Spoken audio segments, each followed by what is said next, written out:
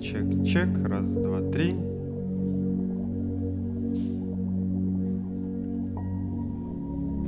Раз, два, три. Раз, два, три. Хей, хей, хей. Раз, два. Раз, два, три.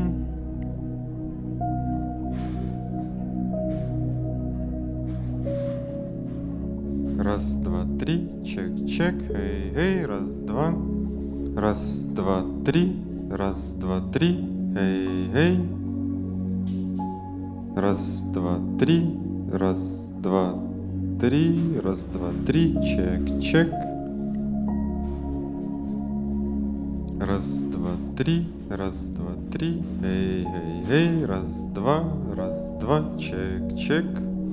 Раз, два, три. Раз, два, три. Хей, хей, хей.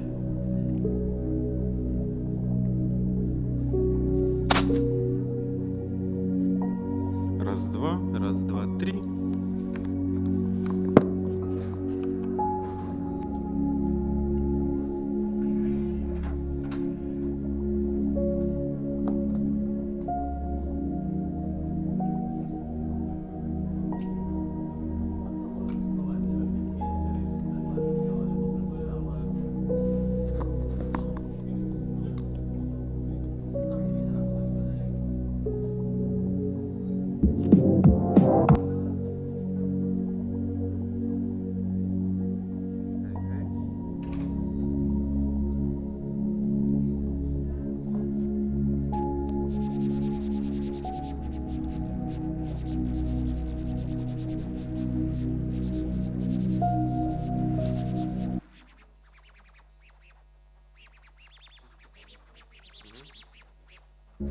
Раз, два, три.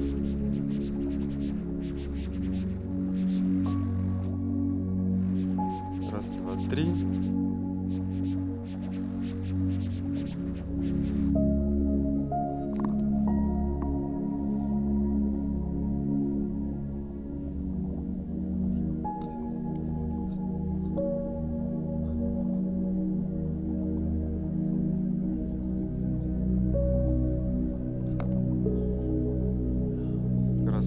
Раз, два, три.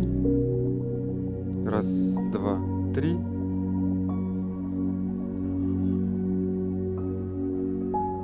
Раз.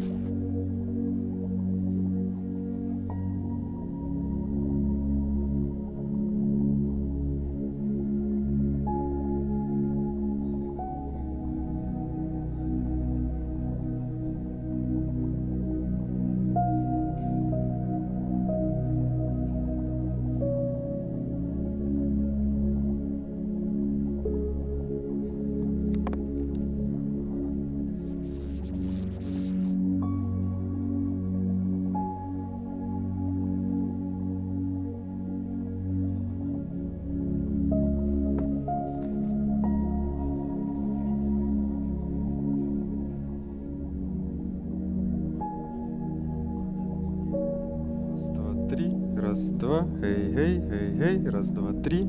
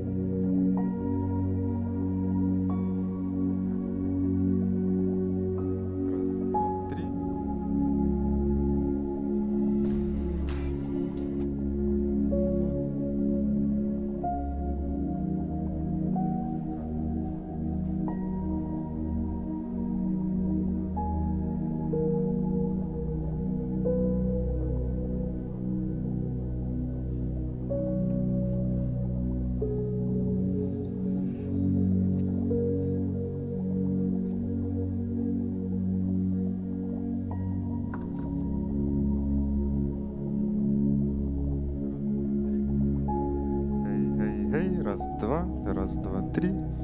Чек, чек, раз, два, эй, эй.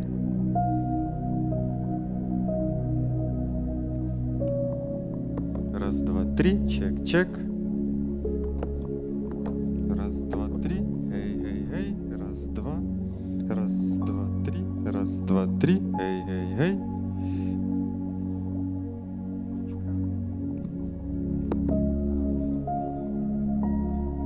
Чек, раз, два, эй, эй.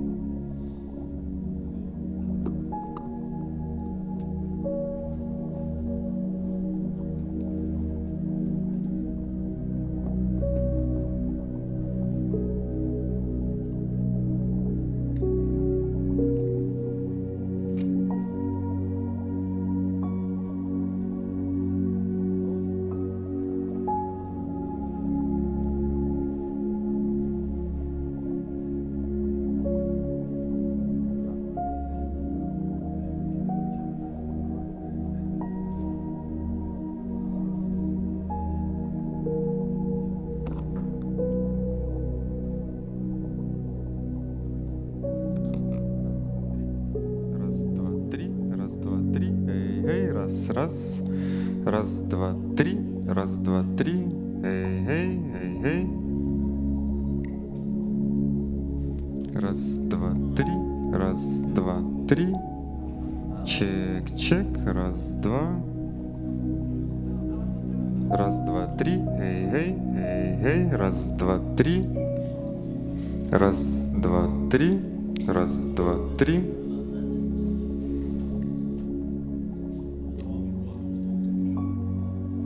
Раз, два, три. Раз, два, три. Раз, два, три. Эй, эй. Раз, два. Раз, два, три. Раз, два, три. Эй, эй. Раз, два. Раз, два, три. Эй, эй.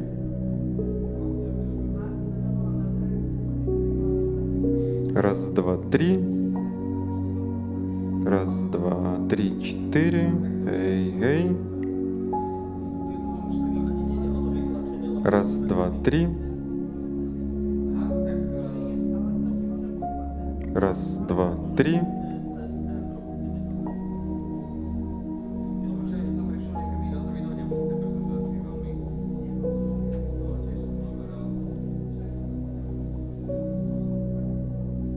Раз, два, три, раз, два, три, эй, эй.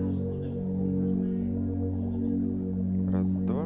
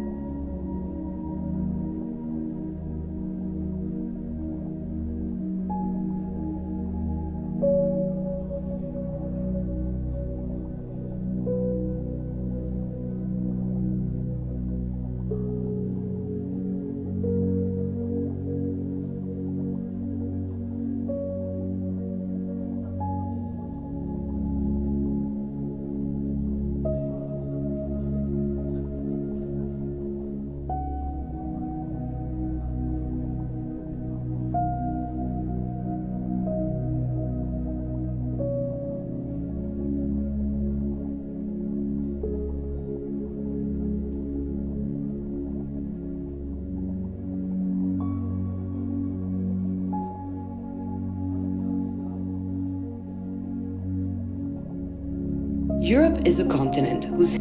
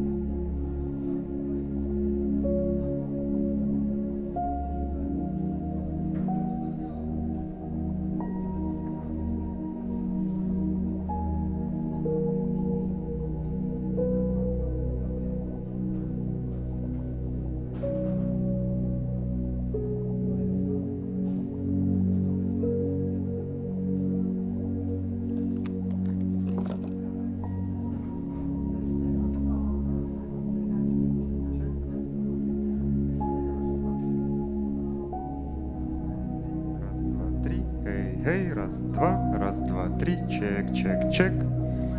Raz, dva, tri.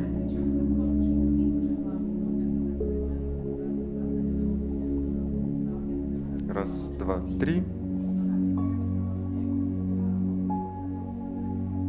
Raz, dva, tri. Hej, hej, raz, dva. Raz, dva, tri, ček, ček. Raz, dva, hej, hej. Raz, dva, tri, hej, hej, hej. Raz, dva, ček, ček. Ček, ček, raz, dva. Raz, dva, tri, hej, hej.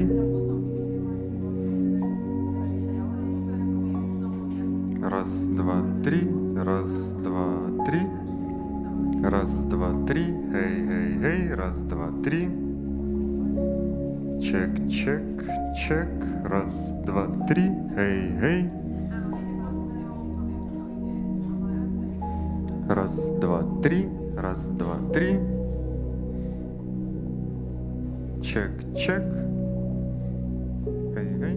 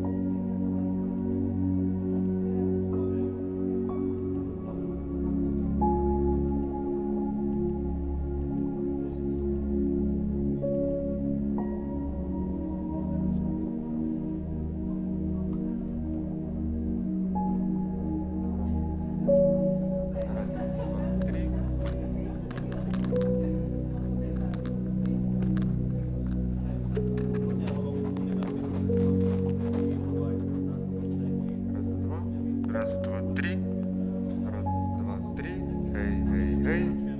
Raz, dva, tri, ček, ček, ček, ček. Raz, dva, tri. Raz, dva, tri. Raz, dva, tri. Hej, hej. Raz, dva. Raz, dva, tri.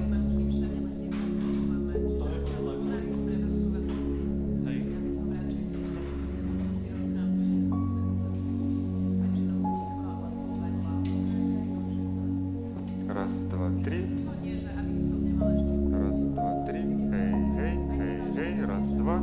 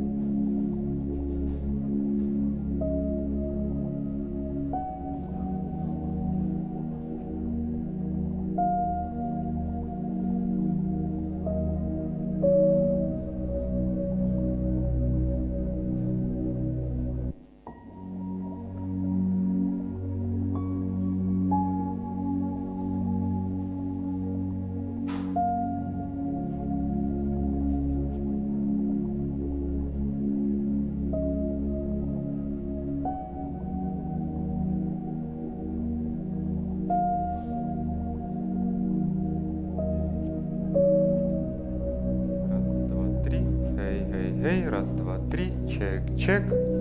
Raz, dva, tri. Raz, dva, tri, ček, ček. Raz, dva, tri. Hej, hej, raz, dva, tri. Raz, dva, tri, hej, hej, raz, dva.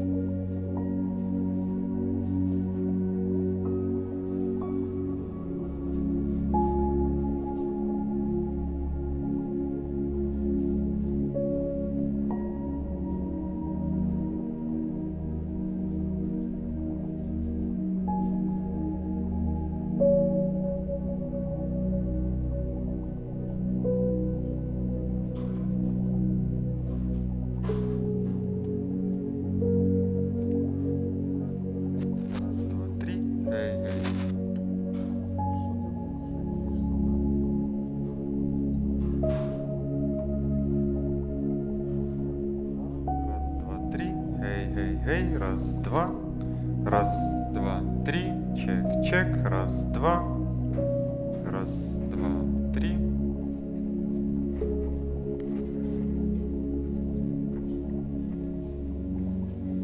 Raz, dva, tri, raz, dva, tri, raz, dva, tri.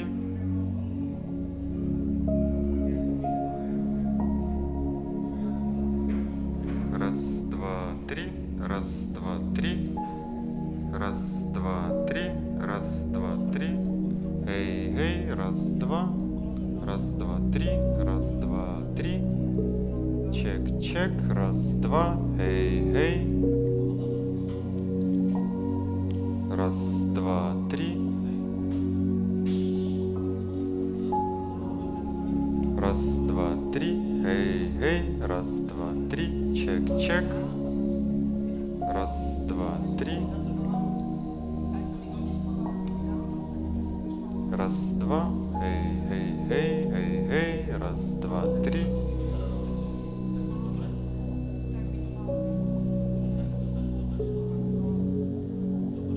Raz, dva, tri, hej, hej, hej, hej, hej, raz, dva, tri. Raz, dva, tri, ček, ček, raz, dva. Тут одна, раз, раз, hej, hej, hej, hej.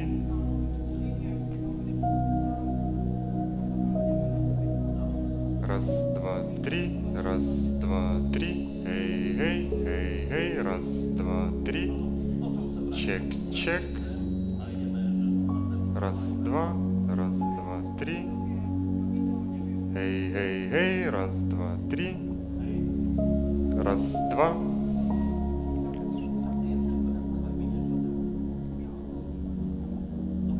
Hej.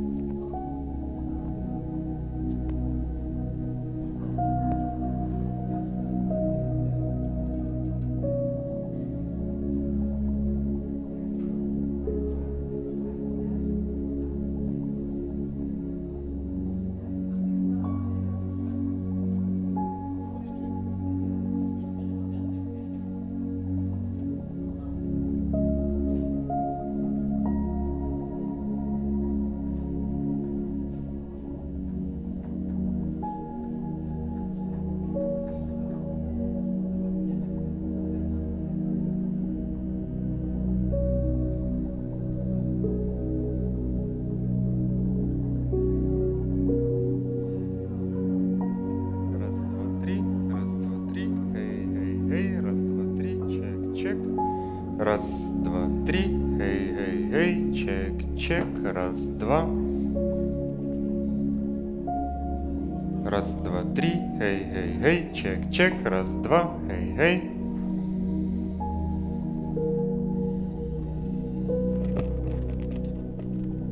Раз, два, три, ček, ček, raz, dva.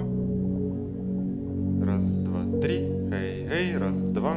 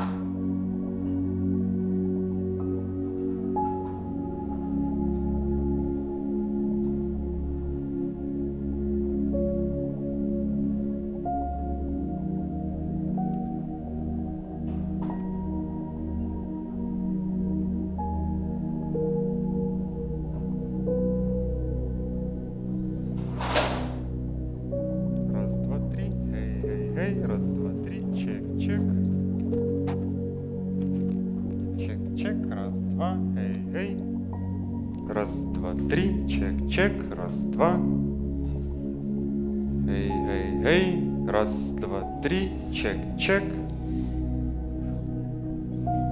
Чек, чек, раз, два, hej, hej, hej, hej, hej, раз, два, три.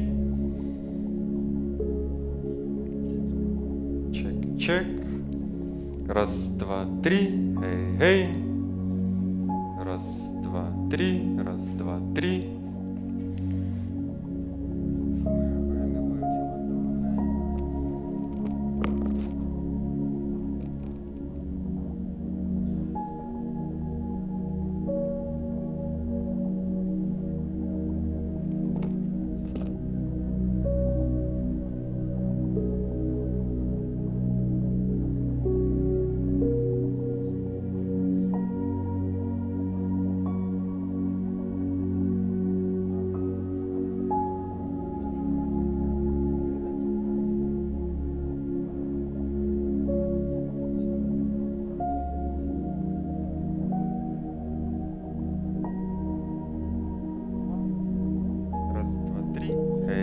Hej, раз, два, три, чек, чек.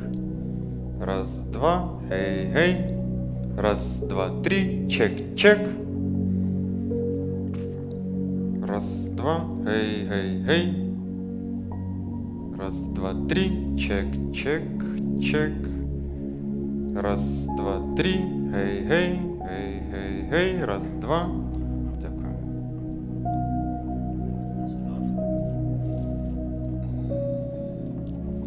Раз, два, три, хей, хей, хей, хей. Раз, два, три, чек, чек. Раз, два. Раз, два, три. Раз, два, три. Хей, хей, хей. Раз, два, три. Раз, два. Хей, хей. Раз, два, три.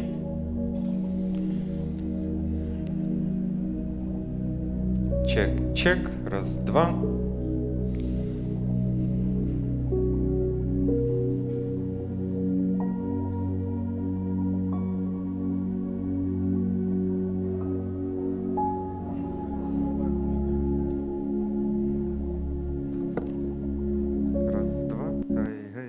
Раз, два, три.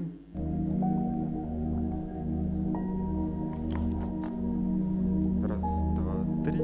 Раз, два, три. Хей, хей. Раз, два, три. Чек, чек. Раз, два. Раз, два, три. Хей, хей, хей, хей, хей, хей. Раз, два, три. Раз, два, три.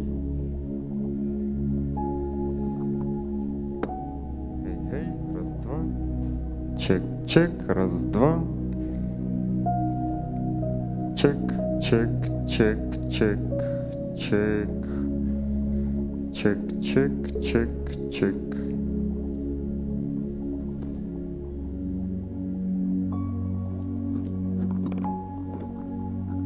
Хей, хей, хей, хей, хей. Раз, два, три.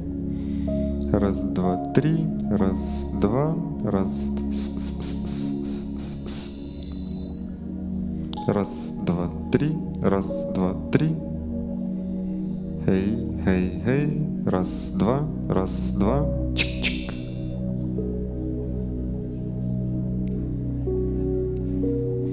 Раз, два. Раз, два, три. Раз, два, три. Хей, хей, хей. Раз, два.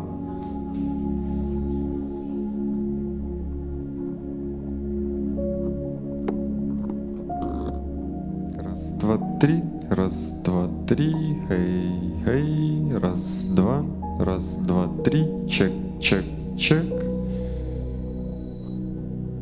раз, два, три, раз, два, три, хей, хей, раз, два, три.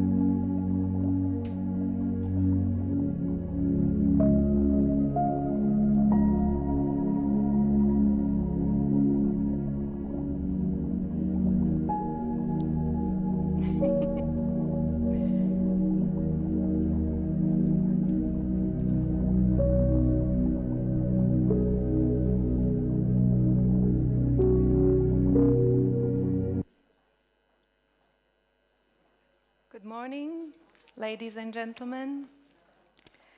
My name is Olga Mihaliková. I'm CEO of Slovak Chamber of Architects, and I have the honor and pleasure to try to host this morning session.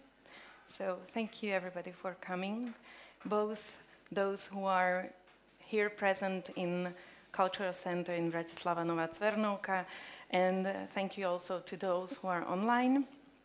The morning session will be held in English, and we have two reasons for that.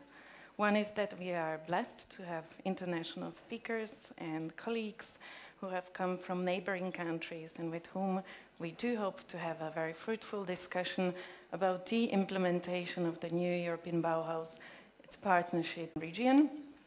And the second reason is the live stream. We are part of the new European Bauhaus Festival as one of the satellite events. And now I need to tell, not so that you don't feel confused, if just at a random moment, which should be exactly at 10 and 10, so 10 minutes past 10, we should be connected to the live stream that is right now from Brussels, and where will be the short presentation of the satellite events. So we will be there represented by Maria Beňačková-Ryšková, who will introduce our event to those who are online, hopefully watching the live stream. So not to forget, I'm sorry, I just need to watch the important things. So obviously we are very pleased, and it's my honor to say that this event takes place under the auspices of the President of the Slovak Republic, the representation of the European Commission in Slovak Republic, and the pleasure of Slovak Chamber of Architects. And also now it's the time to thank to the partners who not yet visible there, but there will be. It's both media partners and obviously not a cliche, yes, it's ASB and Concept, both of Yaga Group, and obviously nothing is really possible without financial partners. So again, thank you. We are grateful to the main financial partner of Manifest 2020, and it is VUB Bank, Intesa São Paulo Group. And now, last but not least, let me introduce the main organizer of this event. It's Manifest 2020, and this is the occasion to invite on stage to join me, Mrs. President of the Manifest 2020, Lubica Šimkovicová. So the floor is yours. Can you go on your sign? Good morning, everybody, and thank you, Olga, for inviting me and introducing me. Manifest 2020 was created quite spontaneously. It was not a plan. There was just a feeling that something had to be done about the culture, especially building industry culture, with attitude, the environment, and society to this topic. The manifesto was initiated and responded to Architects Declare, which is a declaration of British architects, where you can find very famous names of architectural. And counterpart was created after discussions with several signatories, which are also no name in Slovakia, and then we received also support from many other around 20 entities per Slovakia. Today it functions as NGO, as a platform, and together many organizations which are focused very similarly, like focusing on climate change in general, I would say. That initial vibrancy was strongly influenced by the European Commission initiative in European Bauhaus, And so much so that in April 21 we became a first official partner, the first official partner in Slovakia. And then we will see in the afternoon, and you can meet also other partners, which are at the moment 7 organizations in Slovakia. Since then, we organized and were involved in many activities. And today, let me you and welcome you this event, Slovak NEB Forum in Central Europe. I hope today we will meet, and we will meet many people who are really involved in this topic, really interested in the topic, and we will have an opportunity to discuss how to change the attitude, how to change the situation in Slovakia, because as it seems important in this time. So thank you very much, and I hope we will have a fruitful discussions.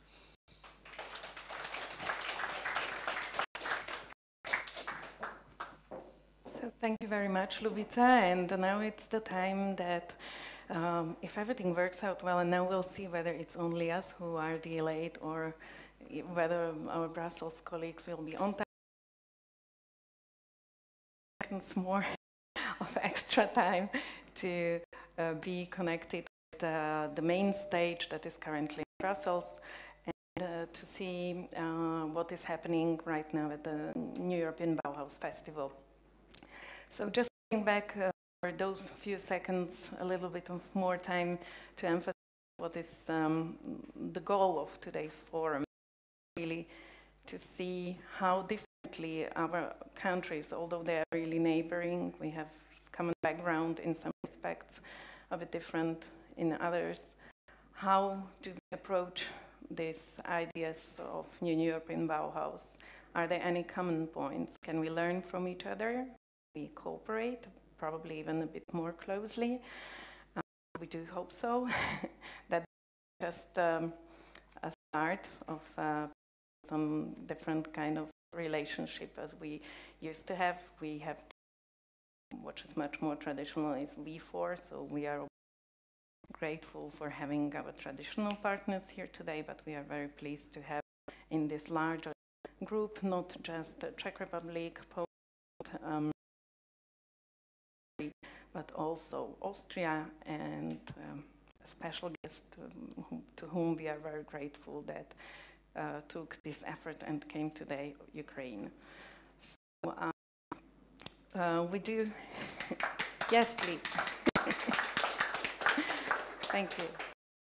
So this will bring an important and fruitful discussion, not just seeing that the way how the partnerships were created. So we will not just speak about the initiatives taken by the individual organizations. We will try to also have a bit of discussion where there is institutional support or where we probably lack some.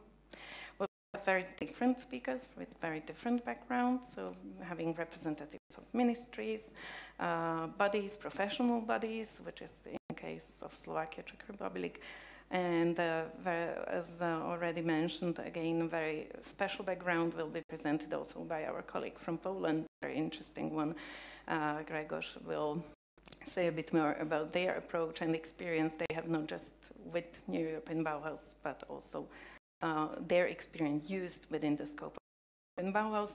And last but not least, our first speaker to be Valentina, who will introduce us to their very interesting initiative that provoked by the full-scale war, and how can New European Bauhaus really, with those values, which sometimes we do feel are a bit too abstract for us, but in the framework of that war are not that abstract anymore, and these cultural values become more and more important. So to see how they are able to implement them, how they cooperate with partners from all around the world in their coalition called Rosquit, and what are the possible values brought by New European Bauhaus into the possibilities of reconstruction, renovation, reinstatement of and protection, transformation of Ukraine to what we do hope will be in very near future. I'm sorry? Milano. Okay, so please. Yes, can we hear? With a group of 20 students across a series of interesting places in Ortica neighborhood. Ortica is an area not far from here. It's a very special place in the city. It was in the past a rural district, and then it was a peripheral area housing workers from some of the most crucial industry for the city. And today is a mixed neighborhood in between the historical city and new development areas. So we will, during our work, we will conduct a series of activities with our students, mainly asking them to reply to a digital tool to a series of questions regarding their experience and their perception of the urban environment we will cross. The aim of this experience is to understand which is the perception of the city users of urban biodiversity, and also to enhance its recognition and its knowledge. We decided to propose this event to the European Bauhaus Festival because we think it is crucial to promote the knowledge and the appreciation of urban biodiversity and its benefits, because we think that through knowledge we can really shift in cultural and behavioral sense in order to trigger this improvement we need for this crucial aspect of the urban environment. So we are really thrilled to be part of this exciting series of events. Thank you again, and see you soon in Milan. Bye. Bye. Thank you so much, and have a great walk. Thank you for your beautiful project. Moving on swiftly in Eurovision style to Slovakia. Dobro jutro, Maria. Hello, it's actually Dobré ráno. Very good. Dobré ráno from Dobré ráno. Cultural and Creative Center in Bratislava. So I am now in the community library of the center, which is quiet, but it's just around the conference room where the Fórum NEB in Central Europe is starting right now. So our participants are watching us too, so greetings to them. And the aim is, of the forum is to continue our cooperations, somehow to exchange our experiences, and we also want to express some common stance on this current social situation related to environmental care, cultural values, human rights. So we prepared some parts of the forum. Before noon, we will have NEB partnerships in Central Europe. So we invited countries which are around Slovakia, which is Ukraine, Poland, Czech Republic, Austria, Hungary. Of course, Slovakia will be present as well. We will speak about our relations to European Bauhaus initiatives. And then in the afternoon program, we will have presentation of Slovak NEB partners. So we will have Creative Institute Trenčín, People and Water, Manifest 2020, which is a main organizer of this event, Slovak Design Center, Spolka, and the Institute of Residential Architecture at Slovak University of Technology. And we will be proud to present our idea of declaration of NEB, dealing with current situation in Slovak Republic and principles of NEB. We will invite potential new partners and invite for evening ceremony. So, and it will be end of the stream because we are also streaming our event. You can find it at manifest2020.sk. And after the streaming, we will have also offline workshop, to have more quiet time to speak, to exchange our ideas. So welcome anytime to Bratislava, and have a great time in Brussels and elsewhere. Thank you so much, and it was great to see you at the festival here as well. Have a great time with the event and the streaming. Thank you, Maria. Thank you. Moving on to Deutschland. Guten Morgen, Ben. Bist du da? Guten Morgen, Marika. Yes, I'm here. Ooh. Hi, greetings from Ernst-Reuter-Platz, which is in the heart of Berlin. And we are currently preparing one of the satellite events, which will take place on Monday, the 15th. And it's my pleasure to introduce the ETERN NEB Lab. So my name is Ben Buschwert, and besides Robert Huber, I'm one of the founders of the European Triennial of Modernism, or just ETEM, as we call it. This is ETEM NAB Lab represents 40 partners from 15 different countries, including 10 official NAB community members. And it's a co-creation project lab which is nested inside an European Bauhaus. And we are aiming to share and adopt best practices throughout Central Europe, and to do this in a 3-year rhythm festival.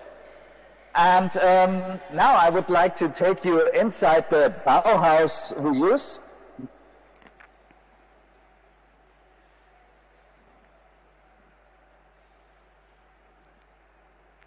So, welcome at the Bauhaus reuse.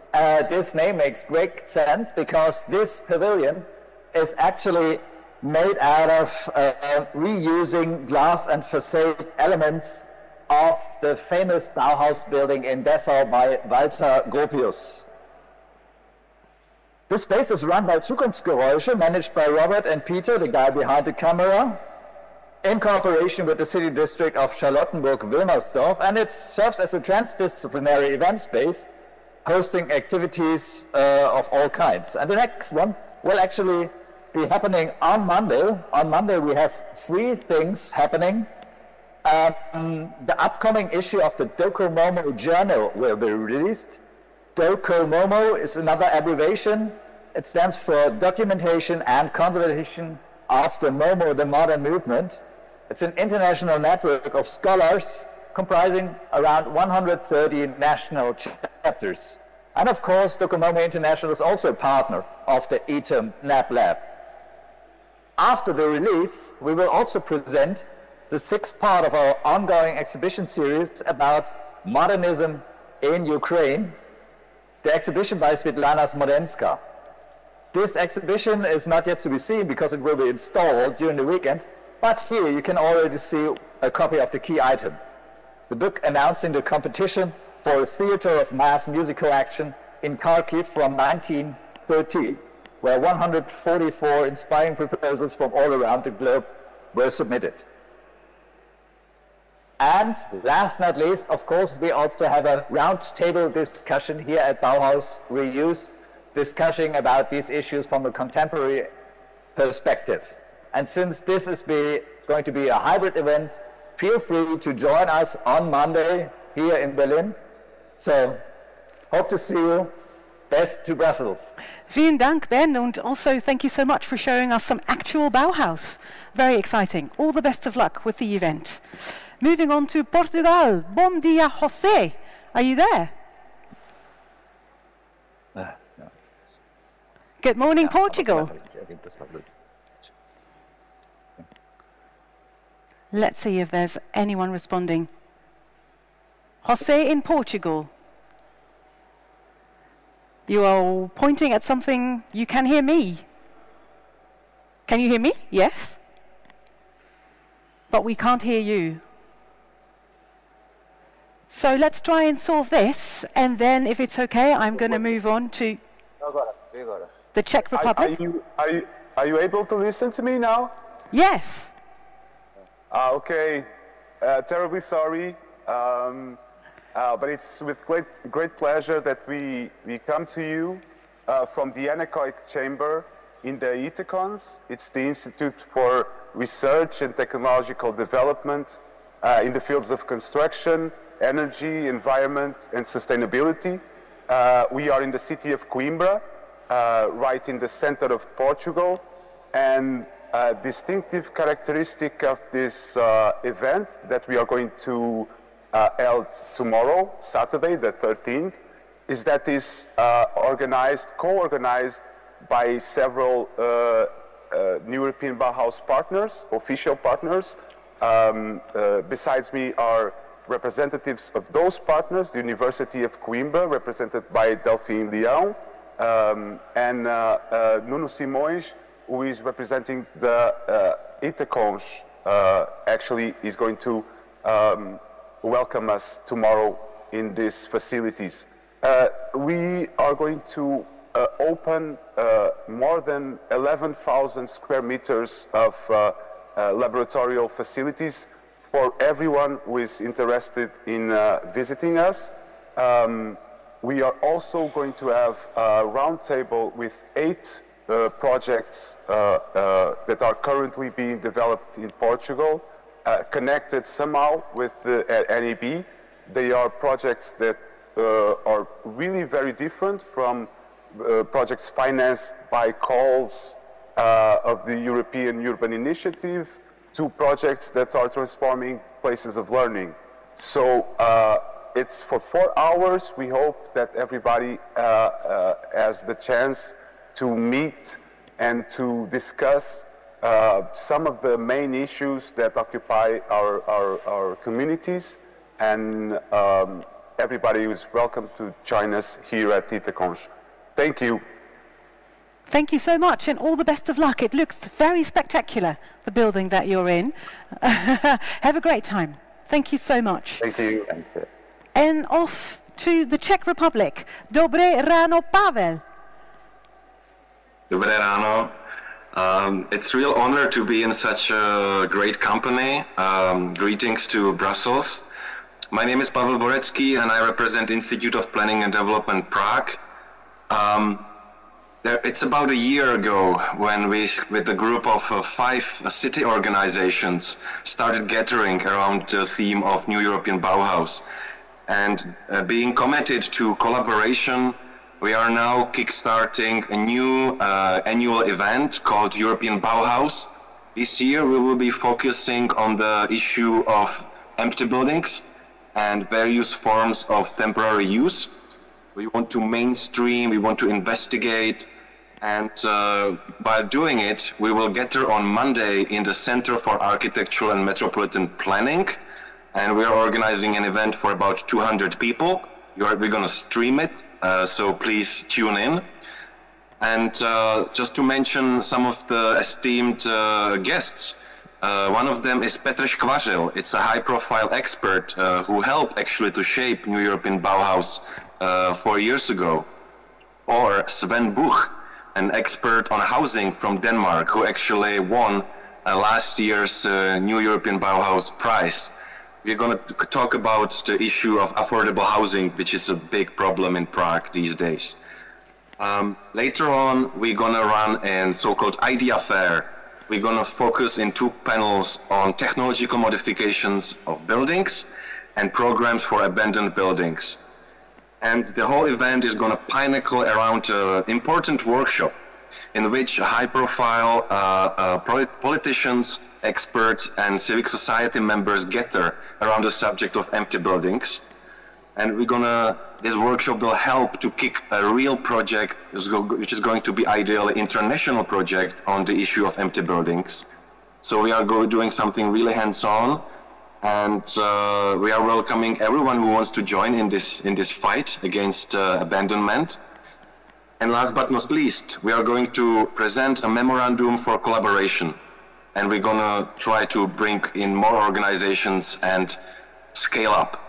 And finally, please, dear friends, allow me to use this space and call for the end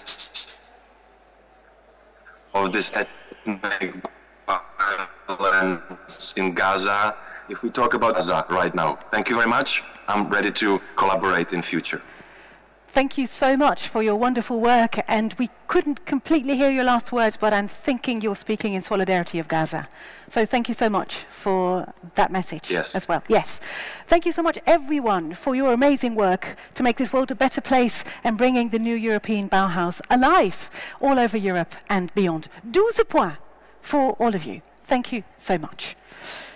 It is my pleasure now to welcome our first keynote speaker of the day.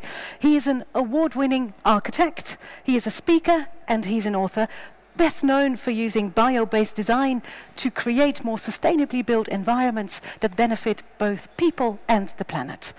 As one of the lead... I'm I'm sorry. I know this was very thrilling after this introduction. Everybody would love to hear who that super exciting person was, but let me introduce our exciting speakers today. So I do hope you will allow me to start with the presentations of those who have come to share their experiences with their partnerships in the respective countries. Yes, we have seen just as a short overview, Milan, Coimbra, Berlin, Czech Republic. Czech Republic was a bit located at the Prague Institute in Ukraine, and we were located in Ljubljana, as you might see based on the greetings. So this is just, it just shows it's really life, it's human, and it works the way the people operate. So our first speaker is, we were discussing how to address whom to start to talk with, but where do the real values and cultural principles thrive? Where is the New European Bauhaus principles, which sometimes for us seem to be really abstract? Where do they become really important? Where is this cultural respect to sustainability not just a word, not just an attempt, but where it's a mere necessity for survival? And this is not to try to be pathetic, but it's very difficult not to be. Our first speaker will be Valentina Szulimborska. I hope I have pronounced it correctly. And so we have the pleasure to welcome Valentina, who will represent today Rosquit, which is an urban coalition. And when I asked Valentina, who has very impressive personal background, how to introduce her, she said, "Oh, don't bother with me, please introduce Rosquit." That is a very impressive coalition from more than 100 people from around the world, being able and willing to share their experiences in order to use the New European Bauhaus values for the future and probably also very useful and near future of reconstruction of Ukrainian cities. So Valentina, the floor is yours.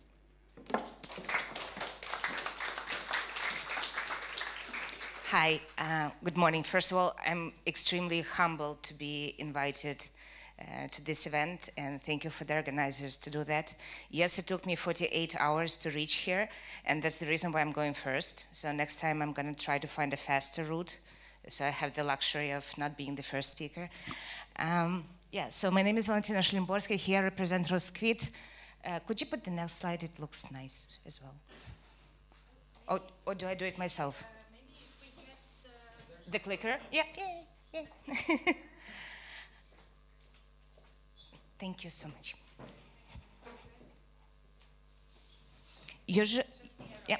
Usually in Ukraine, I have the honor explaining what the European Bauhaus is, its principles, its values, where it started. So it's actually first time that I need to talk about European Bauhaus without mentioning the new European Bauhaus, so it will be my first attempt as well.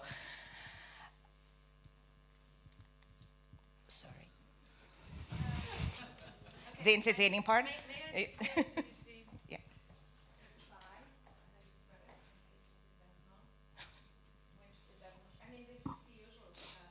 Yeah, okay.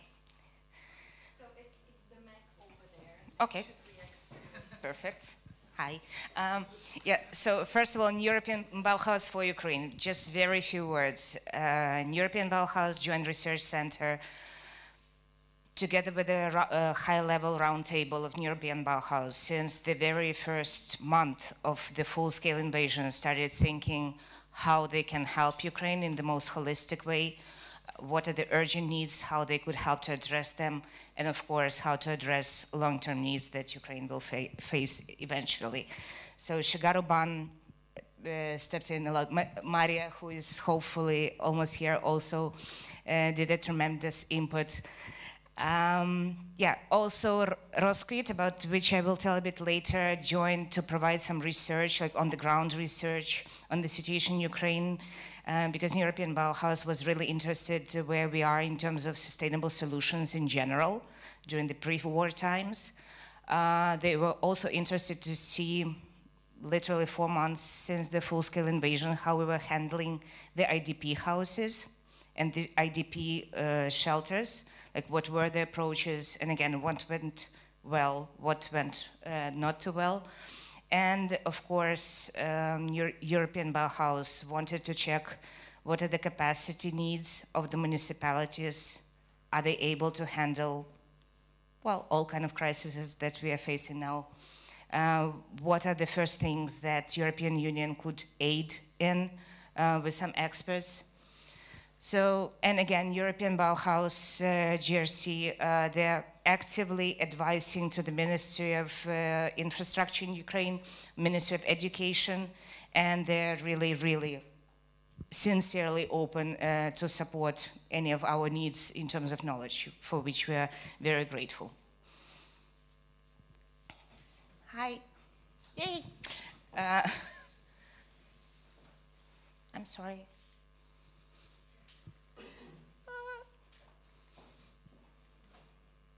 Yeah. So New European Bauhaus in Ukraine. New European Bauhaus as an initiative was not much present in Ukraine before the full-scale invasion. I think we need to thank COVID for that as well. But since the full-scale invasion, the European partners in Ukraine has grown to up to 15 members, both partners and friends of NEB. Sorry, I have another note. Yeah, as I mentioned already, the Ministry of Infrastructure and Territories of Ukraine is also one of the friends of European Bauhaus. And what I just wanted to mention, so the ministry took the European Bauhaus values and principles quite seriously. And there was a word that you might have heard at the conferences, build back better, but it was very hard to grasp what's behind. So thanks God we're adopting the NEB principles and values more and more. So we don't refer to build back better, but rather to beautiful, sustainable together. And here, this is the slide that I'm usually showing to the municipalities. Now it's doing it on its own. The European Investment Bank, quite a famous institution within the European borders. When they're assessing their investment projects, provided by municipalities, by regions, and we are talking about millions and millions of euros on investment, they actually conducted based on the NEB values quite a lot. And it was the experts from EAB that mentioned it precisely, so that we don't look just at the energy levels or of the economic profit, but we look also very much about inclusion, about participation, and and the aesthetics, of course. And now more and more municipalities do understand it, and they start grasping the idea, and they really want to, and they start using NEB Compass, by the way, which is amazing. So finally the ministries have understood what NEB Compass is, but also the municipalities have learned and start to assess their projects based on the NEB Compass. Very briefly, because this thing works on its own. Very briefly about Roskvit as an urban coalition for Ukraine. Like Olga has mentioned at the beginning, it was formed as a think tank very early since the full-scale invasion. Now it's more than 100 members, officially and not that official.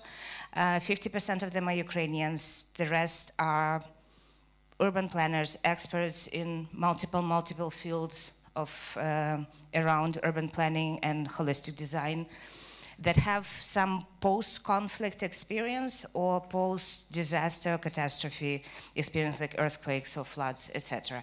And they all help us, and with our help we try to help the Ukrainian territories and municipalities and cities and regions to rethink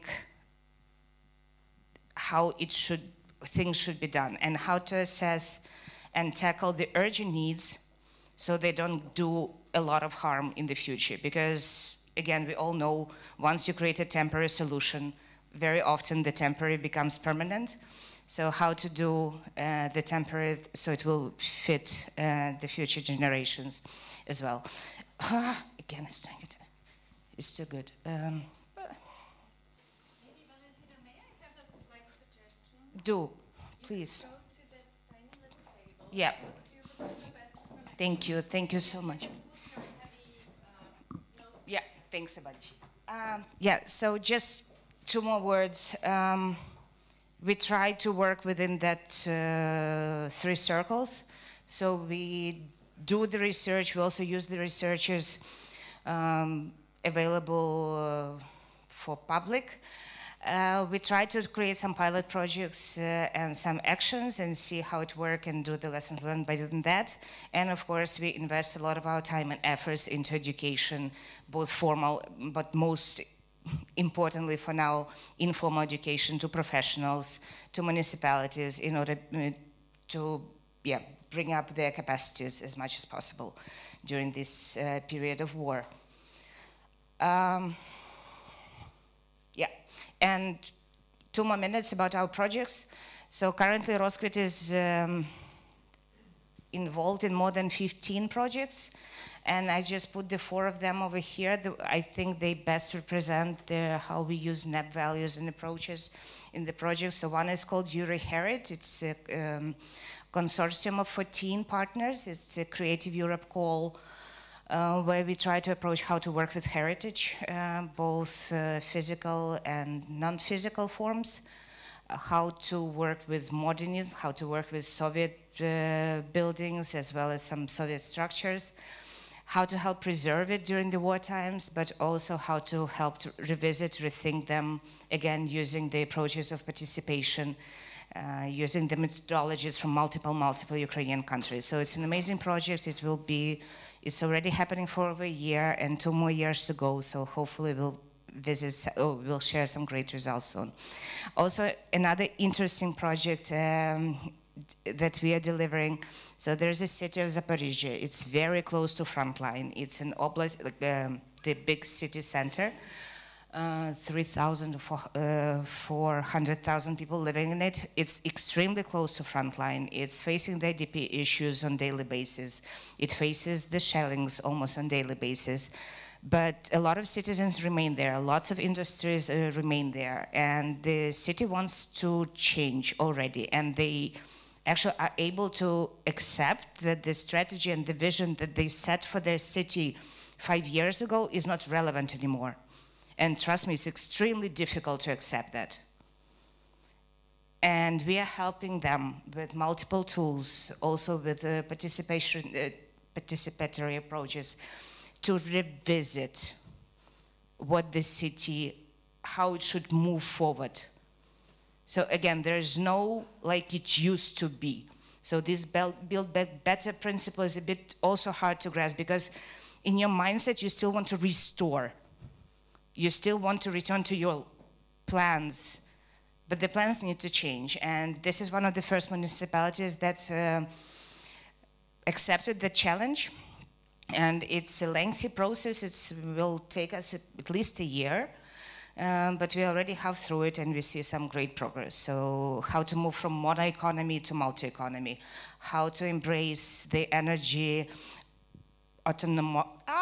how to be autonomous, how not to get into energy poverty, how to embrace the ongoing war, how to continue the living, and how to think of the future. And the last 2 projects, so one is a nice little tiny project that we are doing in Lviv for Lviv City Council and for the Center of Rehabilitation Unbroken. It's an art therapy center that is now designed fully as a passive building, using all sustainable technologies available in Ukraine. And we consulted with a lot of art therapists from Ukraine abroad, and we are co-designing that building that will suit those needs particularly. So hope to share the design quite soon. The last but not least, the Panelka 2.0, lots of you know that word. Yeah, it's a typical Soviet, not very pretty building that is a lot in post-Soviet countries. We used the momentum of the LIFE project that was conducted also under the NEB umbrella to use local materials, including the straw, and to try to insulate the building, thermo-insulate the building using the local materials sourced with technologies available in Ukraine, but also from outside. And again, teach a bit Ukrainians that straw is not just mediocre 200 years old technology, but something that can be used in reality and in the future. So these are just some projects to show you that yes, we are in war, and while our husbands and sons and friends are fighting, the life continues, and we need to still continue bringing aesthetics, sustainable solutions together to all our countries, and hope to share the experiences in the future. Thank you.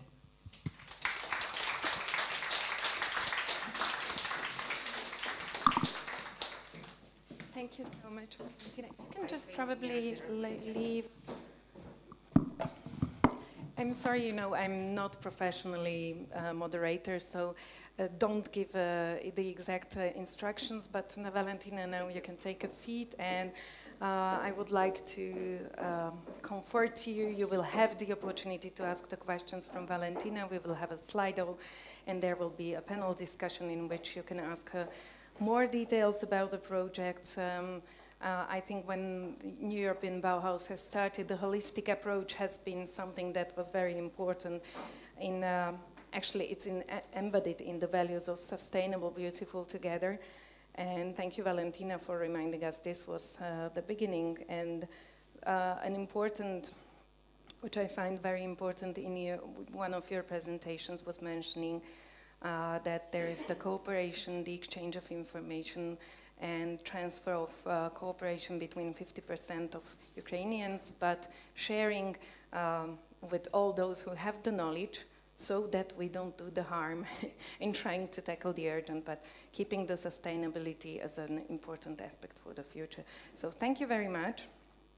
And yes, as Valentina mentioned, we made the order of the guests based on how long they traveled here. No, we were not, but it seems to be the truth. So right now, please welcome Greg. I was allowed to have this informal way of addressing him. Greg Gadek is CEO, co-founder at Urban Sports Square Foundation. They have very extensive knowledge in implementing these values, not just in Poland, but in all kinds of public initiatives or public procurement, public space initiatives in also other countries in Europe and North America. And Craig is also a researcher, so I am really looking forward to hear his thoughts.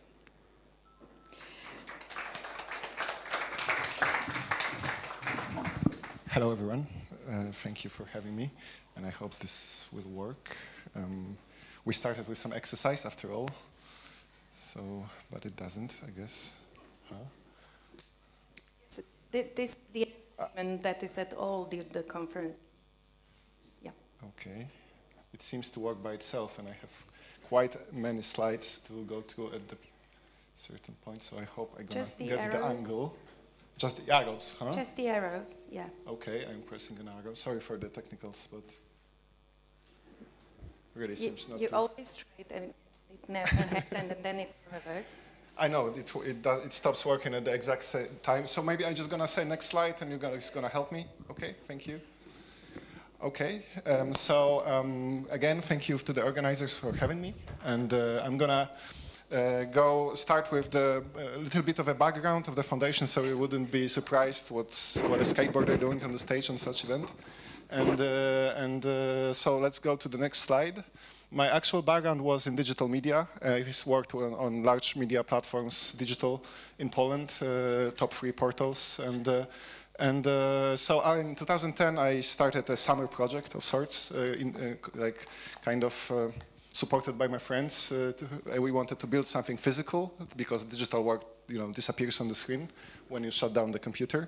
So we started this kind of summer project, and then it sparked so much attention and response that I felt obliged and continued for 14 years now. And we started to understand how much physical activity is a little bit underrated as a way to address climate change, but also social polarization, and many different aspects of social life, including the fact that we are currently having a first generation of Europeans which is projected to live shorter than the generation of the parents because of preventable diseases. So this is a huge social issue as well, maybe not as urgent as many other issues that we have now, but this is the one that we have been focused on. But polarization, I feel that is something that we all share and worry about in Europe and throughout the world. So next slide, please. So we focused mostly on Warsaw. We've modeled ourselves a little bit after Professor Gell's organization, who focused on Copenhagen a lot initially to get the scale first, to understand the different aspects of the thing that they're working on. So we focused on our hometown, obviously. And the next slide, please. And luckily, Warsaw had experienced for the last 15 years a real huge investment boom. We have had really plenty new investments, including the Euro 2012 happening in the city. That's why the National Stadium is here. We worked to support the public program of that. We also revitalized the riverfront. We've built a lot of new parks. We have completed a lot of public spaces, and it was really it is really ongoing. And the change people are experiencing in Warsaw really shows us that the change is really deep. That people coming in, they say, the city changes from month to month, so that's really encouraging. And we also have focused on non-obvious spaces such as underpass spaces like under the bridge and highways. Basically, we have also focused on transit spaces because these are the spaces where there are most pedestrians. Actually, if you think about when there are most pedestrian people in large cities, it's next to the metro and large bus stops. And so we wanted to be close with the physical activity as a way to encourage people to move and choose other different methods of transportation, and also encourage people to choose public transportation because our spaces are easier to get to. And we also authored a 5-year strategy on physical activity for the city and the school design standard. So we co-authored that, so all the schools are built with this particular standard because it was introduced as a presidential rule of law that this standard is bounding for any new public investment in Warsaw. Next slide, please. And we have been always following the idea of doing it together and making it beautiful. So the values of New European Bauhaus are ingrained in our work from the very beginning. The first workshop on your left, and in the green there's my co-founder Monika Wrubel, with whom we have founded the foundation, and we are collaborating to this day. So we have done a lot of public engagement, and many our spaces were created with the research. We have many partner organizations. We have researched more than 200 forms of modern physical activity divided to age groups. So we will be publishing much more about it in coming years. Next slide, please, again. And now we are focusing, the work that we are doing now focuses, because this is, if you have been to Warsaw, you have probably know this building. This is the Palace of Culture and Science, something built, the building was given to us as a present by the Soviets after the World War II. And next to it is the largest public square in Europe. It's empty for 30 years, which is another story. I wouldn't get into details. But current president finally, went with the investment. We have the public square getting built as we speak, and a museum of modern art, and huge investment getting into this one particular space. We have also contributed to it by this temporary space you can see on the bottom right.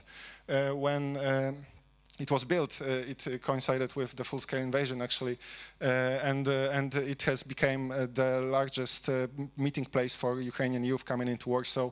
It was covered even in New York Times as a place where when you can really get the grasp of the magnitude of the needs of the people coming from traumatized, and how physical activity really can serve them as a relief and getting back into regular life. So that was something that we didn't expect, obviously, but really try to understand and embrace and help as well as we as we could. And this space will be transformed, and I don't know if I mentioned that already, but it's on the intersection of the metro lines. So that's how it's basically the main natural meeting point for the people being scattered all around Warsaw, basically. So that's how it became so important. But this physical activity program just came ideally into the needs of this youth. So we were very happy in a way that we have done it, despite not actually thinking about it when we were designing it, that it really served its purpose. Now it's going to be transformed to a permanent space in upcoming, I guess, 4 years probably. Next slide, please. And coming to the Bauhaus, this is when we send our when we access the new European Bauhaus, we were already aware that in the original Bauhaus, physical activity was very much appreciated. It's actually on the rooftop. This photo was taken on the rooftop of the Bauhaus school. These are the students, and it was believed that physical activity was necessary to basically reach the full creative potential. And I feel that now we not only feel that, but we also have a lot of research that it actually works this way. And if we want to reach our full creative capacity, physical activity in any way, even trying to reach this may really do some important jobs for us. But obviously, I'm joking, and regular physical activity is very, very beneficial to anyone, no matter the age. So that's why it's this kind of universal topic. But I feel that it's kind of underrepresented, and there's only one event connected to physical activity on the new European Bauhaus Festival, as we kind of investigated it. So we feel that it's kind of contrast between how universal it is and how much represented it is. So that's how we were connected to the original Bauhaus idea. And the next slide, please. So going to the Polish from the background to more general view. So we have 23 official partners, technical universities, architects, cultural institutions mainly, design associations, and so on. We had one meeting of all Polish partners with the member of European Commission, very enlightening meeting that showed us that it's more up to us to organize than top-down approach. And we have the publications around Bauhaus. Wrocław is a very active city with also the webinars with Association of Architects Council of Europe, the webinars. You can also join one. It's in April and in May, organized via the internet. So you could just search it, and they're really cool events. Then they are all in English. And we have some local network projects but I wouldn't go into the details. So obviously something that was introduced by the Hubert Tramer, our member of High Table in the European Bauhaus, was the Shigeru Ban paper partition system, which we have all, next slide please, worked with. So we actually kind of gathered to cut the tubes to create those centers using this system. And that was also a kind of a binding experience, thanks to Hubert, thanks to the European Bauhaus. It actually happened that we were all able to organize and to get this, our little, contribution to this huge, massive needs of the Ukrainian nation. And so yes, that was something that we felt that was also appreciated by the refugees as well. And next slide, please. So as far the participation of architects in the new European Bauhaus in Poland, we have found there was a new organization founded called the Polish Network of Architectural Organization, which is an umbrella organization. And we feel at this point that it's not maybe the best idea to create a new organization, because it requires new resources, and we have to put some work into that. Let's go to the next slide. Just to present from maybe the digital aspect, so you can see the new European Bauhaus barely makes an uptick on the Google Trends, which shows basically the public sentiments, and obviously the Bauhaus is more perceived as a style of design, not the interest in the original school. So we have a lot of work to do. And let's go to the next slide as well. As far as I spoke with some partners, we see it as an effective networking solution. We see the ambitious goals, but also we see that I have seen that it's even myself, it's really kind of demanding to be able to follow it. I mean, it really takes a lot of time, and there are a lot of complex procedures connected with funding. And I feel as also a digital designer that we have a lot of design work to do. But I see that with the new NEB facility, these things will be taken care of, and I feel that it's really important that the Commission really sees the input, and that we will be focusing on those issues in the upcoming future. And I'm very much looking forward to it and hope we will be able to collaborate effectively in the future. Thank you.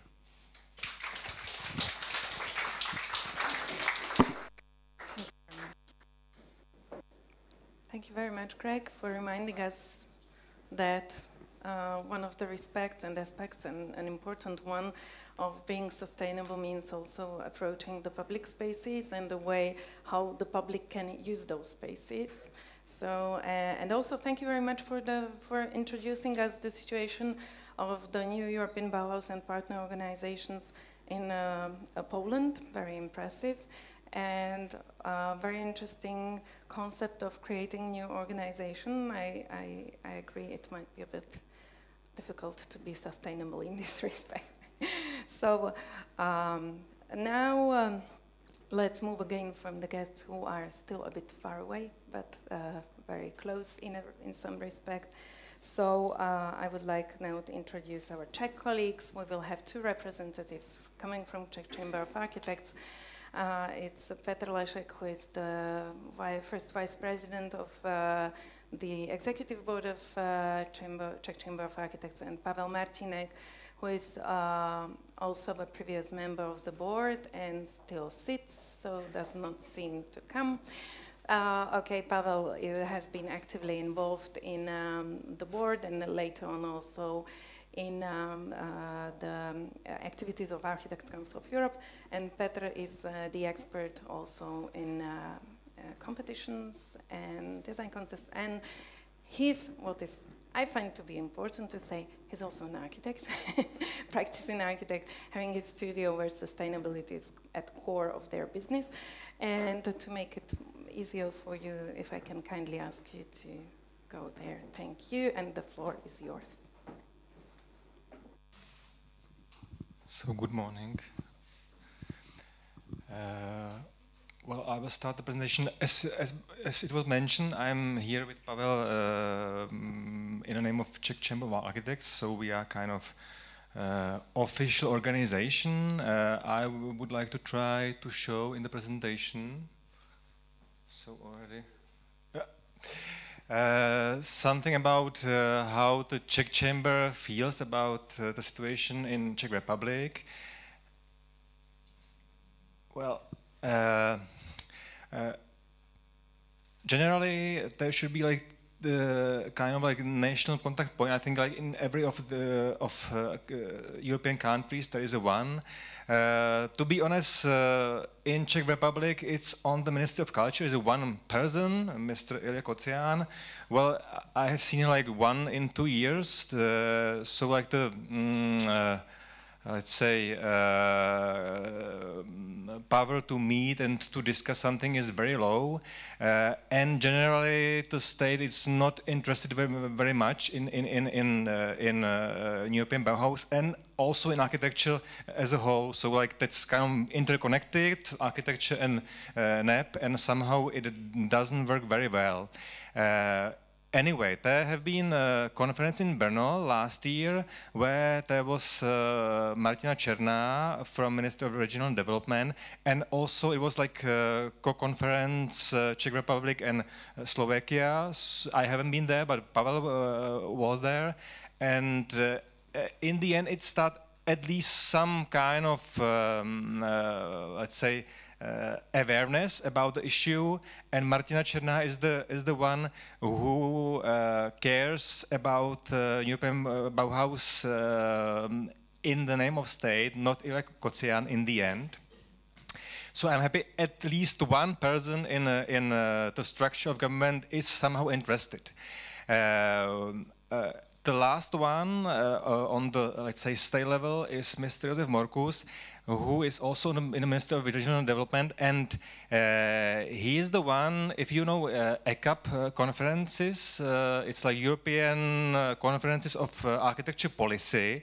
And my feeling generally about the European Bauhaus is that it's kind of like European architecture policy. So I'm trying to every time emphasize this, that we, almost every country has architecture policy, and let's somehow interconnect it with the European Bauhaus on the European level, and therefore also somehow use the already existing structures as for the ECAP and not create like the next one. So just general notice, let's please use the things already existing and somehow try to work on them and not make new parallel structures. Anyway, it's a problem that these conferences are not very well known generally. There should be in every country, which is like in a US presidency, has the possibility to organize them, but not every does. So the last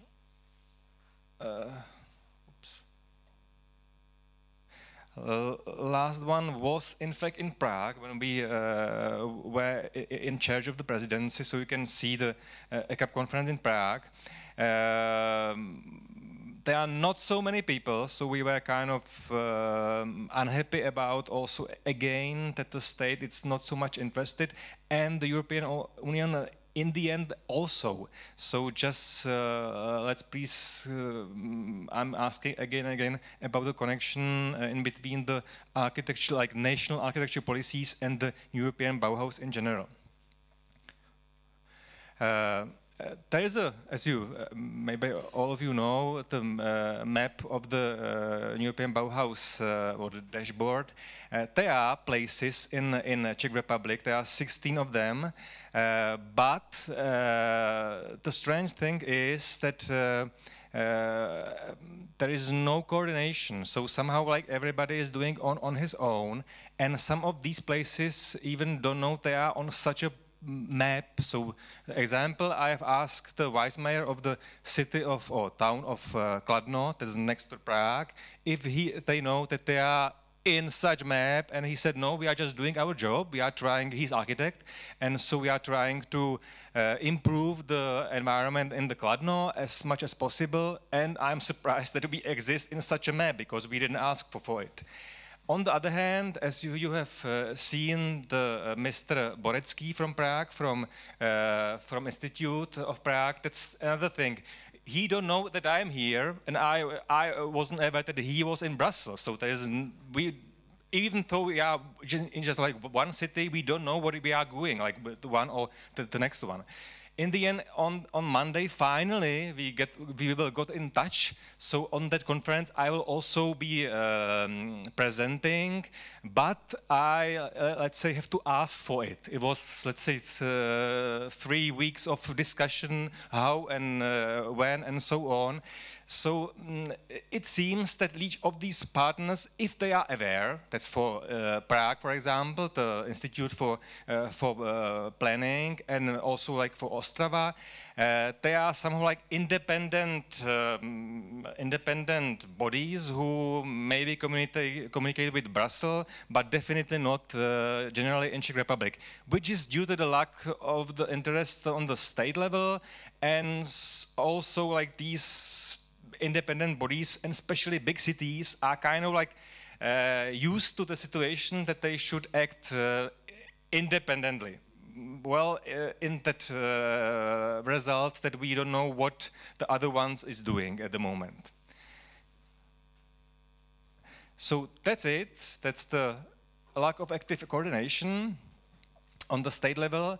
And as I said, that mostly big cities, they are kind of aware, they have the capacity, they have people like Mr. Borecký who have a time and is let's say, the one who have to care about the issue, and then it works, even though the cities doesn't cooperate in between so much as I would like to.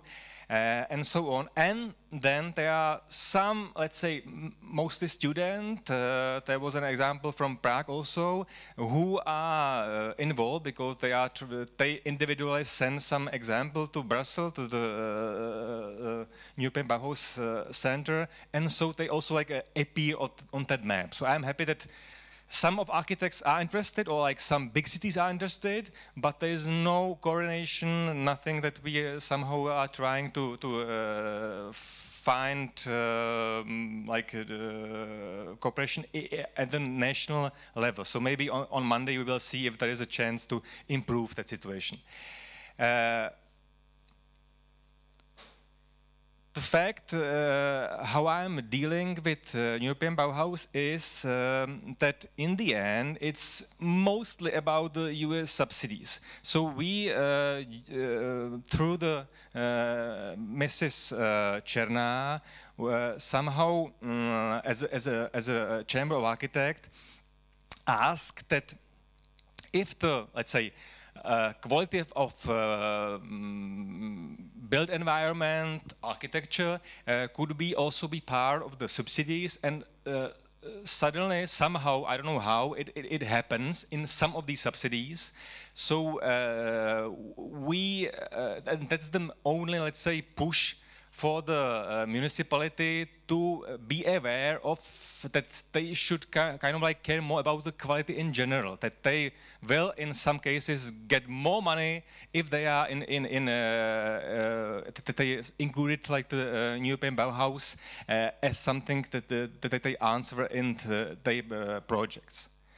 So, oops.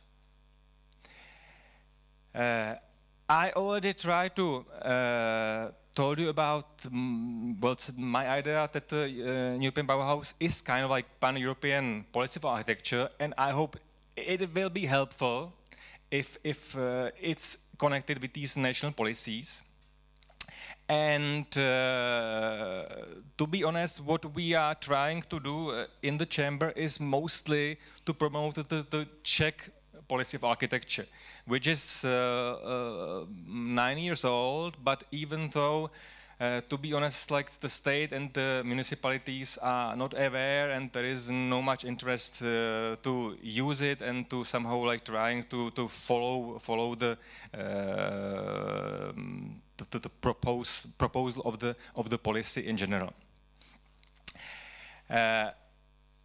And as I also mentioned, I am trying in the name of Czech Chamber to both of these issues, the Czech policy of architecture and also the European Bauhaus, to get generally, also to bring awareness to this, but it's very hard job, to be honest. So, and that's all. So, I would also just show you, because we, next to this, those official things, as a chamber, try to make our own, not just proposals, but we are trying to bring the feeling that the quality is important. So we get something. I'm trying to show it every time, and I think it's, let's say, very unique. So it's very small book, but it's a book which was made from the buildings and public spaces realized following architecture competition. And somehow trying to, let's say, survive them, and trying to say if the results were really good or with some problems. So it's maybe the first example of kind of looking back at those buildings who should be, let's say, at least very good or maybe best ones built in the last 30 years in Czech Republic. So I think finally somebody is not interested in just what the projects are talking about, or if there's new building, but also about the building which already existed, and if they really work. And I think it's like very crucial to look back and evaluate what was really done, and if there are some like good or bad examples, and we can learn from them. So that's the fun thing. We also are trying to focus on education of children. So like we make some special issue of the Chamber magazine about the about education of children in the not just like European Bauhaus, but generally in architecture and about awareness of the built environment. And the last thing, well, not each of those countries today are aware of the municipal architect. I think, for example, in Austria, and the German-speaking countries doesn't have such instrument, but definitely Czech Republic, Poland, Slovakia, Denmark, and Scandinavia, they do. So, and it's, I think, they are very like important people because they are like local experts in municipalities, and this is an example of one of them in the town of Děčín, who for the first time made some also evaluation of his own work during the 5 years of such helping to improve, let's say, some middle-sized city in Czech Republic. So you can see all of them. I will leave it somewhere. Thank you. Thank you, Petr. And yes, please have a look at the publications that were offered to give you a bit of insight. So this was the new European Bauhaus in Czech Republic from the perspective of the representative of architects institution, which I find very interesting. And what I find also interesting is to see that there are still some similarities with our Czech brothers. So we don't have either very active representative at the ministerial office. Ours, as I have heard, does not have the exact name indicated on the website. And the other thing that seems to be is the incentive. While in Czech Republic you get more money for including New European Bauhaus, we have been a bit more strict, and in some of like plan of resilience and recovery has not just suggesting you might want to use New European Bauhaus as a criteria, you have to, otherwise you don't get the money. That seems to be working, so we do hope it will work and we will see it. And so this was Czech Republic, and now the contradictory situation and the example where there is a ministerial office, where there is someone who is in charge, where there is a person that is qualified and even present today. And now I'm sorry, but I need to read it, not to forget something important. So Hannes, who is present today, works as a policy advisor in the Department of Energy and Environmental Technologies and is the NEB representative of Austria. His focus is on construction research and innovation. So Hannes, please, floor is yours.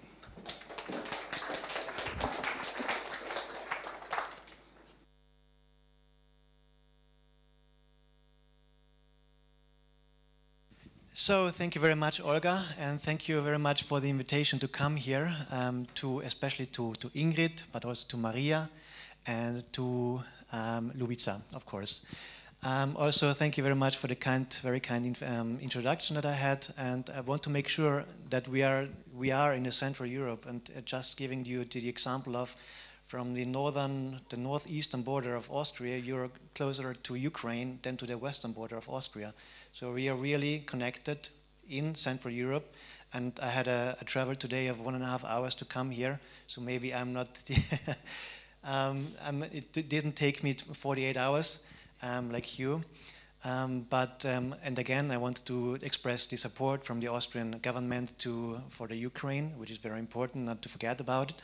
And I'm here today to give you maybe a better picture of the cooperation between the NEB NCPs and the national community. And I hope I can show you some aspects and some insights from Austria that can be also taken home to your country. So the next slide, please. Next slide, please. What we are doing from the very beginning in the ministry is the coordination of the task, not only with the European Commission, but also within Austria and the other ministries that are involved. And there are quite some ministries involved. As you can see, the Ministry for Arts, Culture, Civil Service and Sport, which is responsible for Baukultur and architecture, the Federal Ministry for Agriculture and Forestry, Regions and Water Management. They have the Waldfonds, which is like the fund for sustainable building with wood, but also for when it comes to the regions, and the Bauhaus is has a very strong focus on regions. We are also in cooperation with the Climate and Energy Fund when it comes to funding of projects related to the European Bauhaus.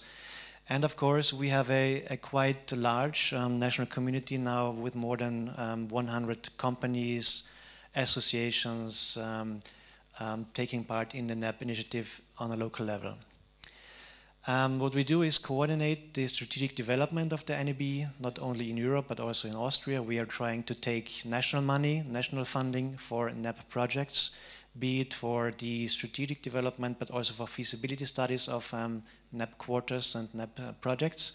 We promote and increase the visibility of the NEB in Austria, and we're doing quite good, as I think, as you can see later. And we have a regular stakeholder community that we inform about calls that are opening, about the prices and about the festival, and the response is quite good. Next slide, please. This is a little bit of, like as I said already, the cross-cutting topic of the NEB, and now as it now is like going to be also finding a governance level with the NEB facility, is a cross-cutting issue, and the cross-cutting issue is taking together a lot of disciplines, and the interdisciplinary approach really requires a lot of stakeholders that should be and have to be involved. The NEB is also a bottom-up initiative and has created a large, quite impressive momentum in the last years. But of course, what is missing, what has been missing so far, is the governance level and also a regular budget, which is now with the NEB facility going to be different.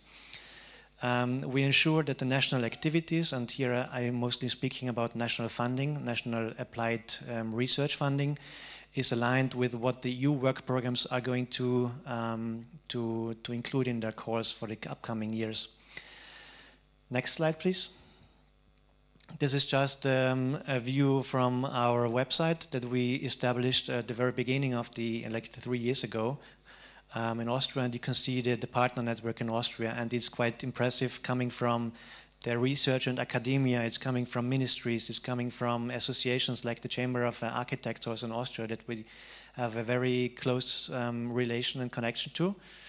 But also when it comes to taking the NEB on the ground, we have producers of components that are dealing with the circular economy, that are dealing with sustainable building and sustainable insulation materials. Yeah, that's just as I said, it's more than 100 organizations in Austria at the moment, and it's going to increase and getting bigger. Next slide, please. We also are considering the NEB in our national programs, so we are funding and commissioning projects. As I said, the first one, NEBCRIT, is about the development of NEB criteria of aesthetics and social inclusion, especially, as they are mostly qualitative, and they're trying to put them into a quantitative corset to be able to evaluate projects in research yeah, construction projects.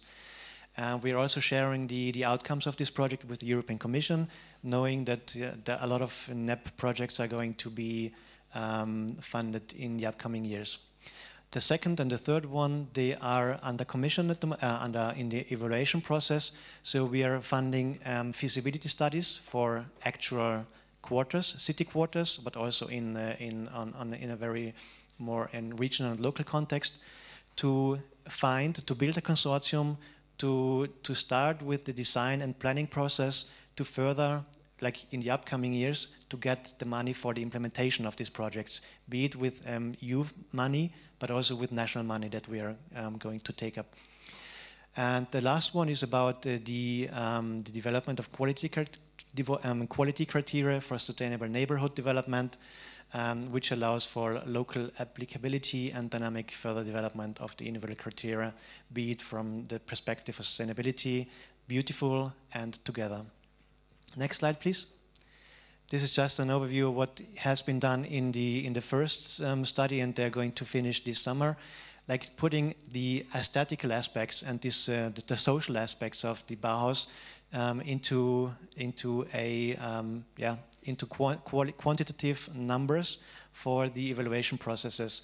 And I know it's in German, but maybe it gives you an impression of what, how many criteria are used, what are the sub-criteria, because as we are speaking of applied research, we only deal with innovation usually, and innovation is, even if it's technological or social innovation, it's too short when it comes to aesthetics and the together aspect of the NEB.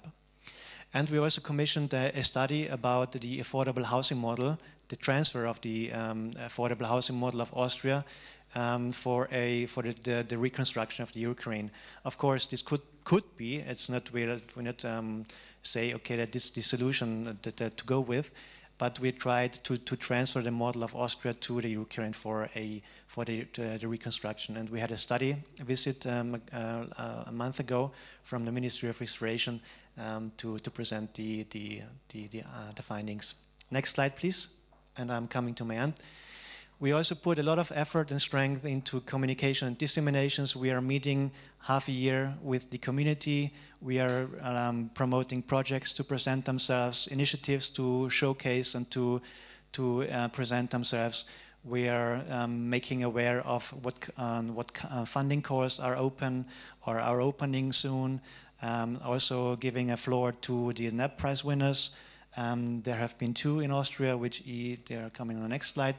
And we also organized 2 NEB side events. Like the second one was took place last week in the region of Salzkammergut, which is the European Capital of Culture, this year. And we were talking about the aspect of Baukultur in connection with tourism, knowing that Austria is a very touristic country, and keeping the identity and the aesthetic, of the built environment is very important to touristic regions, and also having the example of over-tourism in the, for example, of Hallstatt, for example. And we had our meeting next to Hallstatt. Next, we also have a website, a national website, a landing page for the NEB community, which you can see here. And on the next slide, you can see the NEB Prize winners for the very first time. In 2021, it was Earthen Pure Walls, like they are dealing with techniques and materials and processes for construction design with clay. Of course, it's a very sustainable material, but of course, the challenges arise when it comes to the serial production and the upscaling of this material. And in 2022, we had the winner in the category of regaining a sense of belonging, the common housing project of Gleis 21, which is located in Vienna, and is a very participatory approach that also made use of sustainable materials for a residential building in Vienna. Next slide, and I think that's the one, the last one. I'd like to thank you for listening, and for the invitation to come here today. And thank you.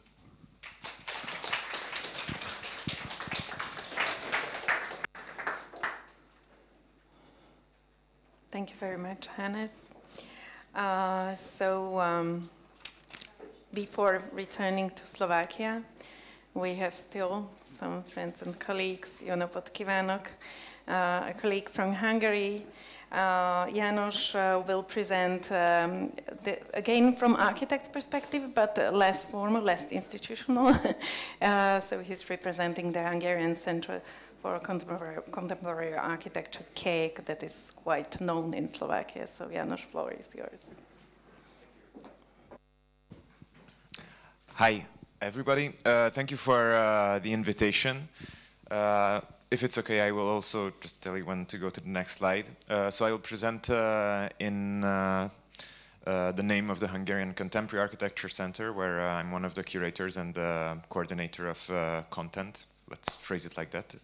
And also I will try to give you a brief overview of what NEB in Hungary means, and all these presentations that were before my presentation, I think really gave it the Central European context, so I will give it one more cornerstone for just to give you the full picture.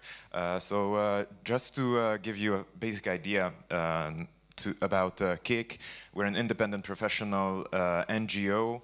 By independent, I mean really independent, so we only work on grants, getting it from either European or national funds.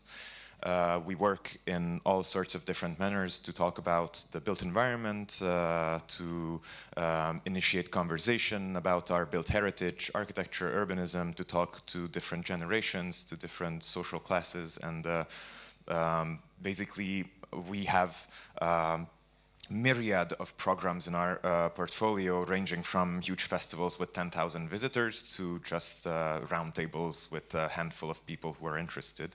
But we also do programs for high school students, and we also try to represent institutional needs of the architectural community towards ministry officials. We also do a lot of stuff, right? Next slide, please. Just last year, this is our calendar from last year. We had 98 events, and one event would be the Budapest 100, which won the Europa Nostra Prize last year.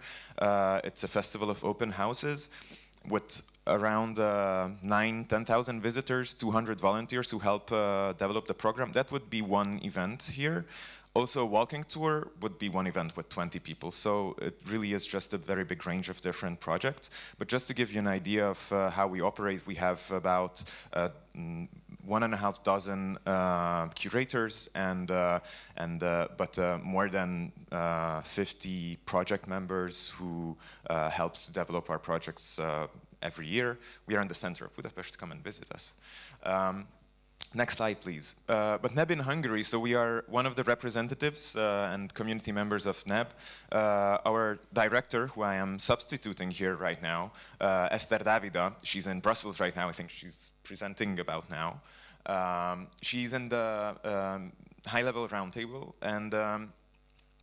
and therefore she's basically one of the main contact points for NEB in Hungary, because the official national contact point up until a couple of years ago was in one of the ministries hidden, and then they, well, you are quite aware of our political leadership being not always 100% sympathetic to all of the initiatives by the European Union, very diplomatic way of saying our situation.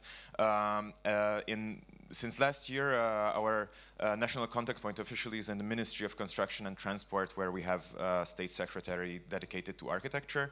And similarly to our Czech colleagues, the communication and the initiations by the ministry are not really active, let's just say it like that. So basically it is, there are very few initiatives, and there was one event which actually we organized at KIK called Placemaking Day, connected to the International Placemaking Day in 2022. It was in the lower embankment of Budapest, organizing all sorts of programs. Next slide, please. There are not 200, but only 5 official NEB community members in Hungary. KIK being one of them. We have some discussions between ourselves. In 2021 and 22, we had a workshop together with Moholy Nagy University, and also with Burst. We are right now working in a project called AHA, Affordable Housing for All, which I will present a little bit later. And one thing which we can still say is positive, I will always try to say the positive things, is that I think the professional community of architects and urbanists are already aware of the NEB principles and the existence of the NEB. That's not always the same with municipalities and market actors, but in the professional sense, I think the message has already started to sink in. Next slide, please. There are NEB activities that that CAKE tried to initiate or help to initiate. One of them is very importantly communicating all of the NEB events and sharing the news coming from the official newsletter, but also trying to strengthen all sorts of horizontal cooperation in the Central European region. There's also the NEB Compass, which is very important for us as well, I think, and it has been translated to Hungarian as well. So whenever it comes to that question, we can always share it in our own language, which is very relevant, I think. The New European Bauhaus Prize has more and more entries from Hungarian projects as well. On the right, you are seeing right now one of the nominees, which is right now in the running. We found that maybe, like, as an NGO and as an independent NGO, we don't have the capacities of a ministry to actually start to initiate a nationwide communication strategy. But what we can do is try to thematize different aspects of this these NEB principles and try to create partnerships based on themes. One of the themes is modernism, post-war modernism, which I will also talk about. 3 more slides are going to present some of the positive outcomes of NEB that still, even though it's not very well supported, happened in Hungary in the past years. Next slide, please. One of them is what I mentioned is this AHA project. It's done together with the municipality of Budapest, who are very well aware of the NEB principles. They are a very green-led government. Municipal elections coming up in a couple of months. Together with them, we won a competition in this European Urban Initiative, and based on the NEB principles, we are going to transform an old abandoned school building into affordable housing for low-income people because housing is a very big problem in Hungary as well. Just a couple of weeks ago, I read that in Budapest, compared to the average wages, it is one of the worst situations in Europe, and I can feel it as well. The project is actually starting right now, so I can only show you the empty buildings as it is, but we are going to be very much focusing with CAKE on the inclusivity part and also on the placemaking aspects of how to actually put this area on a map for the community that's already around in the neighborhood. But we are working together with the municipality, with other NGOs, and with the research institutions and the team of architects who are preparing the plans. Next slide, please. There was also one project, we were not involved in it with CAKE, but we are connected to them, but not involved actively. Connected to the European Capital of Culture, which was last year in Veszprém, in the highlands of north of Balaton. Even a little bit further from Veszprém, there's the city of Ajka, an old industrial city with a lot of abandoned industrial areas. So as a brownfield development, the local government reached out to NEB partners, reaching out in Hungary as well, but internationally as well. And they actually, with the NEB principles in mind, started the reuse of an old, actually the first Krypton factory, so the first Superman factory in a sense of the world. It was a Hungarian patent at the time, and with the help of M6V architects, they actually transformed, for now, as a multicultural center, only the first floor, and then later they will continue the whole redevelopment of this multicultural area.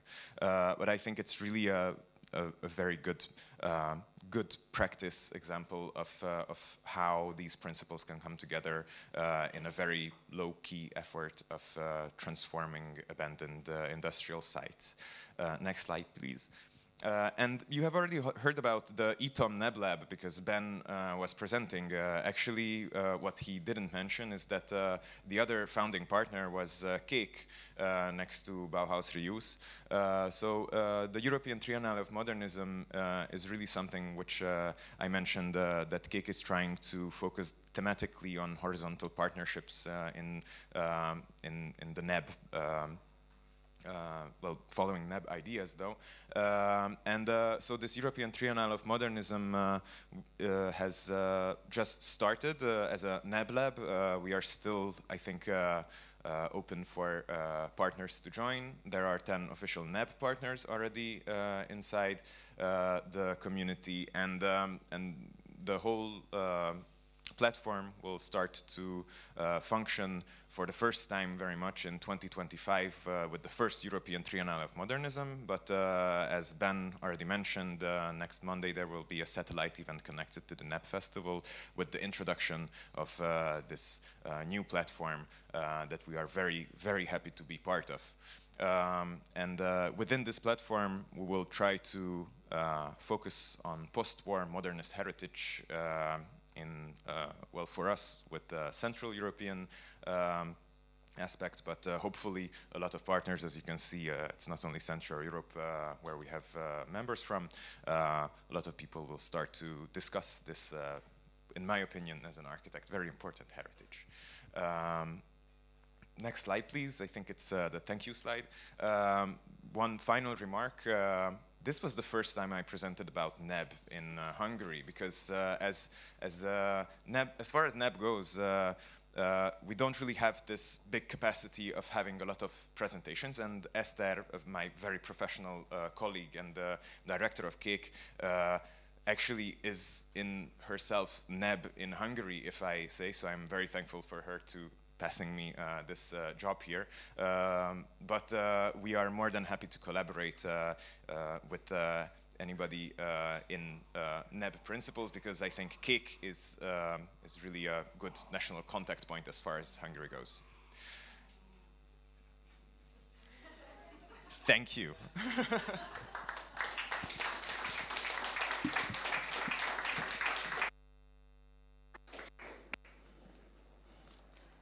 Yeah, if together, then together with anyone or anything it can involve. He seems to be happier now. Thank you very much, János. It was really very interesting. I would like to say we also have someone whom we do consider to be a bit NEB in Slovakia, and we did not mention her especially. Well, also was involved in the high-level roundtable, Maria Ryšková, who is sitting in the back rows. So we also have a Slovak version of the NEB person. And this brings us back to our own grounds, and we will have two representatives of Slovakia in a way, because first will be, it's my pleasure to introduce the next speaker as a head of the institution, and Nora will introduce it from the position of also practicing architect and someone involved in Manifest 2020 since its beginnings. And then we will have the last but not least also a bit of European Commission and Slovakia at the same time. Mr. Vladimír Šucha is representing here the representation of European Commission in Slovak Republic, who will give us probably the update of what European Commission has for us to offer as tools to have the implementation of New European Bauhaus even more successful. And then a short break.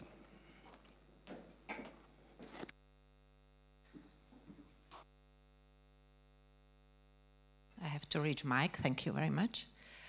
I wanted to say that it was a great example of modern human approach in a New European Bauhaus. I'm afraid I will repeat a little bit of what was already said, because the situation in Slovakia is pretty much similar to the situation in Czech Republic and in a way similar to Hungary. But we have certain specific items as well. So next slide, please. The one before. Wow. Okay, it was one. Okay. The slide missing was the dashboard you have already seen in a Czech presentation, and it was even less interesting or even less exciting than the Czech ones, because somehow from Brussels things doesn't look the same as are in here. To speak about our situation, we also have, of course, as every other country, the European Bauhaus contact point, which is situated in Ministry of Transport of Slovak Republic. We have seen the contact point in Ministry of Culture, Ministry of Climate, so maybe the Ministry of Transport isn't the luckiest choice, but it is. The ideas of European Bauhaus are present also in other institutions. One of them is probably the Authority for Special Planning and Construction, which is trying to implement these values into legislation and other strategies in the field of special planning and construction. As Olga already mentioned, we have certain requirements for subsidies, especially in recovery and resilience plan. Then there's quite active academia. I would mention, for example, Slovak University of Technology, mainly School of Architecture, or I wanted to say that these academic institutions are mainly schools of architecture or design, even art. So it's a faculty of architecture and design at the Slovak University of Technology. It's University of Technology in Košice, also School of Architecture. Then there is the Academy of Fine Arts and Design and other schools. And last but not least is the Slovak Chamber of Architects, as was already mentioned. We are not any official partner or official contact point of European Bauhaus, but according to Architecture Council of Europe and their policies, we are trying to disseminate these ideas through our architectural policy, strategies, communications, through some kind of activities and promos, and also in architectural competitions. Now, please, next slide. Now, what is the truth? The NEB contact point is neither visible nor active. The next one, please. Implementation of legislation was meant basically as some kind of promoting architectural competitions and also art in public space in a new building code, but the building code was postponed until the new building code was postponed until next year and maybe even later. Next. We have great problems with implementation of recovery and resilience plan. Academia is doing well, but doing on its way probably. And next. Architectural policy. Slovak Chamber of Architects, even before European Bauhaus has started, has prepared an architectural policy back in 2018. Now we are working on some kind of actualization, also including these NEB principles. But this policy, in one of, I think, 2 countries in the European Union, wasn't ever accepted by our governments. Since 2018, we had, I think, 5 different governments. None of them was interested. And next, architectural competitions, alive and kicking. That's something what we really do. Slovak Chamber of Architects is authorizing, preparing, and promoting these competitions as good as we can. And just to make up your mood a little bit, next please. I have bring 3 examples of competition for public spaces authorized by Slovak Chamber of Architects from the last year. This one is the main square in Banská Bystrica. Next. vision for the Slovak Academy of Sciences and its campus. Next. And this one is really nice. That's the reconstruction of the old brownfield depot in Trnava for a public institution or a public place. Next, please. But what is really working in Slovakia are these new European Bauhaus partners. You can see all of them here, and you will have opportunity to get more information about their activities in the afternoon session. Next. And I have to say that New European Bauhaus in Slovakia is a truly grassroots movement. We have totally close to zero of support from national institutions, but there is a big activity of all these partners on that grassroots level. Next, please. That's just one example.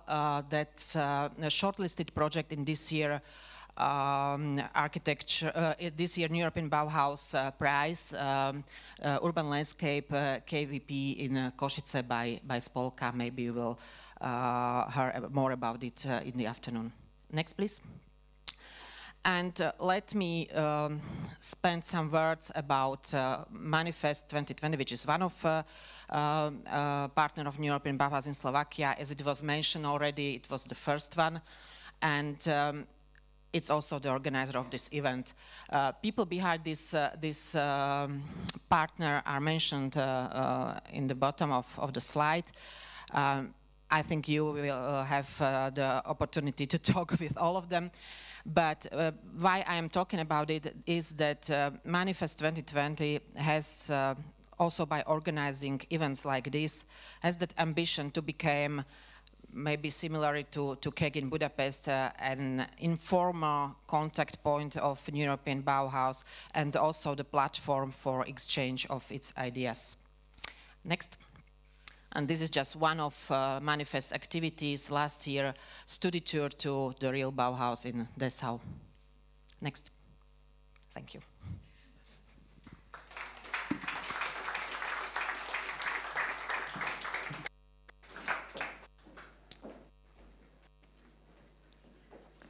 Thank you very much, Nora. So, as you can see, New European Bauhaus is alive also in Slovakia. And we are somehow able to coordinate ourselves, but obviously we will be grateful for any institutional support that might help or might come in at any stage. And now it is my pleasure to invite to the stage the head of the representation of the European Commission in Bratislava. Am I right, Mr. Vladimír Žucha? Floor is yours. Thank you. Perfect. So you know the institution. Good morning. Still, we have 10 minutes to noon. I think still is a good morning. And I thank you very much for inviting me to this stage. You know, all this presentation, I was very excited to listen to them. It reminds me very much my beginning in the European Commission. I was working in DG Education and Culture, and we have been working with the European umbrella organizations for architects, but also artists and many others. And you know, all these prizes you refer to, some of them are our product. We invented first European policy on culture, which I was taught when I came to the Commission that it's totally forbidden even to talk about that. But finally it worked very much, and I feel, and my understanding of Bauhaus, New European Bauhaus, as it was launched by President Ursula von der Leyen, is a continuation of what we have been thinking at that time is important, and we were absolutely convinced, and later on in different positions in the Commission, I was always advocating for emotions into policies. I'm absolutely convinced that we cannot achieve any good results with our technocratic policies if we do not add the emotional side of it. And you know, I can tell you my experience in museum, gallery, maxi, in Rome, where I saw the most convincing and the most emotionally charged exposition on energy and energy saving. And I was absolutely fascinated, and I thought, you know, this is what we need. If we want to communicate energy efficiency, this is the way how it should be done. And unfortunately, it's always staying in these bubbles of the cultural and creative industry, which is much more important than we think. It is important economically, and we were those who put it on the table of finance ministers for the first time ever at the EU level, and they were quite shocked. But it's not only this huge economical importance, but it's also this emotional, this dimension of heart in our policies. And here I'm absolutely convinced that that this is the right way, and that's why I was so happy to see, even though I was doing completely different things, when the President Ursula von der Leyen somehow put this idea of combining important transition. You know, Green Deal is a transition of our society, which is totally inevitable. So we have to find a new world. We need to find a new way of living on this planet, and we cannot do it only through science and technology. We cannot do it only through the policy. We need to do it also through our hearts and change of the way of living. And the change of the way of living is in a large extent in the hands of architects, designers, artists, people who are at the front line of the society, who have always been an avant-garde of the society. So then we need these people to work with us, and we need to work with them, because they are leading the society to this new world, which is something totally inevitable ahead of us. And it really depends on us and on you, whether we will design this new world in a proper way, in a way which is conducive for people and people's life, and we will be living in peaceful and prosperous society, or it will be extremely bumpy and complicated transition, but this transition is inevitable. So many thanks for your fantastic work. I was sitting here for a few minutes, and I listened to some of those presentations.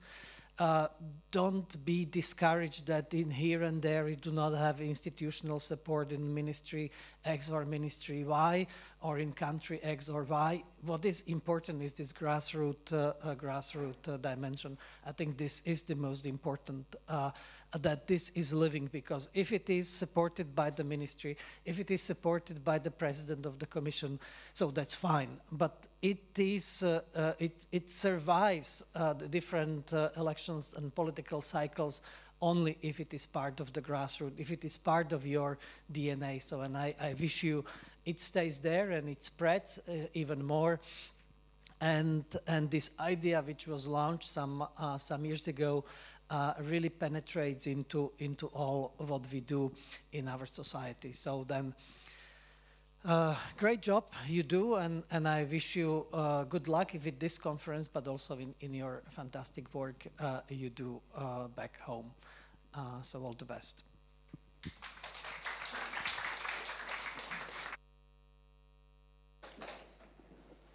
Thank you very much for the encouraging words, and we will come back a bit later at the beginning of the discussion. We will reiterate some of the words of Ursula von der Leyen to make us remember of what were the values at the beginning and what we should look at when we speak about New European Bauhaus as the movement. That would really help us for the transition from yes, actually, to successful transformation of the Green Deal. But now, can I get the Slido slide, please? So, we do hope you know what is Slido. And it applies to both to those who are online or those who are here in place. To make it more interactive, please help me out. Send us some relevant questions for which you'd like to have relevant answers from our esteemed guests today. It would be great to get from you some good inputs for good discussion. So we will give you 3 to 5 minutes to get some questions from you and for us to transform the stage so that we can welcome there all the guests for the discussion. So see you in 5 minutes. Thank you.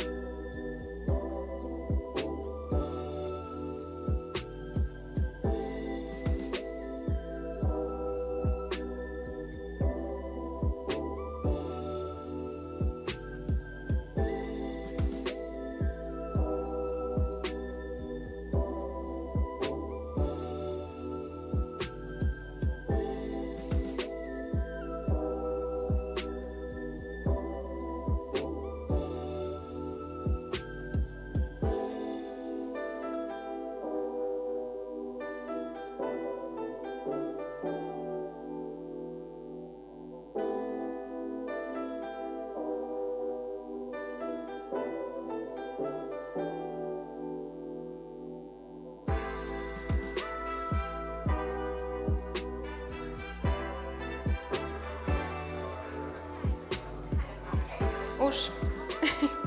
Ďakujem.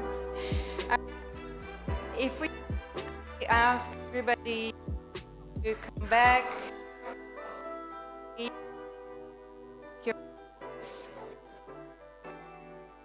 and I would also like to kindly ask our panel discussion participants if they could come to the stage.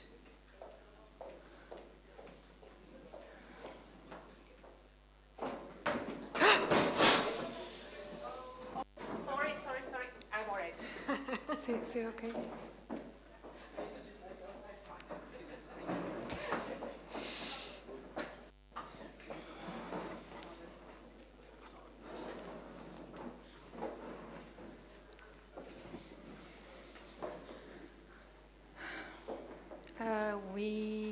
Do we miss someone still?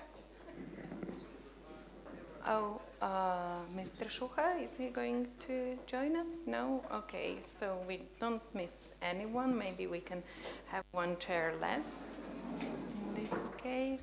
Thank you. And so, thank you. Okay. I'm off. I'm off. Thank you very much for being so patient and coming back. This was the trial. And thank you very much, especially for the questions. So the Slido is alive. And please, please, please do not hesitate to add some more questions to, so that we can have some vivid and fruitful discussion. And especially so that we discuss about what is interesting to all of you, so that it's not just this kind of closed in the loop discussion. And before we jump to the short or smaller scale, meaning our Central European region, and then probably even to some kind of feedback or questions related to your presentations, I would like just very shortly reiterate some of the principles and questions that were mentioned by Ursula von der Leyen in her statement on the occasion of the launch of the design phase of the New European Bauhaus. It was September 2020, and we were just in this brief inhale period between the pandemic and, unfortunately, the invasion and full-scale war. So how do we want to live together after the pandemic while respecting and protecting the planet? It's about making life affordable. It's about empowering those who have the solutions for the climate crisis. It's about matching sustainability with style. It's about all of us. The New European Bauhaus will be a project shaped by all of us in all member states and beyond. How to make different generations live together better.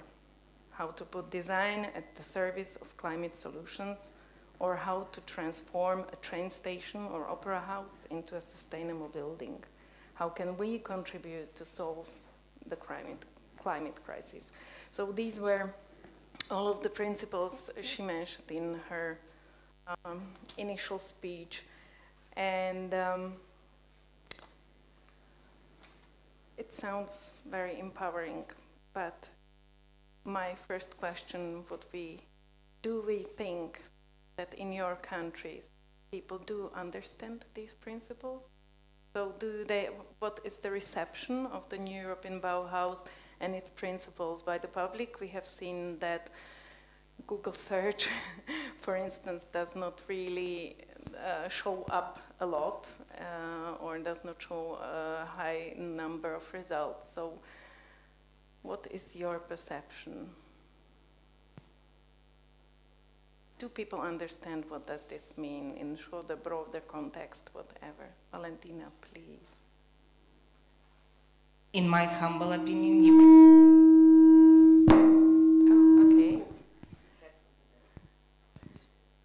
in my humble opinion, Ukrainians don't know what New European Bauhaus is at all, but I don't consider it a bad thing. In my opinion, it's more important to feel that you need those changes within your environment where you live. It's much more important for every resident to want his neighborhood to be a sustainable, beautiful, and they're ready and they have their willingness and also they feel obliged to help make it beautiful. I think this is much more important than being able to quote Mrs. President or to name the European Bauhaus correctly or know where the origin is. But I think it's much more important that the municipalities and the professional communities know, and really not just know again and quote Mrs. President, but also know the compass, know how to use it, and think in a compass way, because that is what's, in my opinion, most needed at the moment. Thank you very much. Anyone else who would like to react? Maybe I can join. Coming from 25 years of building research in Austria, I mean, we had the topics of the NEB, which are like the beautiful, sustainable, and together. We had it from the very beginning, yeah. We were focusing a lot on sustainability, but we also had always the participation of the occupants, of the people living and working there. We always had like a very high level of architecture and quality for the buildings that we not only developed the technology components, but also we demonstrated them. Be it the passive house, but also in a more advanced plus energy building component, and then on a city quarter level. I think the advantage of the NEB is that it's coming from a bottom-up initiative in the European Union. It has created a very strong momentum and a lot of expectations as well, which have to be fulfilled now. Coming from, other than like saying coming from top down, having a program, having a budget, having a governance. We started with the topics, yeah, and the topics. Everyone could have a say in the topics, and it created a huge community with a lot of expectations. Being very specific on this, that has to be fulfilled now. The expectation, and I think the European Union is a little bit behind in fulfilling these expectations, but on a good way to do so. Having also the support and a lot of critics from member states in how this is going to be implemented. Thank you very much. Maybe I will come back to the first question. People in Slovakia, they know what beautiful is, but they are not aware that what is it useful. How can it be useful for them? They know that sustainable means costly. And they know that inclusion is something they don't really want in a way. I think people in Slovakia, except of really closed professional community, are not aware of that these three principles can work together, and they have no idea that it's called European Bauhaus. But what they know, that they need a better quality of living, that they have to change their paradigm, how to deal with new investments, how to deal with their surroundings, and they want to change something. And I think this is the good instrument for this changing of paradigm. But we really need very strong support of authorities, and also strong support of media, for example, to spread this idea to the wider audience. Thank you very much. Greg? I feel that also in Poland there are many more important issues at this moment that overshadow basically the European Bauhaus as well. And it's more about closed community of professionals that are aware of the movement and its goals. So with generally the Green New Deal and the overshadowing is the most important point. But I feel that we all were talking today about the common problems, which I guess we're gonna move towards, and it's about delivery of those promises that were made, that we have all engaged in. We all decided to participate in this movement, and now it's as we said, that we're looking forward to the next. Because now we were on the first year, we're like more on the design phase, and then now I feel that we're gonna see more and more effects, And then if we will see some groundbreaking projects which really would make a difference and would be really scalable, I feel that we would get the attention of the community, and it would be much easier to attract attention with the physical results, which are hopefully coming, and I'm very much looking forward towards them. And also, that one of the topics we wanted to discuss was whether we see any common grounds or common points for cooperation. So this was very important. Having the better understanding, listening to each other today. So could you say that there are similarities, or is there any ground for cooperation in this Central European region, which we have like mentioned today, or do you see obstacles? Be the obstacles. I mean, either you're super pro and super positive and optimist. In that case, in what field do you see this possibility? If obstacles, what are the main obstacles? Somebody want to start? Peter. Okay. Also, my question there. In fact, I think there should be somehow supported the circulation of ideas in between. I mean, like there are a lot of interesting text, sort of interesting work was done, but it's mostly in national languages, and it's so not that easy to go through all of them and, let's say, from this big amount of information, like pick those which are interesting and somehow translate them to the other national languages.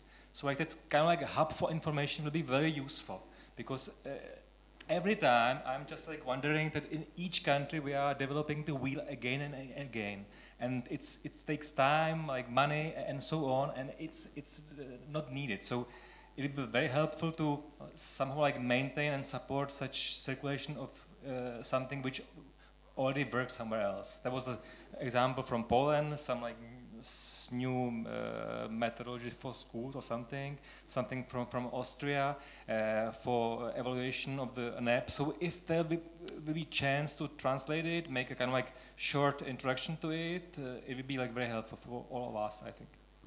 Thank you very much. So very specific. Yeah, well, and I feel that the Commission and also the European Union in general has the power to kind of proliferate those standards that we are talking about, because we all feel that we are inventing the wheel again and again for years now, and so that's how I feel, because that when it comes to public tenders, it's really about the briefs and how to include all those ideas. We feel a document that would make architects to do the right thing at the end when we are talking about the building environment. And as far as those common topics, as we all mentioned, housing probably as the main issue of the public, I feel that the main point that I would, sorry to exclude our Austrian colleague but he was on the other side of the Iron Curtain, so you don't have the same exact models of buildings and the same exact building solutions in your country that at scale that we all do share. And I feel that it's a huge opportunity to create a one scalable platform for solving the same problems. Like, for instance, the Polish national point, the contact point, which I came to understand I didn't even mention in my speech, which reflects how active it is. It came up, the research department of this contact point guys came up with the brilliant idea that we have those 4-story buildings all around Central Europe, that you could add 2 other stories to it, and it would structurally be sound enough to actually handle this weight, and it could really transform the housing situation at scale in our region. So I feel that being on the same, like, let's call it, by the digital terms, I would call it a platform of building, which was imposed on us by Soviet Union in a way, that we could use this bad experience and transform it into a new one by having the possibility of achieving a scale at ease. And I hope that such discussions would lead to projects like this.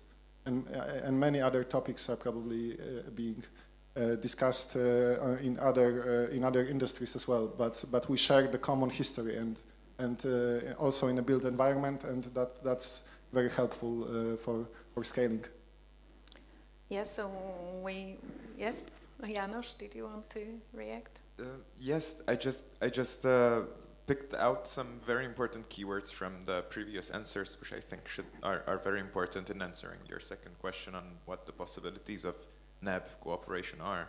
I think grassroots is very important because for some exceptions in most Central European countries, these are grassroots organizations or grassroots projects that can implement NEB ideas and communicate it. And to answer the first question, for example, in Hungary, no, people don't know what these things mean.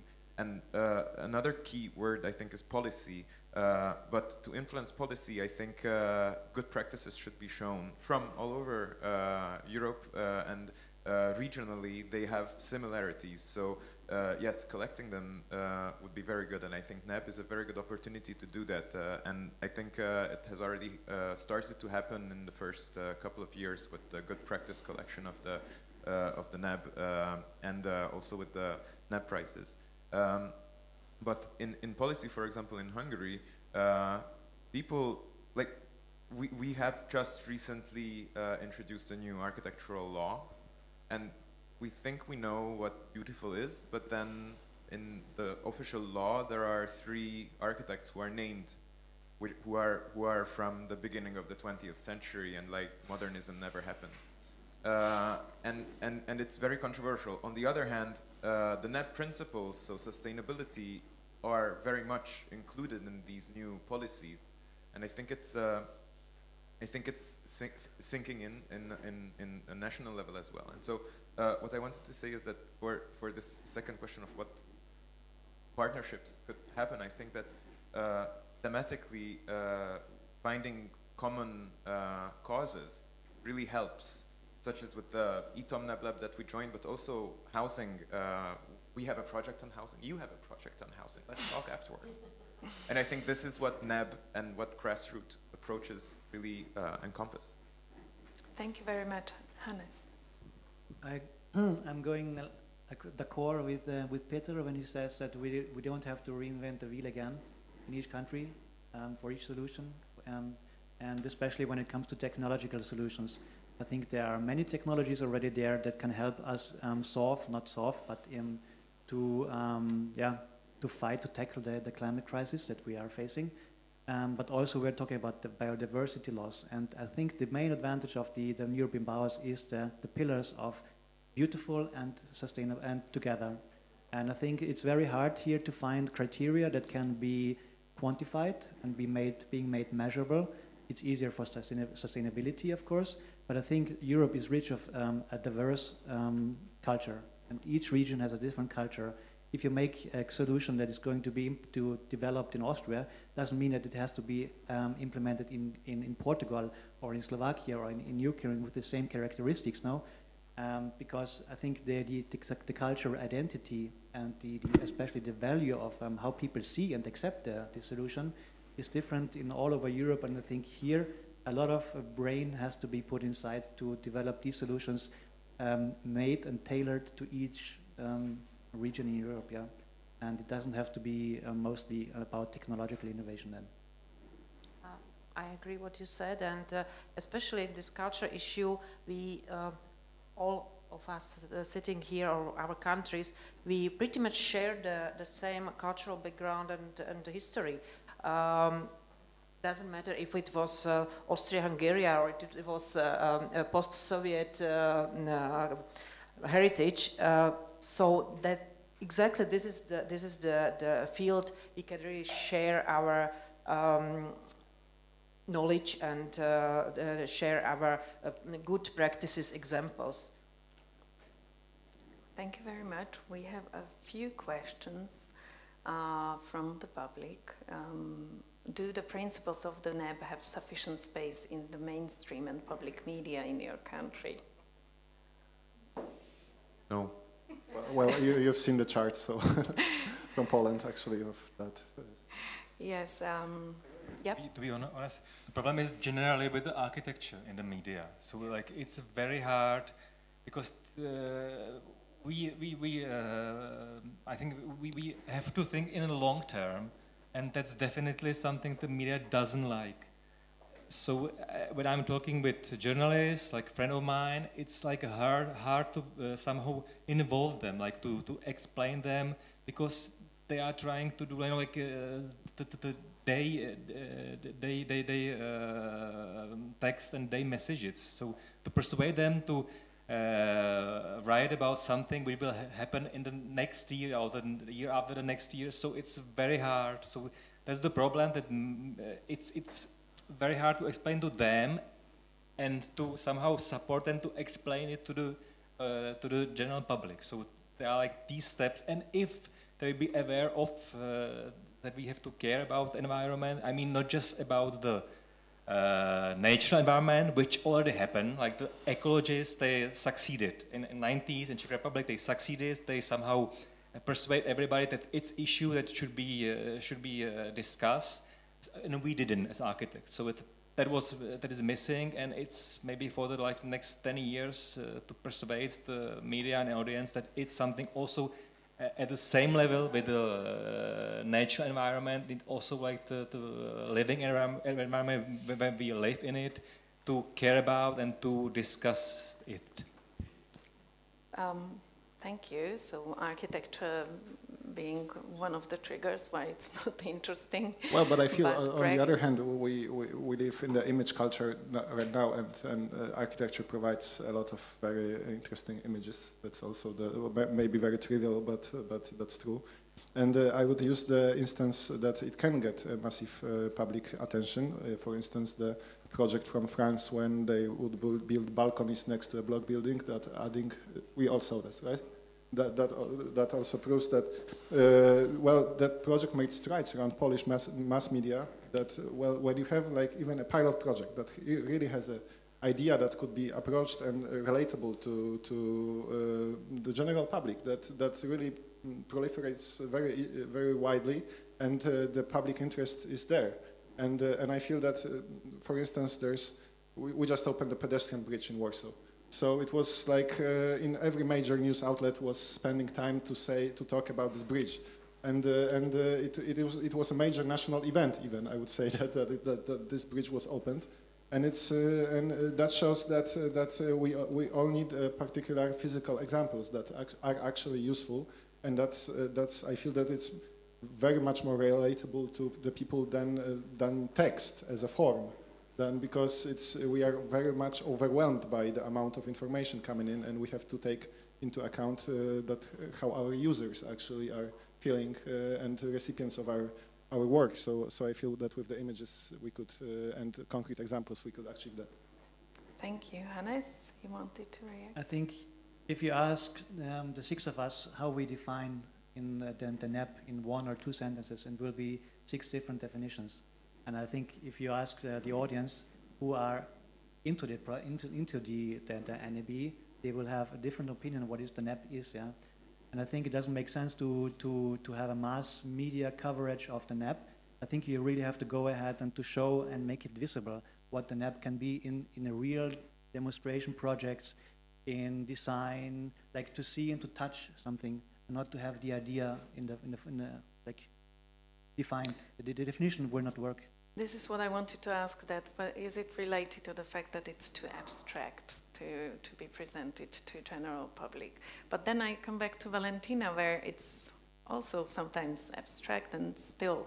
Yeah, so first of all, I wanted to say and to reflect a bit on the message of my colleague that architects are not being heard. Maybe architects need to learn to do TikToks or Reels. No, really, we also need to understand what our audience is nowadays. Not everyone is ready for a 90-minute lecture. And we should shuffle a bit our perspective, how we reach the broader audience, how we influence the teenagers who are actually influencing their mothers and whatnot. So again, short videos, Reels, I hate them. But not everyone reads text nowadays, so again, we just need to be creative about that as well. And I know that European Bauhaus is trying to create as much video content as possible and spread it. So at least we could start learning and sharing what is working, what is not. And one more topic about how to share, how to cooperate or not cooperate, NEB labs. I think we have not used them enough. So once several countries in Central Europe identify something common, create a NEB lab. Don't wait for someone to tell you to create a NEB lab. Just do it and start working, and then bring the finances with it. But I think NEB lab is a great tool that is still to be used. Underestimated, yes, Nora? I think we have to meet somewhere in the middle of the road. Yes, you're right. We have to change our way of presentation to be more modern, to be more direct to the audience. But also we have to educate our audience, and we have to start from the really small kids to understand that architecture is, these NEB values are everything around us. We live in that surrounding, and we have to care if it's sustainable, if it's beautiful, if we want to talk about it. So it's always the both or two-way road. So would there make any sense to look for these solutions at Central European level now? Well, yes, yes, no, yes, don't know. Yes. That's why we're here, I feel. We all are sure that it is, but the question is how. Yes. There was the suggestion of creation of NEB lab. Yes, but also I would like to stress the importance of digital infrastructure, which is also like very much in the new. Well, we've received some material from the new European Bauhaus just last few days, and it's also one of the three main goals. To digital transition is one of the three main targets now, and I feel that that this is an entire community of digital industry, which has not been present at this program that much, and it has all the tools to create general public discussions, reach, and generally create products that would make, for instance, transition of one particular architectural solutions, because it's not about sharing text, it's more about sharing specifications, the documents that would allow you to create your design faster. And you know, we have technologies, and I feel that that this community in particular was not involved enough. And we could use the input a lot, and it could help scaling, because technology is all about scaling. It's way cheaper to scale technological products than architectural products. And we are far behind technology possibilities. Yes, and I feel that it's a huge opportunity to the new European Bauhaus with the together aspect of it should be open to involve the digital community, and I mean the digital industry, meaning the large entities, and maybe not the big tech, social media companies, but probably as well. But I mean actually creating on the side of the European Union, the Commission, digital products that would help to scale up the solutions and even create stuff that has not been designed before. Because when I see the platforms that are being designed, I feel that we are catching up instead of leapfrogging. And we should be creating stuff that was not there before. And we should be creating solutions for the future, not just to come up with the present. And that should be an important target as well. A shift of paradigm. Well, just a little bit more, add a little bit more ambition to the task. Okay. We have one question that seems to gain interest, and it's: does it necessarily mean that sustainability has to be costly? And European Bauhaus has the idea to use what exists and make it usable, nice and welcome. So why do we say that sustainable means expensive? I think that we always, in KIK, for example, try to talk about sustainability. We have community gardens. We started community gardening in Budapest. And then we have some projects focusing on climate adaptability of houses and lectures about it. And whenever we talk about sustainability, what we find is that people always make an equal sign with the technological intention or interventions of how to do sustainability or how to sustain something. But I think that to have a different focus on it is very important, especially in the NEB. It provides this opportunity because we think that sustainability has a much larger focus area. Sustainability of the society, for example, of how they relate to their own neighborhoods and how they identify heritage items and how we sustain our heritage. And that doesn't necessarily mean of the technological sustainability. It can mean maintenance, it can mean a change of function, it can mean all different sorts of things. And I think that that is a problem, and let's not say it's a problem. That is a task. That challenge. And the challenge that everybody here, I think, on all different sorts of levels of interaction and of NEB should tackle on how to communicate about sustainability, because usually it is about insulating a building and changing the windows, but that's not just all sustainability. If we there's a study, last sentence, there's a study in Budapest. I don't know how many of you have been. I hope a lot. There are these central courtyards in the apartment houses. There's a study that shows that if we would air out courtyards during the summer, it would change about I think almost 1 degree Celsius the average of the street, not of the interior courtyard, of the street. So on a city level, it would mean a great change of the heat islands, and that's not costly. That's a question of do you want to open your door? Well, I wanted to thank you for your answer because you said it all, but I think it was reaction on my answer before. I said that people know that sustainability is costly. It was meant as a joke, obviously, but that was the real answer for the people who think that you have to solve all your solutions through technology. So thank you very much. Well, but we are at this stage, let's be honest, that when you go to the shop, you see and the sustainable ones are more expensive, right? So that's how the public perceives the sustainability, and it's very simple. But it's and now with the Green New Deal, the farmers are generally protesting against forbidding pesticides, which is making food cheaper but less healthy, and that's the trade-off that we've agreed on. So also this switch to sustainability is also about accepting higher prices in a way, but or getting into technologies that would allow us to get lower prices. But let's be honest about it. Sustainability is usually, as far as many industries, more expensive than being not sustainable. Even it came from the industries. Is it really that way? Well, in many industries, I think it is, like the fossil fuel industry, which has a great impact on climate change. The prices came with the ignorance about environmental costs, and right? So we have the. And isn't it a bit about the proper mixture, about combining the approaches as the one János has mentioned that might not always be super costly. Yes, they are, and but when we are talking it's about applying all those, the one that is the most proper in the situation. So obviously the transfer of, if speaking about Green Deal, then the transformation of industry and heavy industry will be costly.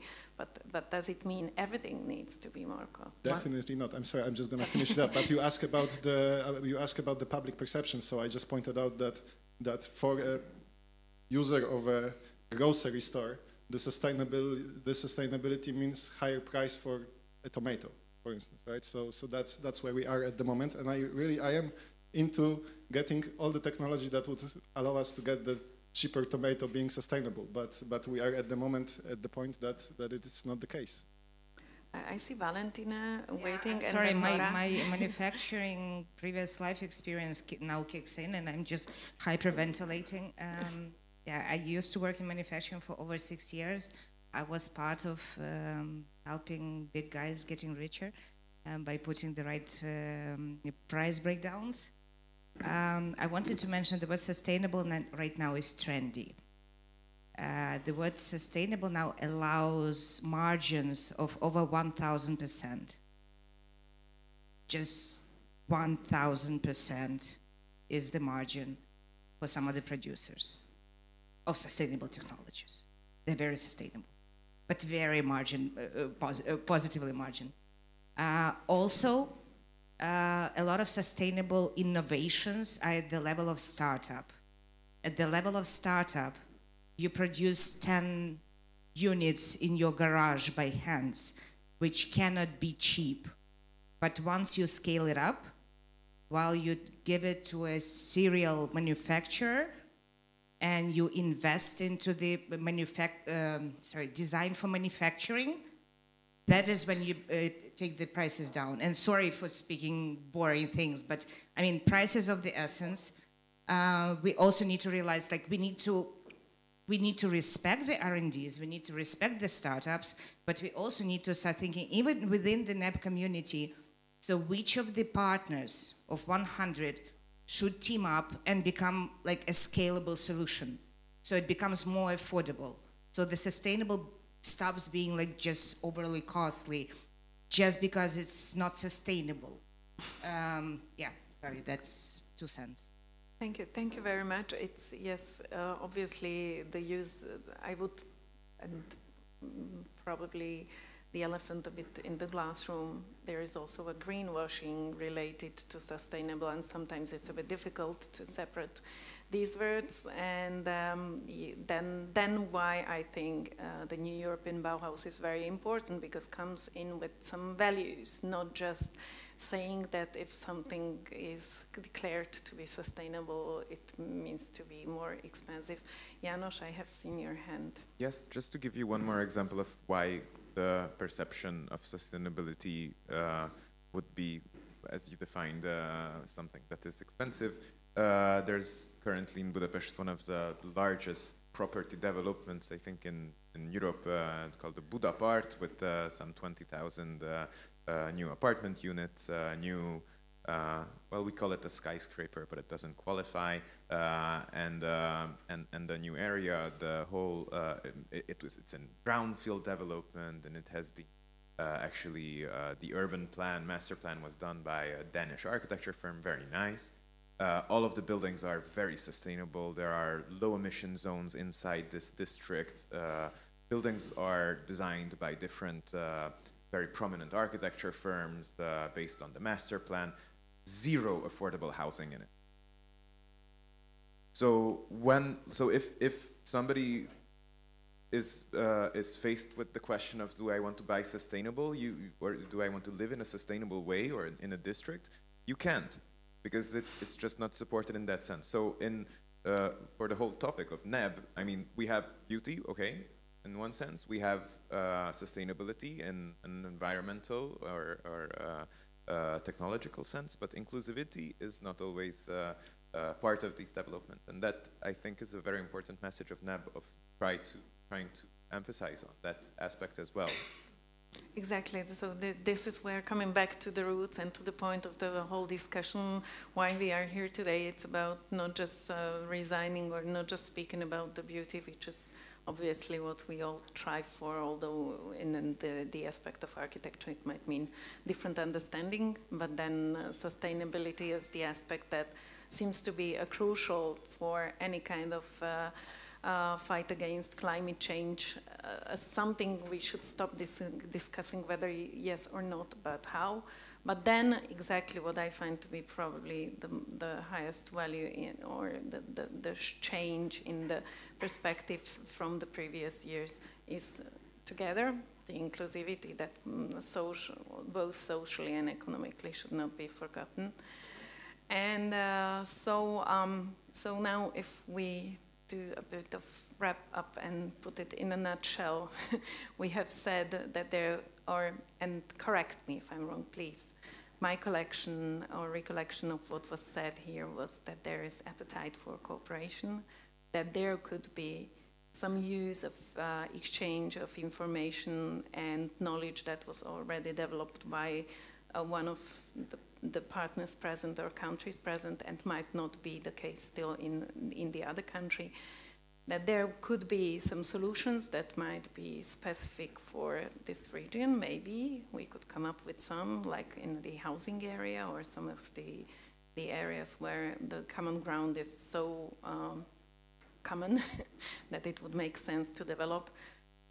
Anything else you would like to add to, if we come from big ideas and big scale back to Central European region, what do you find relevant for us as a message after just to sum up the end of the discussion, or the last few answers, we have to peel off that label of luxury from sustainability.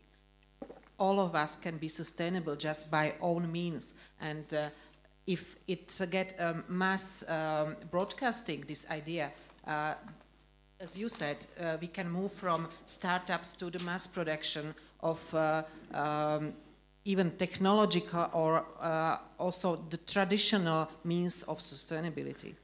And that's the aim of this conference. Thank you very much. Anything to add? Anyone else? Like, please, a round of last comments. Yes? Okay, maybe one. Final trying to foster the cooperation.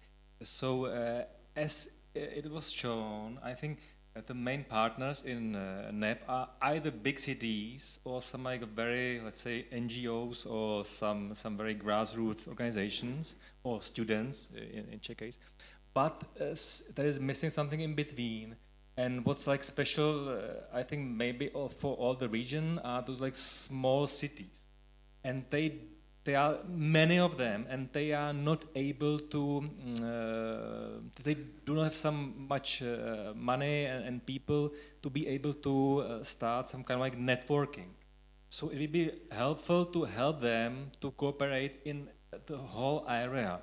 Because, for example, in Czech Republic there is a small city, Litomyšl, everybody knows him, and they are very helpful to explain to all municipalities in Czech Republic how they deal with the city for the last 30 years. They even are famous, I hope so, on the European level, because the German newspaper Detail made an issue of Litomyšl as an example of like a small city for whole Europe. But they are not involved in NEB, because they do so much job just helping the others in Czech Republic that they do not have the time and money to even like to join another system. So it's sad then that especially like these many small cities are not involved because of the lack of support and so on. I don't know if you don't know these like partner cities where were like famous in 90s and so on, but they somehow die out. They are still every city or like have some partner city otherwhere in Europe, but it doesn't work anymore. They say, for example, it works in cooperation with Ukraine, that they are kind of like helpful. But generally, to cooperate between like some like German city and Czech city, it's mostly just like some old people came and go, and some like kids are trying to sing and so. But to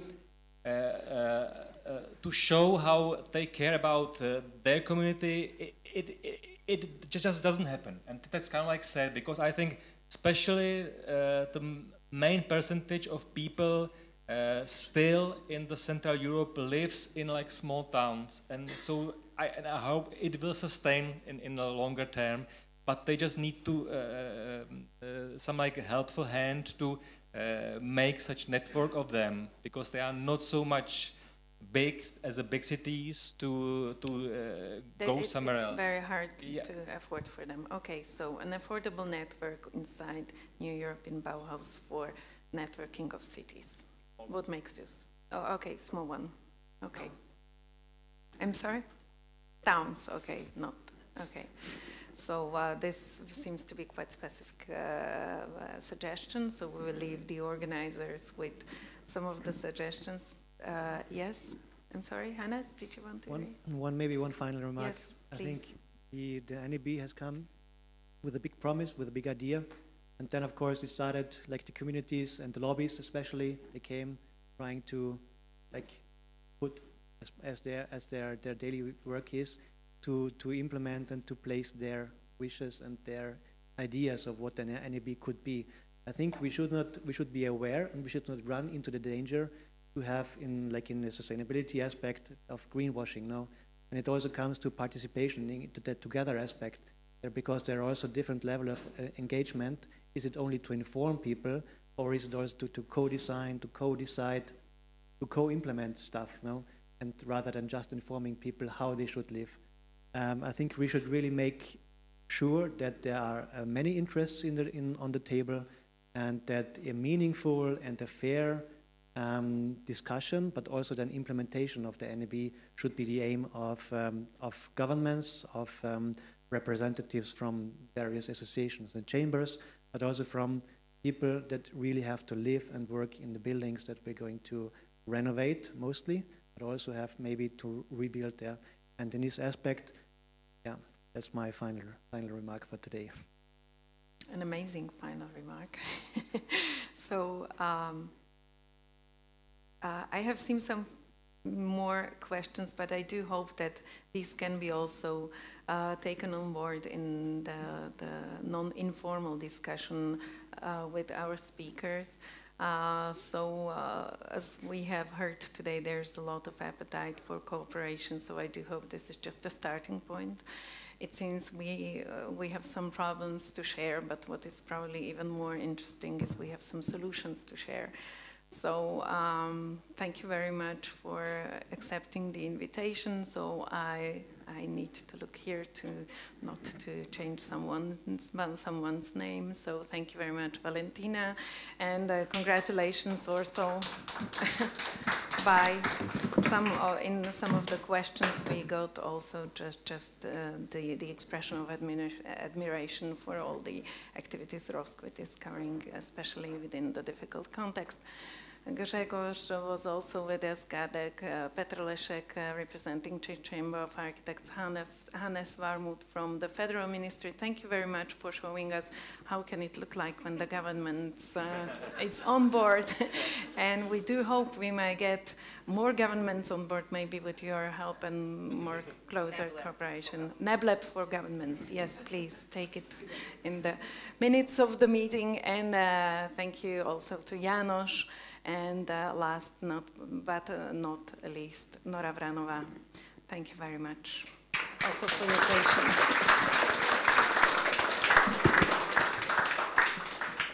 So now Thank you, Olga Mihalikova, for being the host.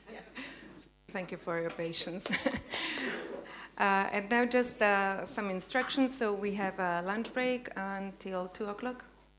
Yeah, 1 hour of lunch break, so please get a bit of fresh air, and very interesting presentations of NEB partners in Slovakia in the afternoon. Thank you.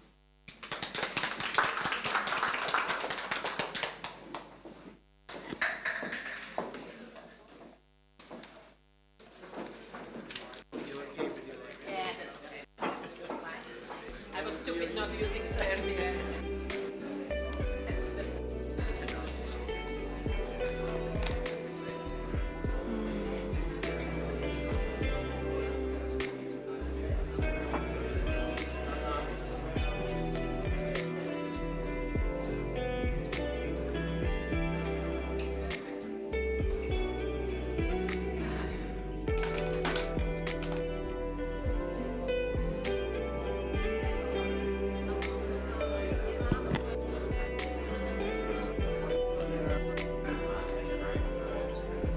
Dajte mi to dole, ja už končím. Počúvaj, nie Olinka, tu je, no klobúk dole. Ďakujem. Klobúk dole. Ja som vám posielala takú vetu, že aby ste to sa už netrápila, aby ste to uzavrela, ale mi to perfektne robí.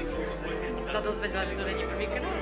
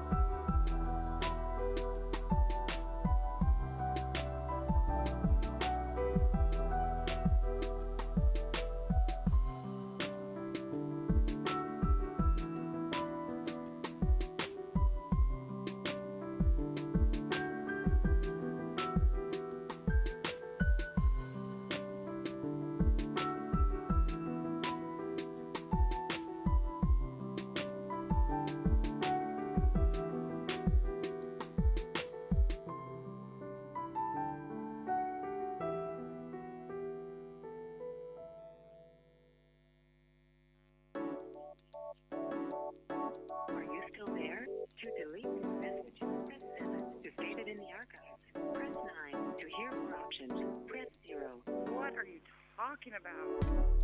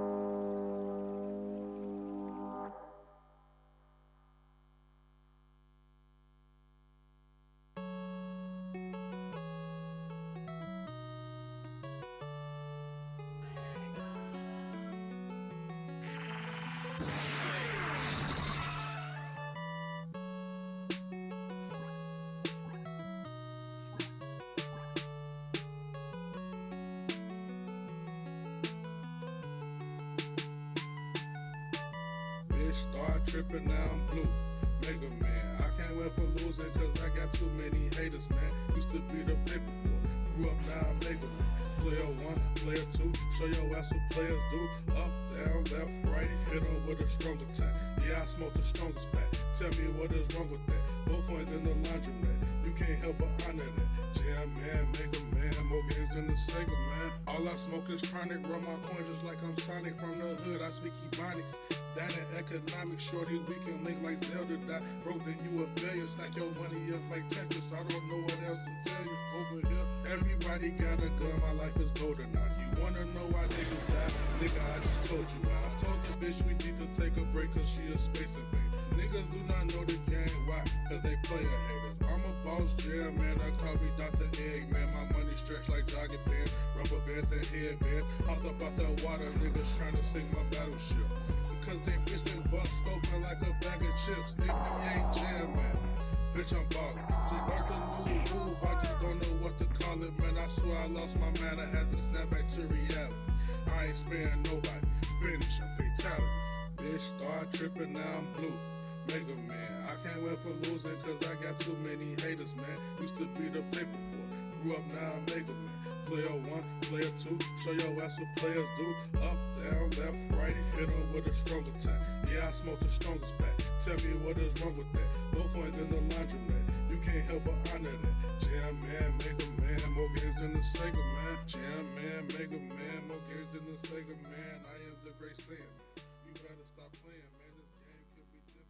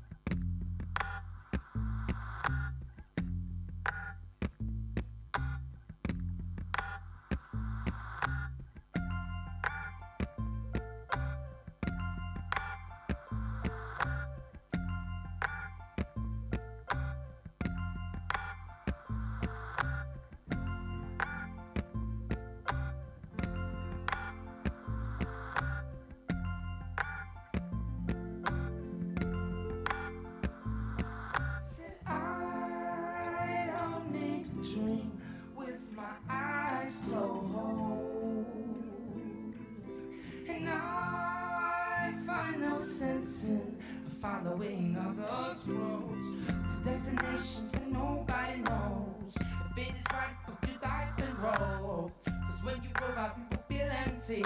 If you were bold, God, it's all about the journey. So lucid, you must sit, trust when you wait. You're stronger when the lucid, the day of your state. So take a breath at the moment when you wait. Stop and realize and forever remain lucid in your waking day. No one can take your dreams away. Lucid in your waking day. No one can take your dreams away.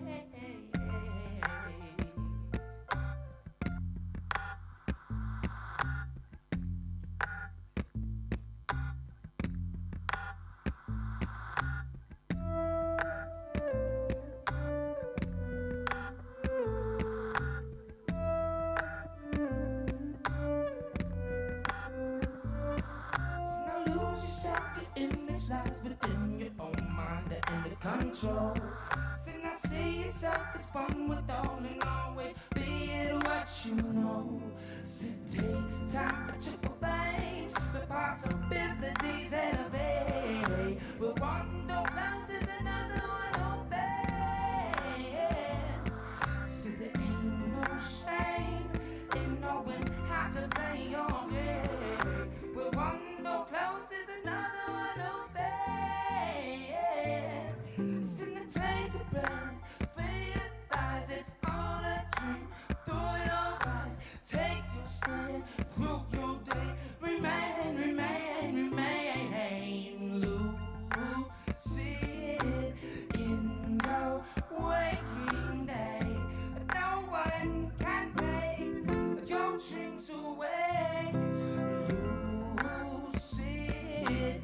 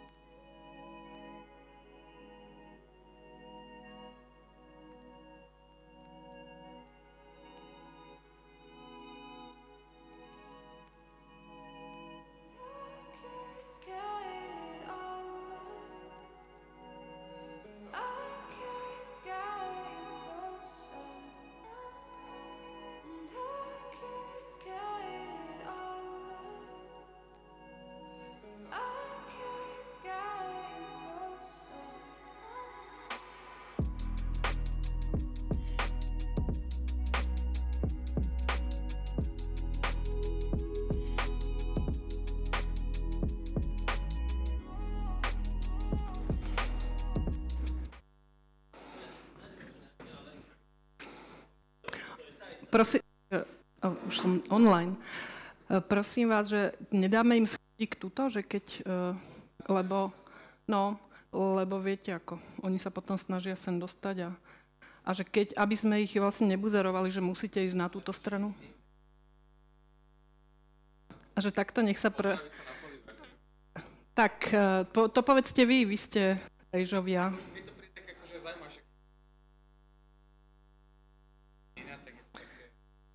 Môže byť, akože keď poviete, tak ich takto budem navigovať. Ale teda ja stojím tam, stoličky pôjdu preč, zostane len taký môj stolík, ale ten môže byť, aj stolíky, jeden stolík len by som si ja pýtala. Áno, všetci stojíme. Ale tak ja len na tú vodu potrebujem stojiť.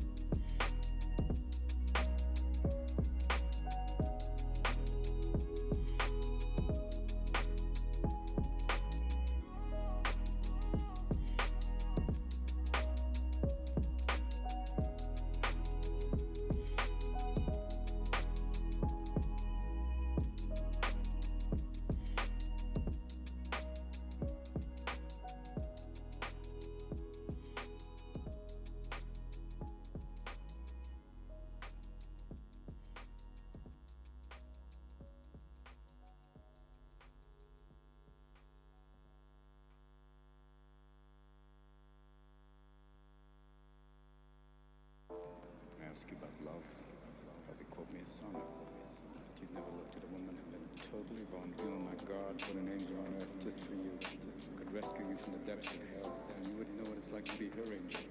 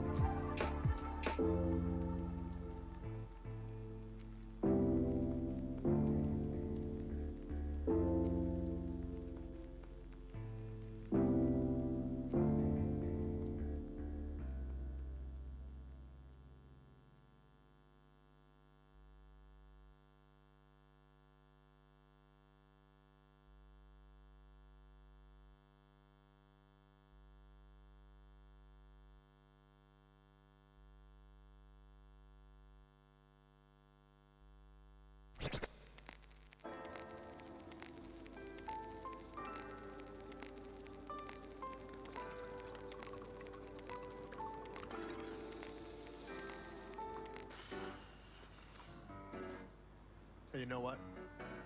Let me hit that. Really? I can handle it. I am certain that you cannot. No, come on, I smoked a ton of weed in the 90s. Right, the 90s.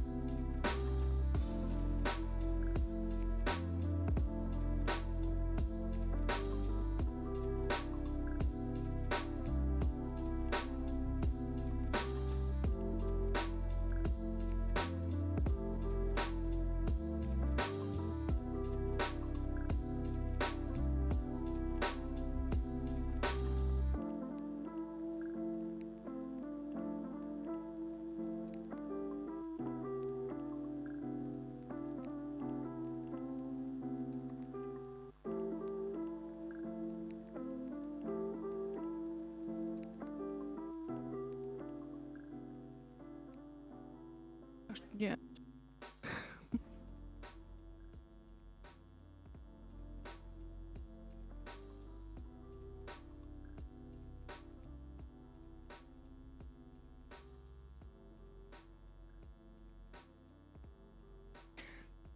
Zdvihnem takto ruku. Dobre, dobre.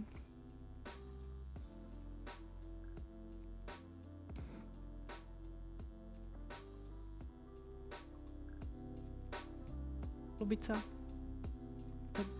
kedy môžeme očakávať? Čo povedal? Super. Tak.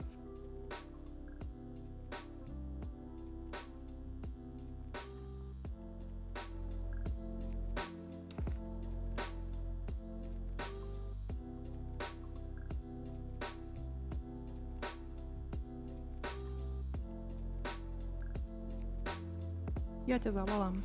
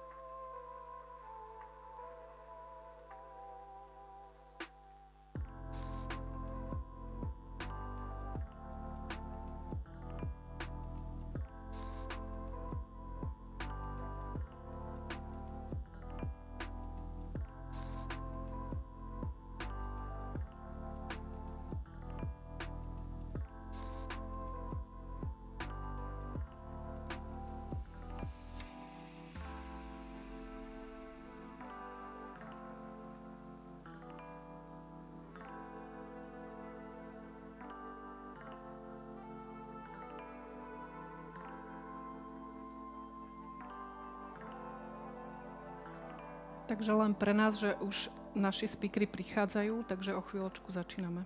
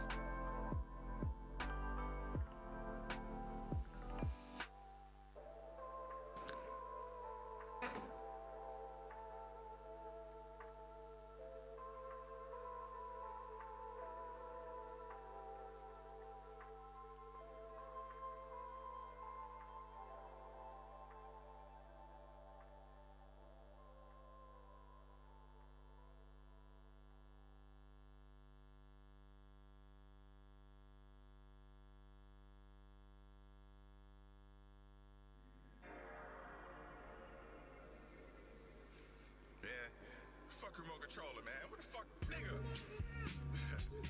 It's PlayStation music. 20 minút a potom už prídu dovtedy.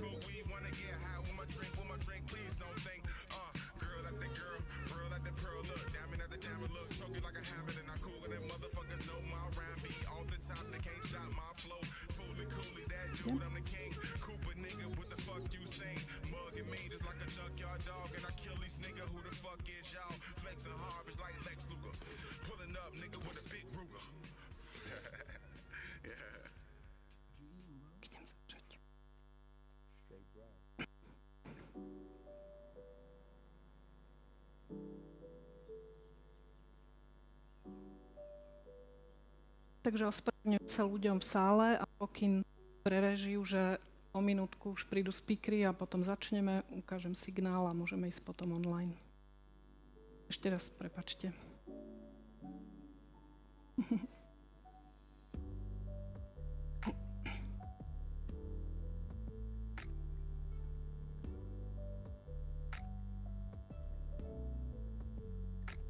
Samozrejme, áno.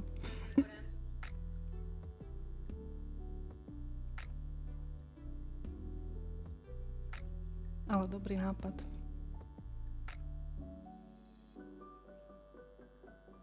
Aha, jasné.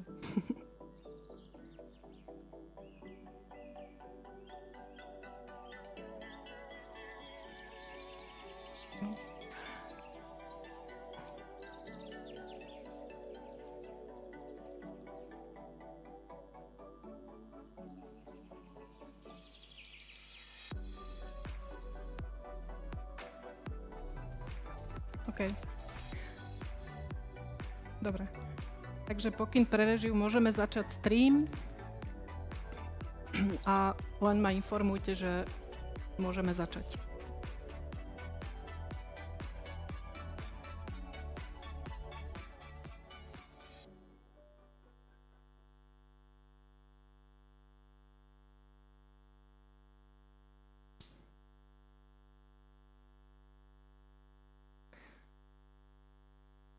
Hello, welcome here in this nice afternoon.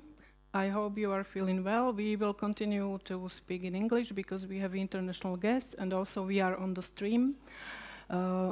So welcome here again in Nová Cvernovka in Bratislava. We have one of events connected with New European Bauhaus Festival, which is happening right now as in the center in Brussels. In lots of places we have so-called satellite events. New European Bauhaus in Central Europe is one of them. Before noon we heard important messages about collaboration, about some kind of appeal for action in our region, in the region of Central Europe. For now we defined it as Slovakia in the center, because the main organizer of this event is Manifest 2020, and neighboring countries. Of course, we are inviting other institutions, other countries to collaborate. Maybe just some information about the program, that in the beginning we will have presentations of Slovak partners of New European Bauhaus. It's important to say that they are official partners, so it means that they already came through some process of communication with organizers of New European Bauhaus. But there are a lot of projects, initiatives, institutions who are somehow working with the topic, who are organizing events. Some of them, unfortunately, couldn't come because, for instance, organizers from Zvolen University are now installing their exposition in Milan.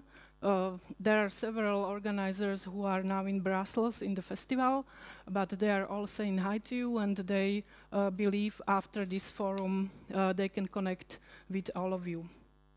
So after this presentation, we will have a short statement. Maybe we would like to give away a declaration, and we will invite other institutions, other partners to become official partners of NEB. And also there will be invitation for evening NEB prizes. When I say that we will have now partners from Slovakia, it's important to underline that we ask them to look on the topic of European Bauhaus from a different point of view. Before noon we heard international partners. We asked them to present their country and its relation to European Bauhaus. So not one organization, but like really kind of overview of relationship with European Bauhaus. Slovak partners, we asked to present their organization, so it will be a little bit different point of view. The reason is we really want to kickstart, we want somehow to motivate them to collaborate, to present themselves in this international community. So it's maybe important to say that there are like different organizations. You will see one umbrella organization, which is Manifest 2020, organizing this event. We have interesting example of European City of Culture, which is Trenčín 2026.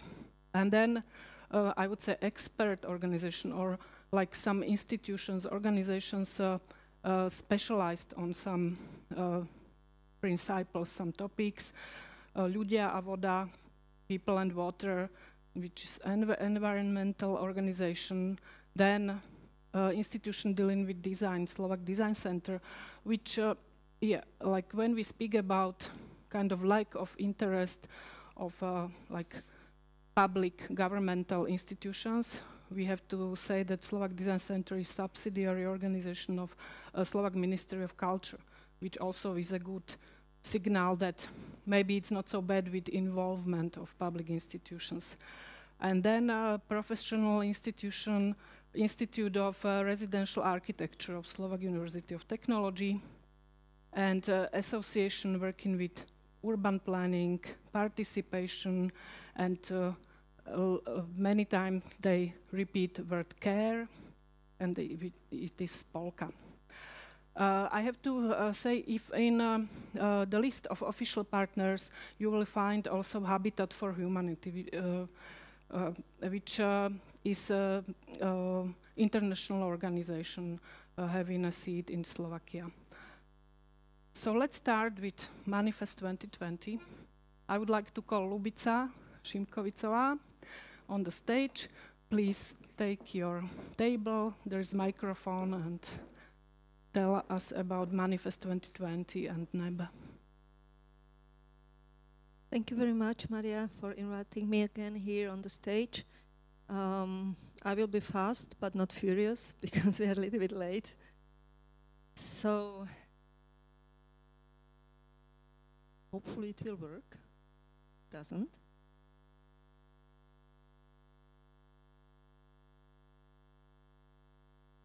Okay.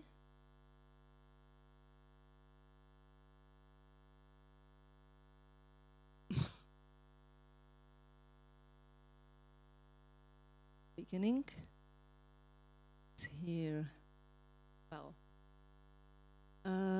So, as was already mentioned, Manifest 2020 was created quite spontaneously, and we just felt that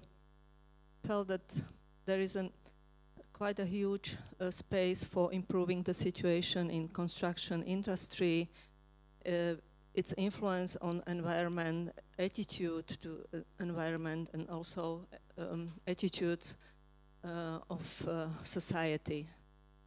So we reacted to this declaration, architects declare, British declaration, and it was a good inspiration. So we met several architects. Actually, it was 13 persons, architectural studios and developers who are listed here, and we asked them if they are interested to be involved in this initiative. The response was positive, so it was like the beginning of Manifest 2020. Then there was the first event. It was organized together with Slovak Chamber of Architects. Thank you very much. And here we can see most of signatories. And also this declaration, Manifest 2020, was supported was supported by many entities. You can see here many personalities, peoples, organizations, and I believe you can also join this initiative. Still, even now, it works more like it works like a platform. It works like NGO, and here are current members of Manifest 2020. Most of them are here with us, and we represent, almost all of us represent other NGOs or other organizations, and together it works very interesting. We did a lot of events, we worked and were involved in many activities, and this is one of them.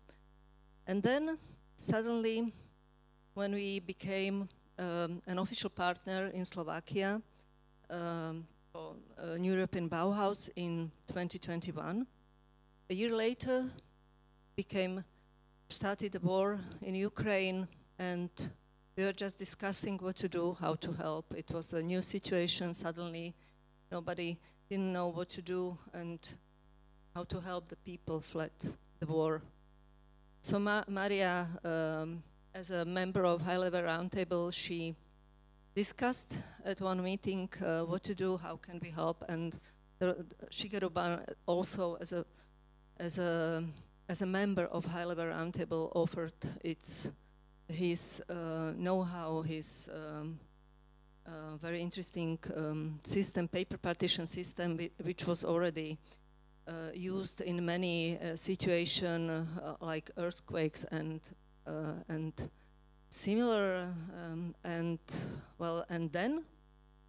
then we organized several installations here in Bratislava because it was necessary and we wanted to help somehow. So this is an installation of paper partition system in assistance center in Botova. There was installed 39 units. This is our group. It took 3 days. At the end, it worked. We had a very good help from students, from a professor, from faculty of architecture, and also from firemen. They were there, very strong guys, and helped us to prepare all this installation. And then we organize it also in Bratislava. It's around 130 units in stadiums, sports stadium, Inter, Pasienky, and this looks like it worked. And from time to time, there were really, that was really full of people. This is in Košice. It was in April 2022, and then we somehow somehow continue in a way, like looking for another possibilities how to get New European Bauhaus in a practice. But actually, this was maybe the most interesting experience in this way. And because in Manifest 2020 there is more members, as you know, I asked them yesterday to give me some sites, some short sentences, how they perceive the situation in Slovakia in this topic. So Mrs. Conrad sent me the motto of the New European Bauhaus, beautiful, sustainable, together, speaks to us in the post-industrial era. It speaks of our responsibility to treat natural resources in accordance with a sustainable view of the life cycles of buildings or new industrial ecosystems, to regain a sense of belonging and to support vulnerable places and groups. Moreover, European Bauhaus draws attention to the paradigm shift that sustainability can and must be beautiful in order to be communicated convincingly in the creation of our environment for living. Another idea, Mrs. Vranova. Increasing public awareness of architecture and the environment can improve people's participation in the decision-making process. It's from Architecture Policy of Slovakia from 2018. Another site from Martin Stoll. We are living through a period of crisis, pandemics, wars, the climate crisis, alternative facts, and the disruption of democracies. NEB responds directly or indirectly to all of them. Culture, inclusion, beauty, and sustainability change our environment for the better. And the creative process of making something new and meaningful is itself a response to hopelessness and an opportunity to find our island of happiness. And the last one, maybe not, from Peter Benuška. Human settlements, cities and towns are the transformation of complex social relations, needs and activities into fixed structures of buildings and spaces. Therefore, a comprehensive approach to their creation and transformation according to ever-changing needs and requirements is the only right one, just as the NEB strives to do, twice. Okay, never mind. What's next? Next will be the declaration after this. So thank you very much. Thank you, Lubica, for this insight, please. And I'm calling on stage Lenka Kuricová, Livia Gažová from Creative Institute Trenčín, who represents European. Please take your place at the table. Microphone. European City of Culture, Trenčín 2026. Hello. Hi. It is very lovely to be here today. Thank you so much. Yes, this is my name. We can go to the next slide, please. Thank you. I'm the Artistic Director of the Creative Institute Trenčín, which is the organization that is implementing the European Capital of Culture. And am I supposed to moving the slides or? Just with the, I see, okay. Thank you so much. Yes, so our organization was founded in early 2022, and that was right after the city of Trenčín won the title European Capital of Culture Trenčín 2026. The organization was founded by the city of Trenčín and Trenčín self-governing region. We are a non-profit. And this is the city where we now exist. It is a small town, basically, with about 55 inhabitants. It does have a lot of beautiful nature, longest Slovakian river, Váh, flowing right through the center. It has this majestic castle, but also it does have several good examples of modernist architecture as well. And our small town was in the competition for about 2 years with other Slovak cities to actually win this title. And what it requires of the city to do is to basically write, it's called bid book, and basically it's a extensive culture strategy, we can call it, with a strong European dimension. And what is my role in this whole thing is basically to put together a diverse and comprehensive program that can happen all around the city and in the region in collaboration with different European partners. And because the ECOC doesn't only include the culture and artistic programs, but also reconstruction of existing one and also new development of some new infrastructure. So all of that need to be filled with great, sustainable, and high-quality projects. Why New European Bauhaus is relevant to this? Because this entire program needs to be developed, in particular, in response to European priorities. It also needs to be firmly based in local specificities. So it's a little bit tricky sweet spot to actually hit.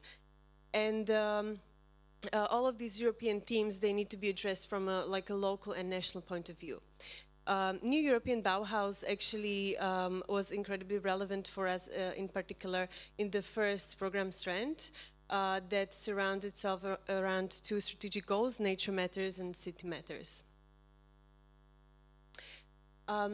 First block that actually opens the bid book, the program part of the bid book, concerns itself with the natural environment that surrounds us and how we can make it better, how we can behave towards it better, actually, and how to sensitize our audiences and our citizens to more ecosystemic thinking. And then it flows smoothly into the second program block, that is Heritage Rediscovered, which concerns itself and deals with mostly state of public space, history, and architecture.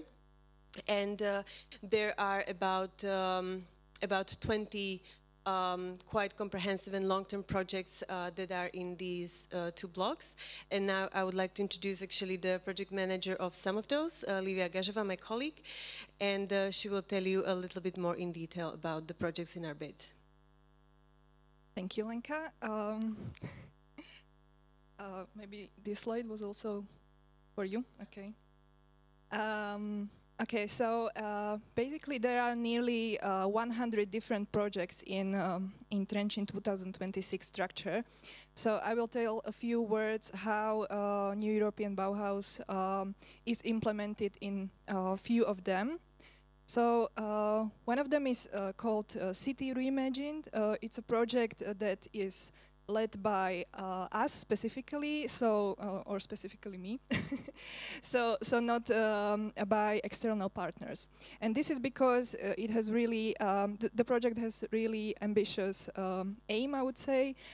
It's increasing the quality and culture of public spaces in Trenčín, and we try to do this through also structural changes in city strategies. So, for instance, we right now we are developing new regulations for visual pollution, and we have developed an advertising manual, a manual for advertisement in the public spaces, for instance. We also initiated a new position of so-called architect of the city detail, or city curator, as we call it in Slovak. So this is a new position in the city structure that would implement and pertain the legacy of our projects in the city structure as well. And we also implement or try to develop a new public space manual. One of the approaches that we are developing in this project is placemaking. We have become, with the city of Trenčín, members of the European network called Cities in Placemaking. Here we are with all the cities meeting every 3 months in different European cities and having workshops and learning about principles of placemaking. And in June 2024, you are all invited. We will have a meeting of this group in Trenčín. So we discussed that we will share some invitations for this event as well in this group. And in general, our 2026 project will contain many kinds of interventions and new art in public spaces. Mainly in City Reimagined, there would be interventions that would solve some kind of problems in the public spaces. Another projects that we have called cool interventions. It's not being implemented by us, but by mainly, maybe some of you know the initiative called Subdigital. So this is meant for tackling the climate changes and heating of public spaces. So there would be different kinds of interventions like this in the project. And I would also say a few words about the investment projects that are related to European Capital of Culture title. The first thing is that we do not have one big investment projects, one big opera house or whatever. The investment projects are rather small, but there are different ones to attract different kinds of audience. So one of them is really new. The results of the architecture competition have been released just a few days ago, and this is a new permanent exhibition in the Trenčín Castle.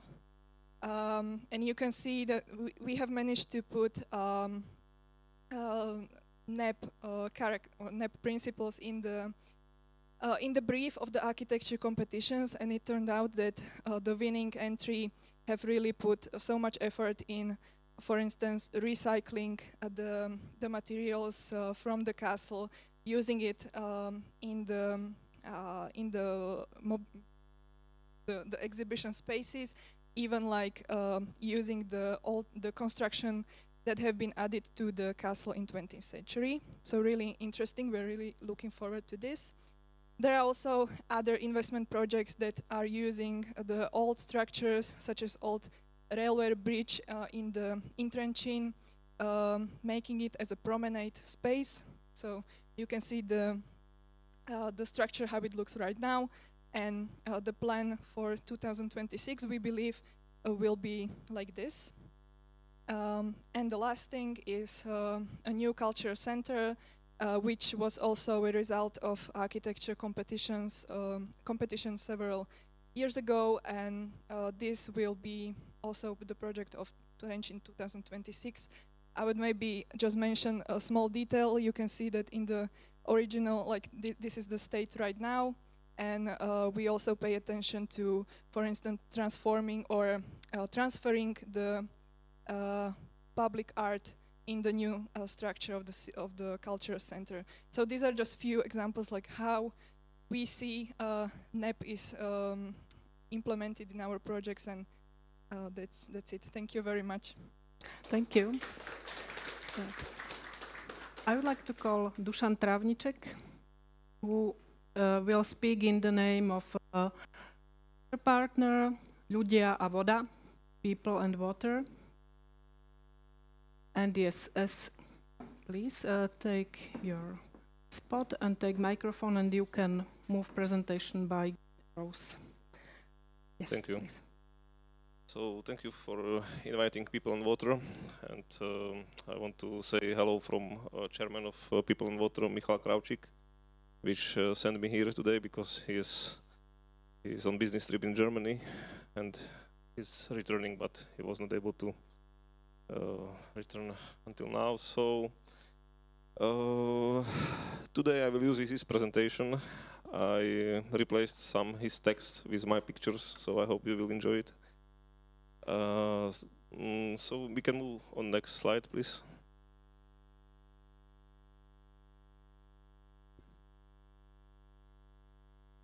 Wonderful, thank you. So today I will speak about new water paradigm. It was mentioned today that we need to shift the paradigm, and my colleague is 30 years dedicated to water and water paradigm.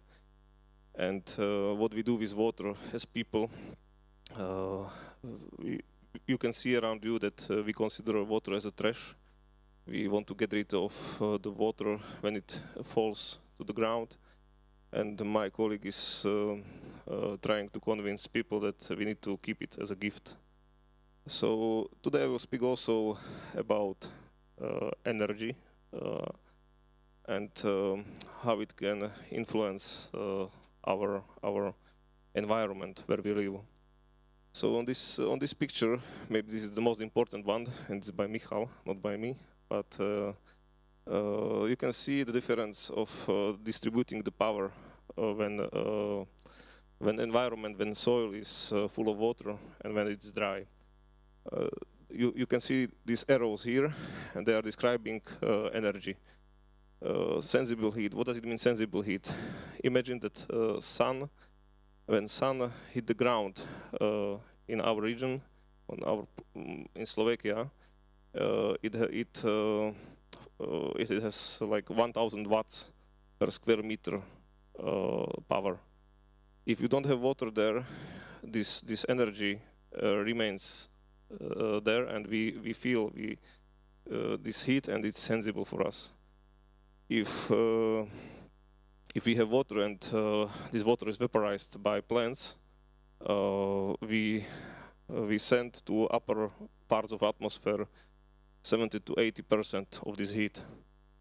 So this is about these principles and concepts of NEB also, how to make our environment better for us and let's say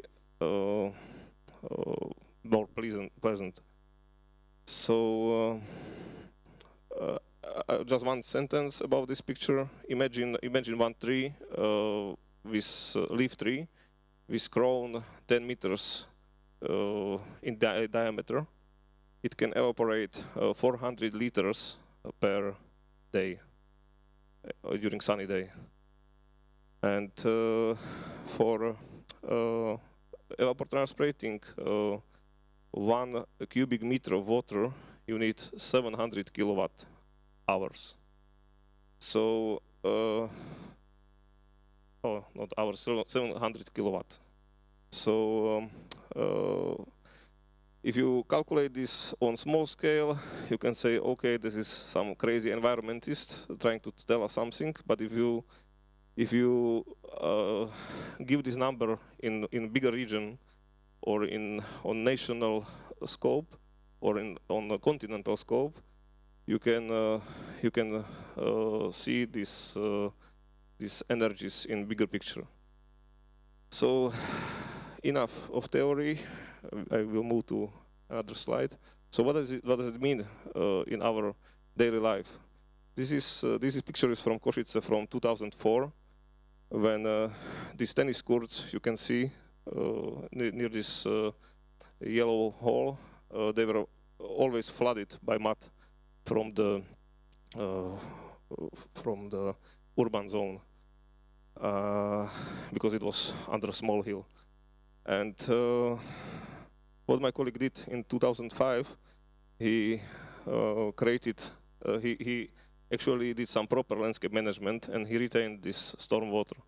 So this water was not flooding the courts, and it stayed in country, in landscape, and it supports vegetation and water vapor, which also cooled the environment.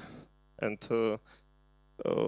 if you see this picture, like few hours after storm, in summer, there was extensive heat, and it was not good to spend time in this country. Nowadays, this is a very popular place, and it also grown on value, and developers exchange this for 10 times bigger land in Košice. So this is picture from Michal Kravčík wrote in 2007 a book, New Water Paradigm. You can check it on waterparadigm.org, and this is a picture from his colleague Jan Pokorny from Enk Institute from Czech Republic, and you can see how water cools the environment. I will not spend much time here, but you can see a wet meadow here and harvested meadow, which is not flooded by water from nearby lake.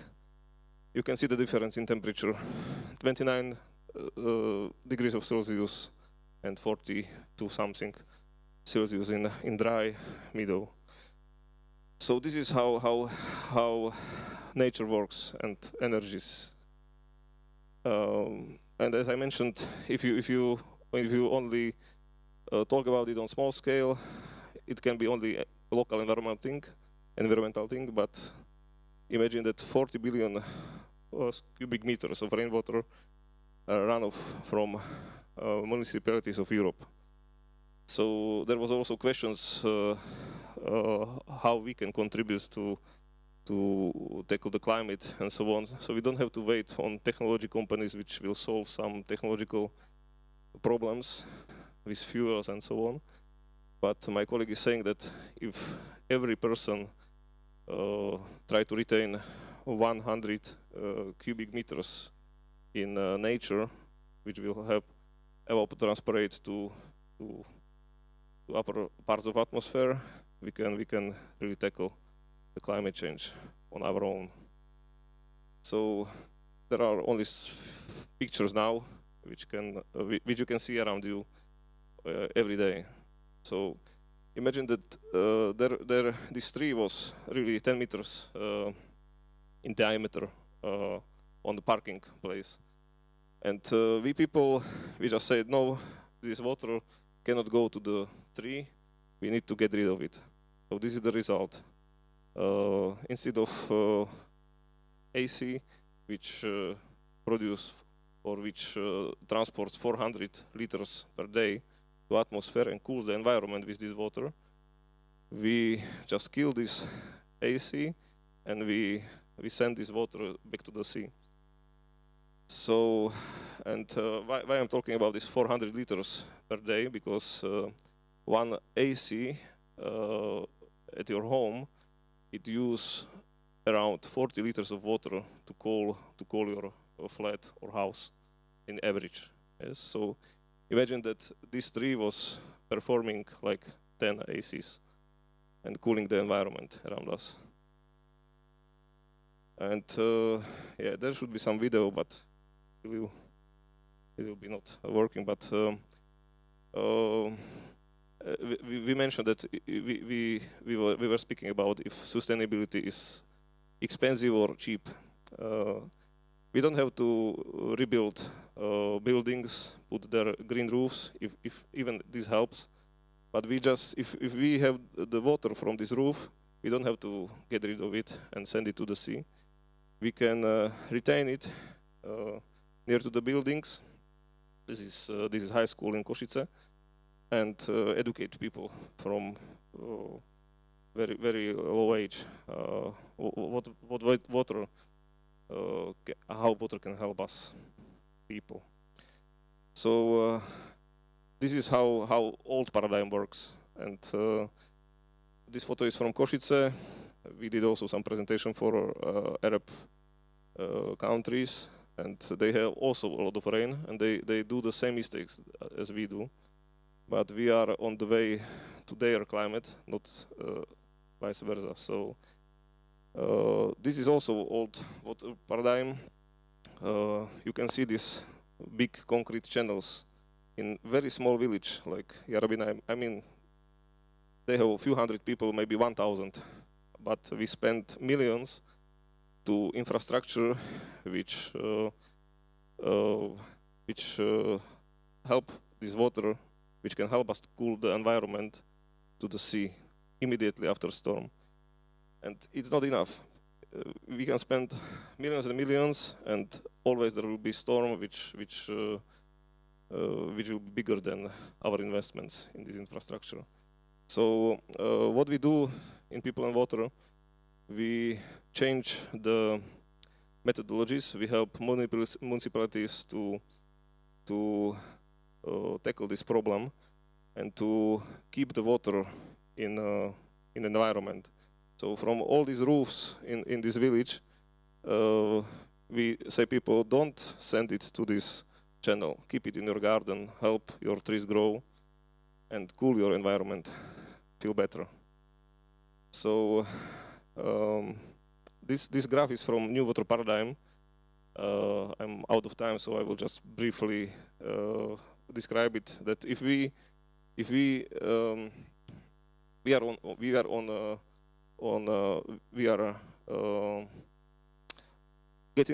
letting this water and keeping the energy from sun in our sensible space, and we are increasing the extremes of weather. We are creating heat domes and heat islands over the cities and continents. If we stop it, we can revert this change. We can revert the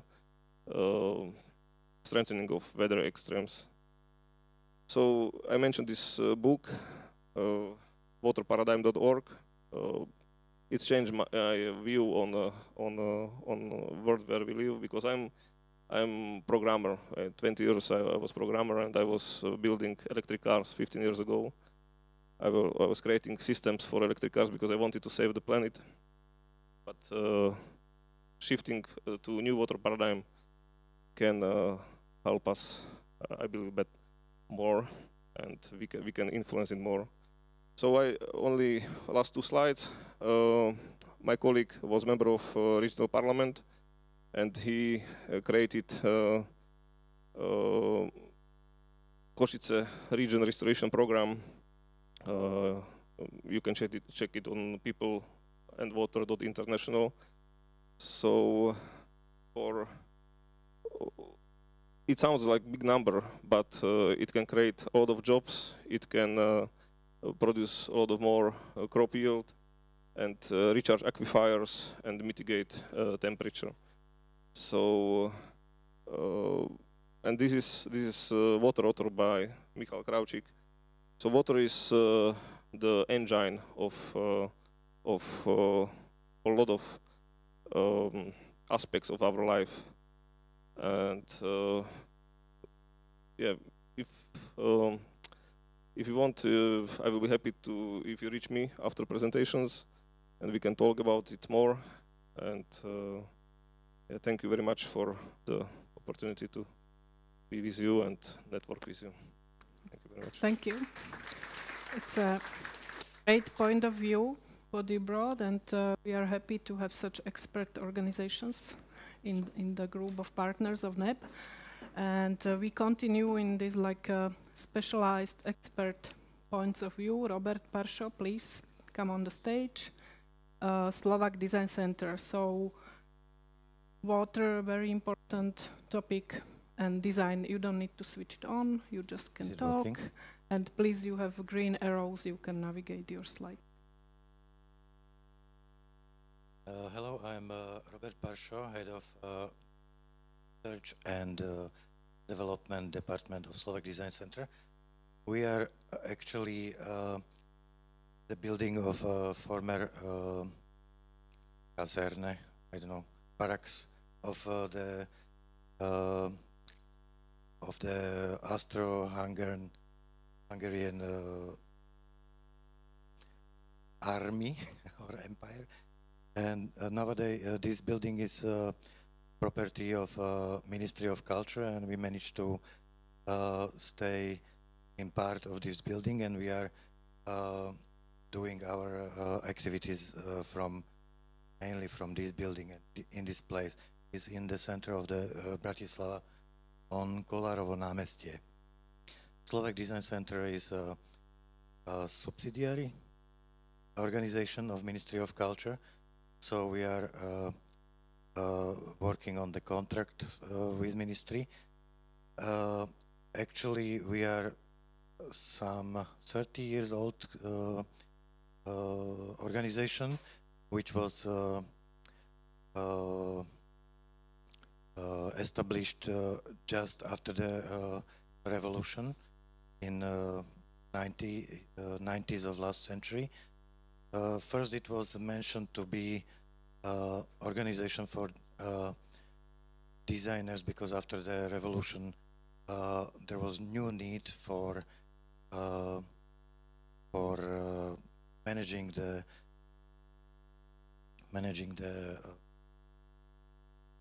design and business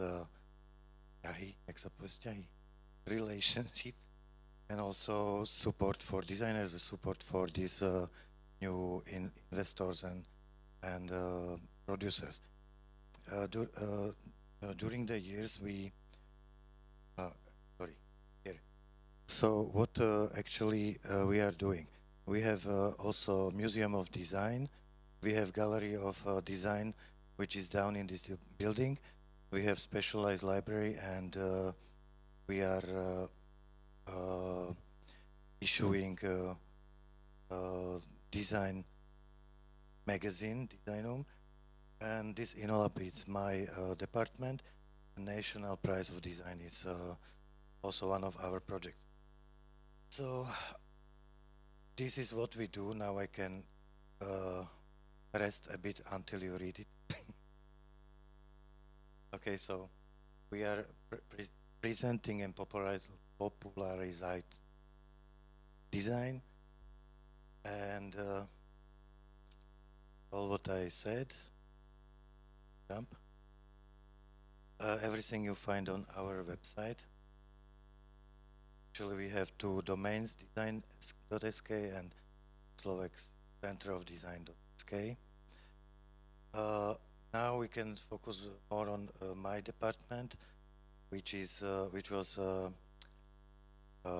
established during on occasion of a grant from European Union.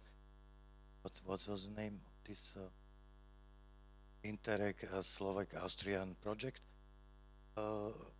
And we managed to get some little money to establish this department and get some employees and start to work on international projects. One of the most important projects of this department is a Library of Materials, LOMA, which means it's the collection of materials which designers develop or designer like to use in their projects, which have some special qualities or are made by experiment. So we have there a lot of pieces, a lot of samples of very special materials, and we are inspiring designers to develop, use, reuse, find the use of such new materials. Next project which we are starting right now, the project of dealing with artificial intelligence, which we think is going to be a little problem for for the designers, illustrators, and creative industry workers, and we are trying to find a way how to deal with it and use it in a good way for the society. Another project is a little bit about history. We are researching history of Slovakia, because Slovakia is quite young state, young nation. Also, design is quite young discipline, not as old as architecture, but in Bratislava was a very special school of arts which was inspired or very similar to Bauhaus, Dessau, and had very similar ideas or principles as that school, because you see it was in the same time, almost the same time. We stay longer a little bit. And next project is Atom NEB Lab, which you can see is connected to NEB. And in this project we are trying to cooperate with other partners of NEB in Slovakia or abroad, and we are trying to offer our expertise in some of these topics which we already do or we can do. And more, there is really a lot more, but we don't have time to go deeper. You can visit our website and search for InnoLab, and there is white paper and you can read it. So. And these are some phrases which I find out yesterday night. No, these are real. What we advocate for, what we recognize, and what our aims are. And Slovak Design Center is not a very big organization. Actually, there is for all the projects and all the departments only 18 people.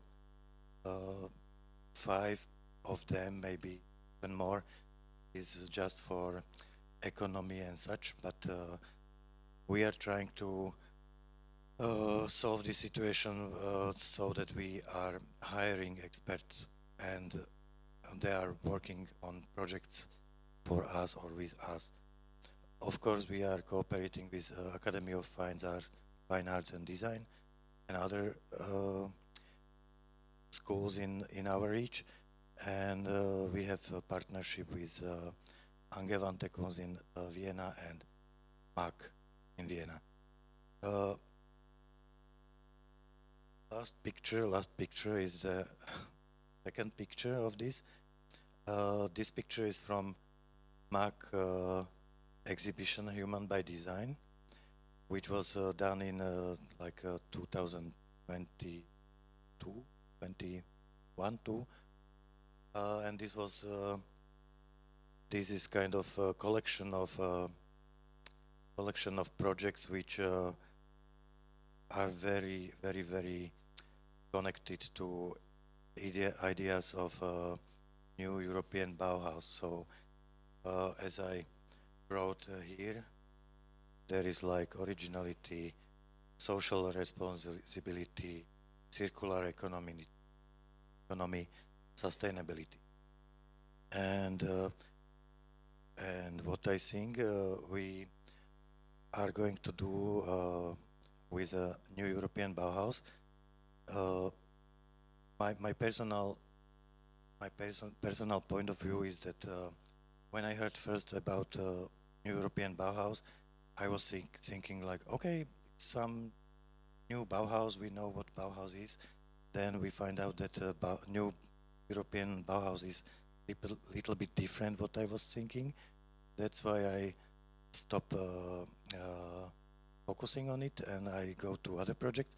But later I find out that there are quite interesting possibilities, and it can be really connected to our topics and our groups, and I would like to involve more designers to these new European Bauhaus projects, because I see there is a lot of architects but not enough designers. So I hope we will find a way how to help in this new European Bauhaus project. Good.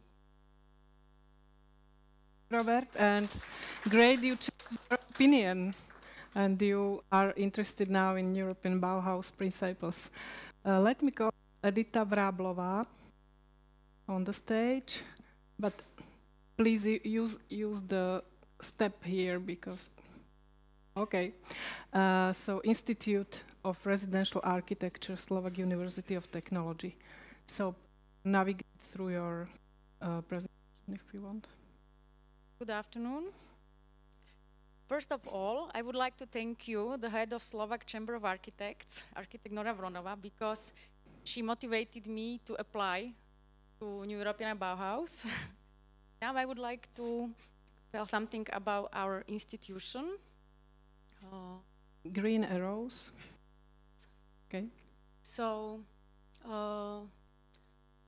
Faculty of Architecture and Design of Slovak Technical University is a modern educational and scientific institution and is based on research, but we are linked to practice.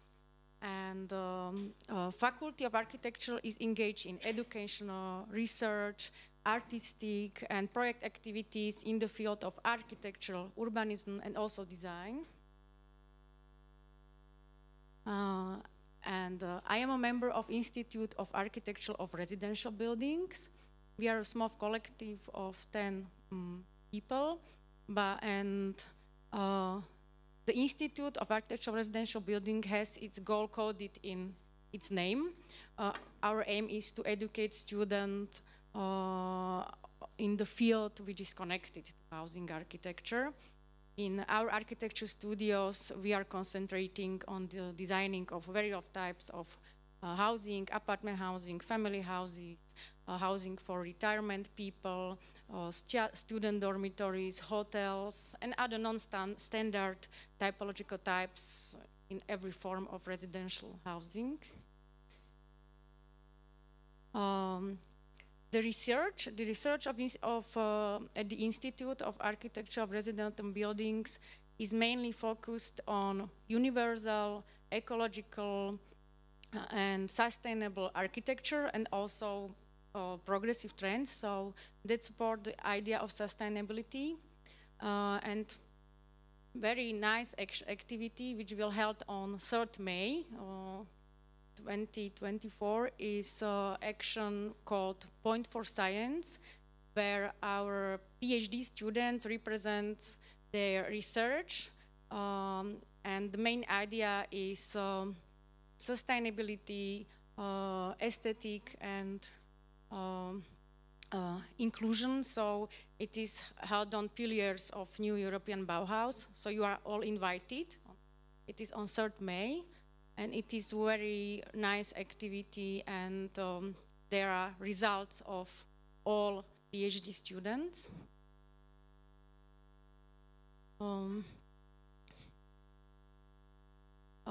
Education is thematically oriented, so it's not only about housing, it's about effective housing, diversity housing and proximity, high density housing.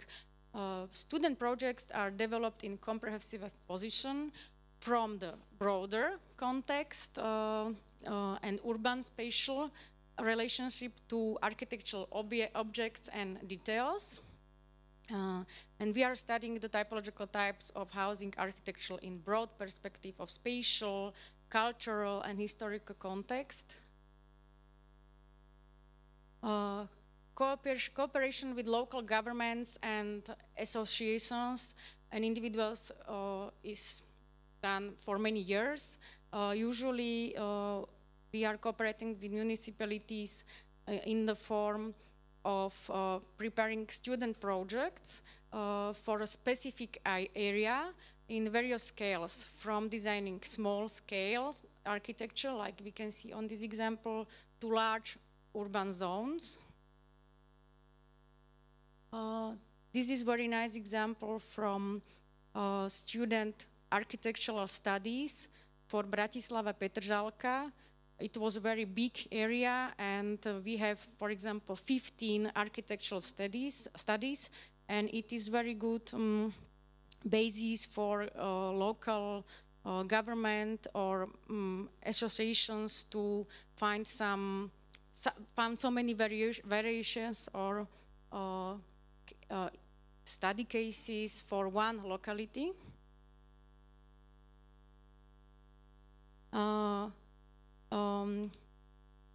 It is beneficial to organize workshops during the process of elaboration of the architectural studies because we can involve local communities, public associations or investors, and they can in this way influence the process of architectural design.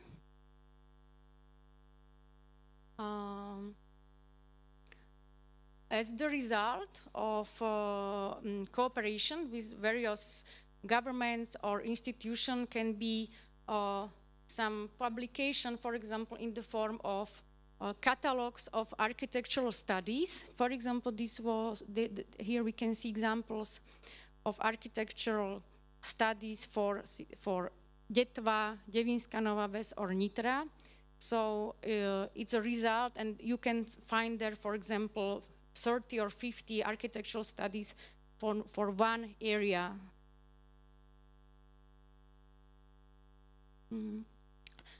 That was about student works, but at our faculty we have also a business center called Belush Ateliers, where local governments or investors or developers can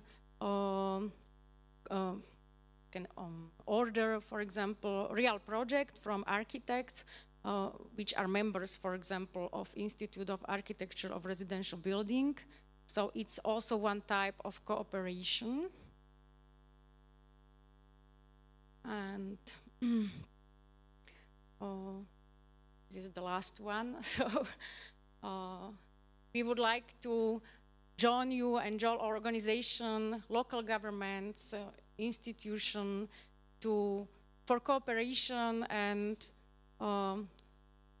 we are ready. Thanks a lot. Thank you, Edita. Thank you for this. And yes, I'm calling Lidia Grešaková from Spolka. And just take your stage and use green arrows. It's a great symbolism.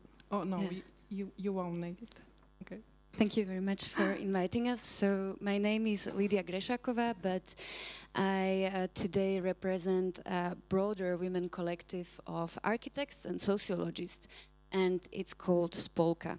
And Spolka is this year's only Slovak nominee for the New European Bauhaus Prize with the project Urban Landscape Mestská krajina KVP, showed in the presentation behind me together with a few of my colleagues that are right now in Brussels or in Košice and Bratislava.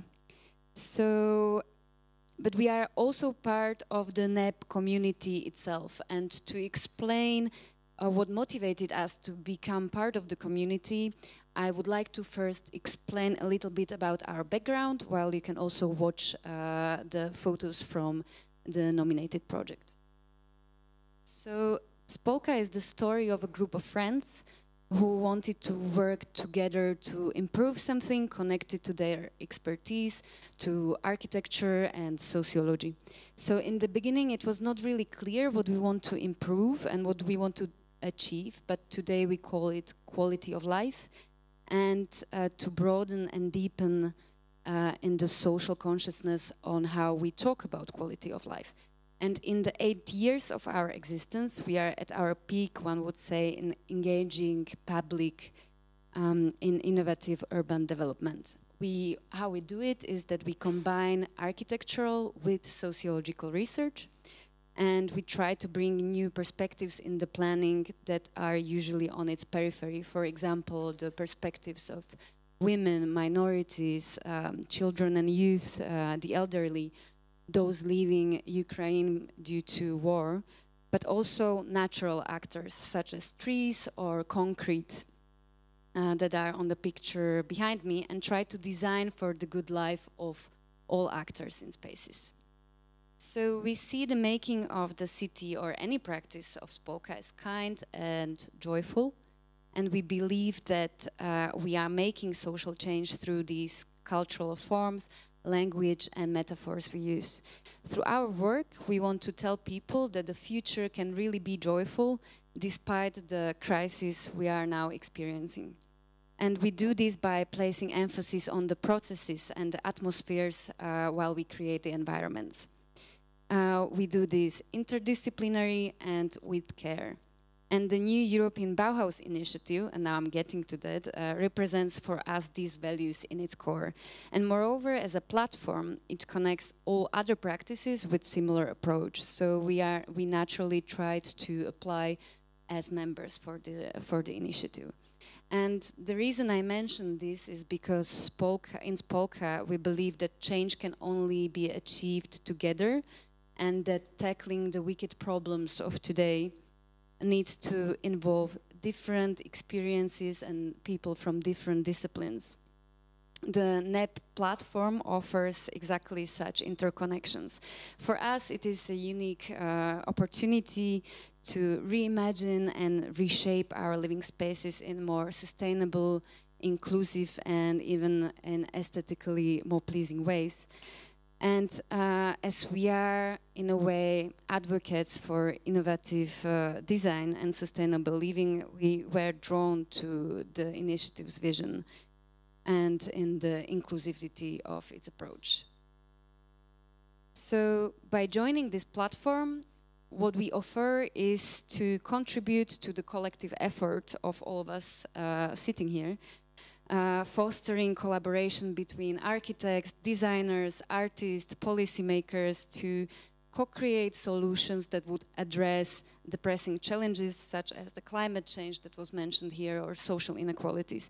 And by embracing the principles or the pillars on which the European Bauhaus stands, we can together inspire positive change, but also physically create spaces that not only enhance our quality of life, but also reflect our shared values of sustainability and community. And I think that thanks to this platform or the New European Bauhaus initiative, we as Spolka are not alone in this in Slovakia. We have something finally or someone to lean on, both theoretically and in terms of collaboration that was proved also today when we together met. So maybe the last thing that I will tell is a practical example of our work, of how we translated the values of European Bauhaus into a project that is now nominated for the prize. So with my colleagues, we created a versatile modular system for sitting or lazing in one of the biggest housing estates in Košice. And we did it by recycling old concrete forms of gutters that are to be found in the housing estate. But we also planted perennial beds in the surrounding area and created a rainwater management system. Moreover, in this project, we collaborated also with the local social service that you see on the picture, and we also collaborated with landscape architects, so we were really trying to make it as interdisciplinary as it needed.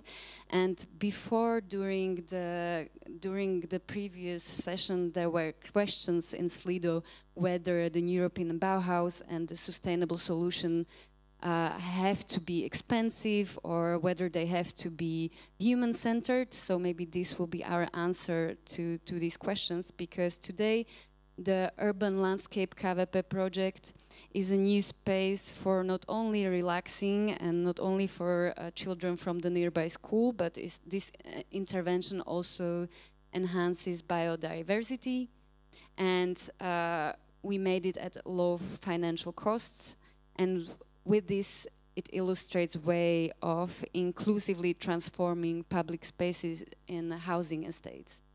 So yeah, you can see it on the project behind me. Thank you very much.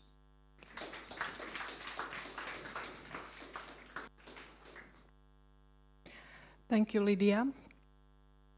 And yes, we are approaching conclusion of our event, but only online, because we will continue in a few minutes with workshop, which will be already offline. So there will be a space with, for all partners, all participants here, maybe to connect deeper, to think about, to talk about these ideas, what we mentioned. But we still have for you interesting parts, and I call Ljubica on stage, president of Manifest 2020.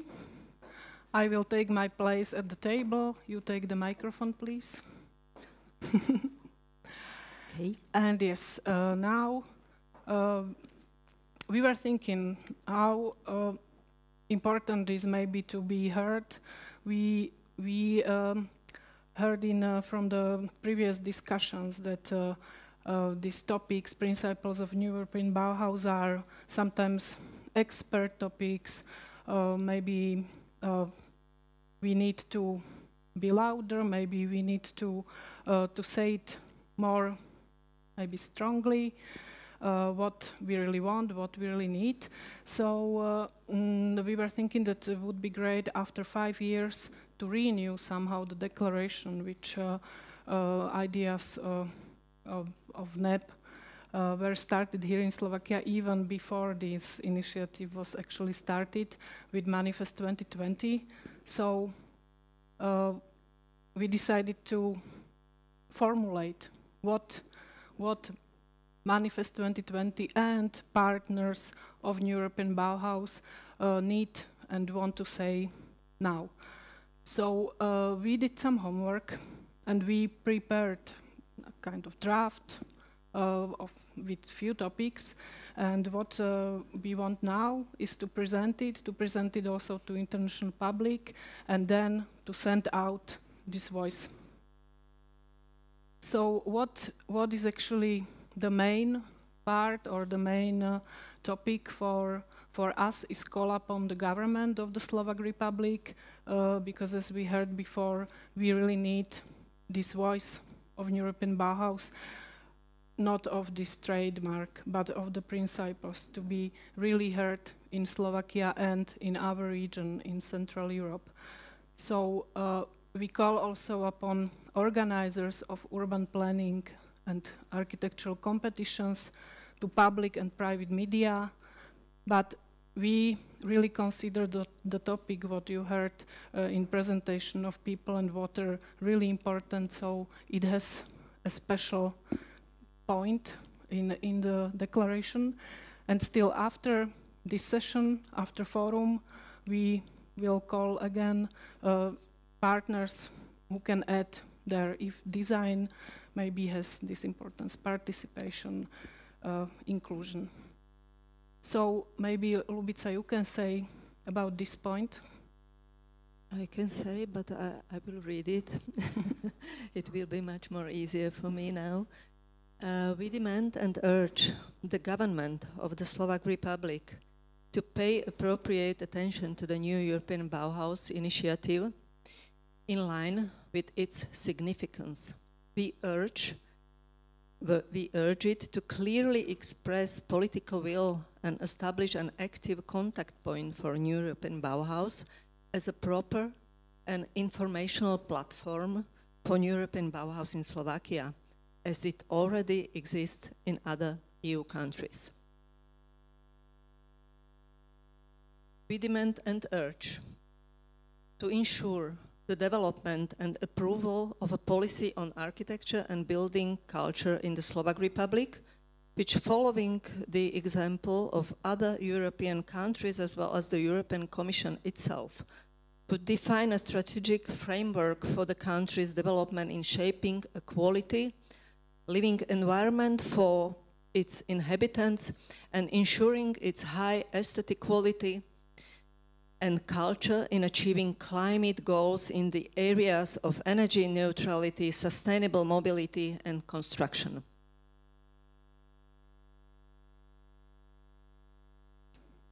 So maybe, Maria, you could continue. You can take a break. So now this is another important group we would like to call upon, we would like to approach.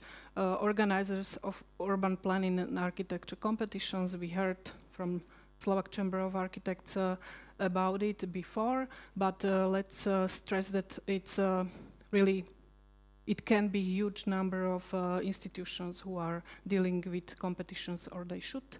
So we call upon them to adhere principles and goals of the new European Bauhaus. Inclusion aims to ensure access to and utilization of works for everyone. Urban planning and architectural competitions will thus become a guarantee and tool for sustainable quality development of settlements and the country. And another really important group are media. Is really the topic how to be stronger, how to be really visible. Public and private media are urged in collaboration with professional communities to create sufficient space for disseminating information about the European Bauhaus and other European initiatives addressing the climate crisis. And yes, this is the special point about one of the most serious impacts on the temperature regime of the country is the sealing of Earth's surface in urbanized environments and the channeling of rainwater as waste. So we expect public institutions involved in spatial planning to urgently incorporate changes in rainwater management into legislative. So it's example, like we really would like to ask other partners from Slovakia to bring their topics, and what will happen next in this declaration. Yes, we will need partners' approval, maybe some additional points. We will disseminate the declaration to community, to international community, not only to community in Slovakia. We will address it to government of the Slovak Republic and disseminate it to media. And where to support it? If you already want to support it,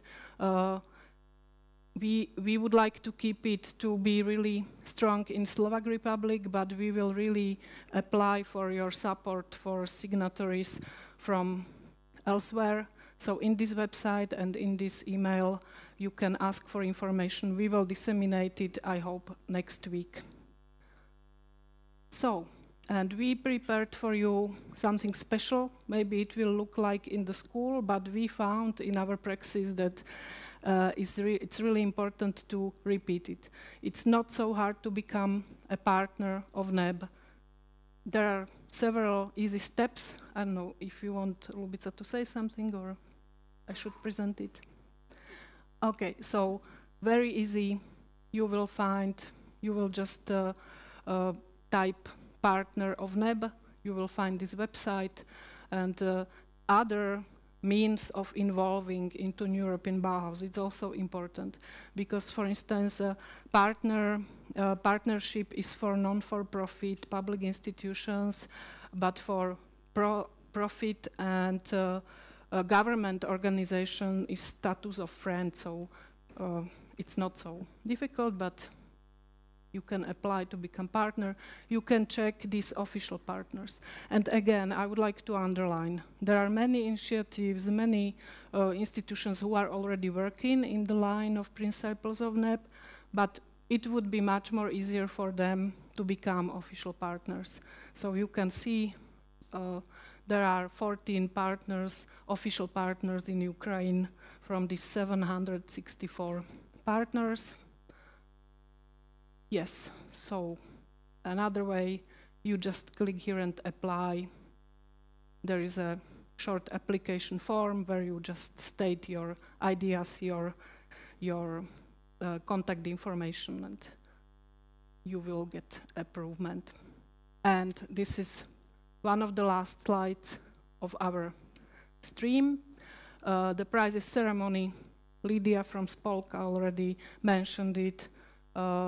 At 6 tonight, there will be online prizes ceremony, and we are very curious who will be awarded. But as I may say, already to become a finalist of such a group, NEB prizes is a great award.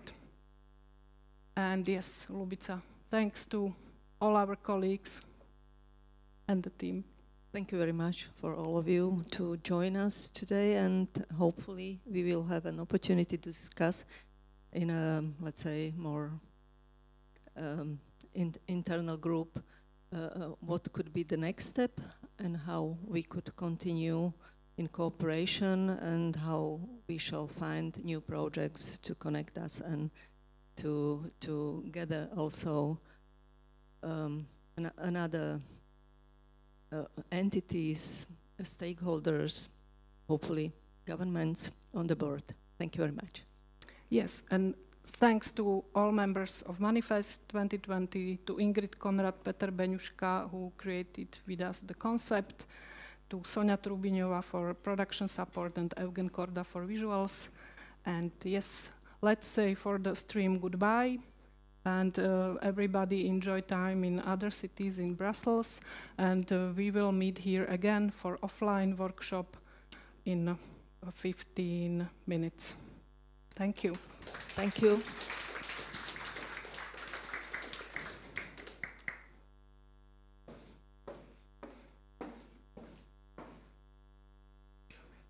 Mm-hmm.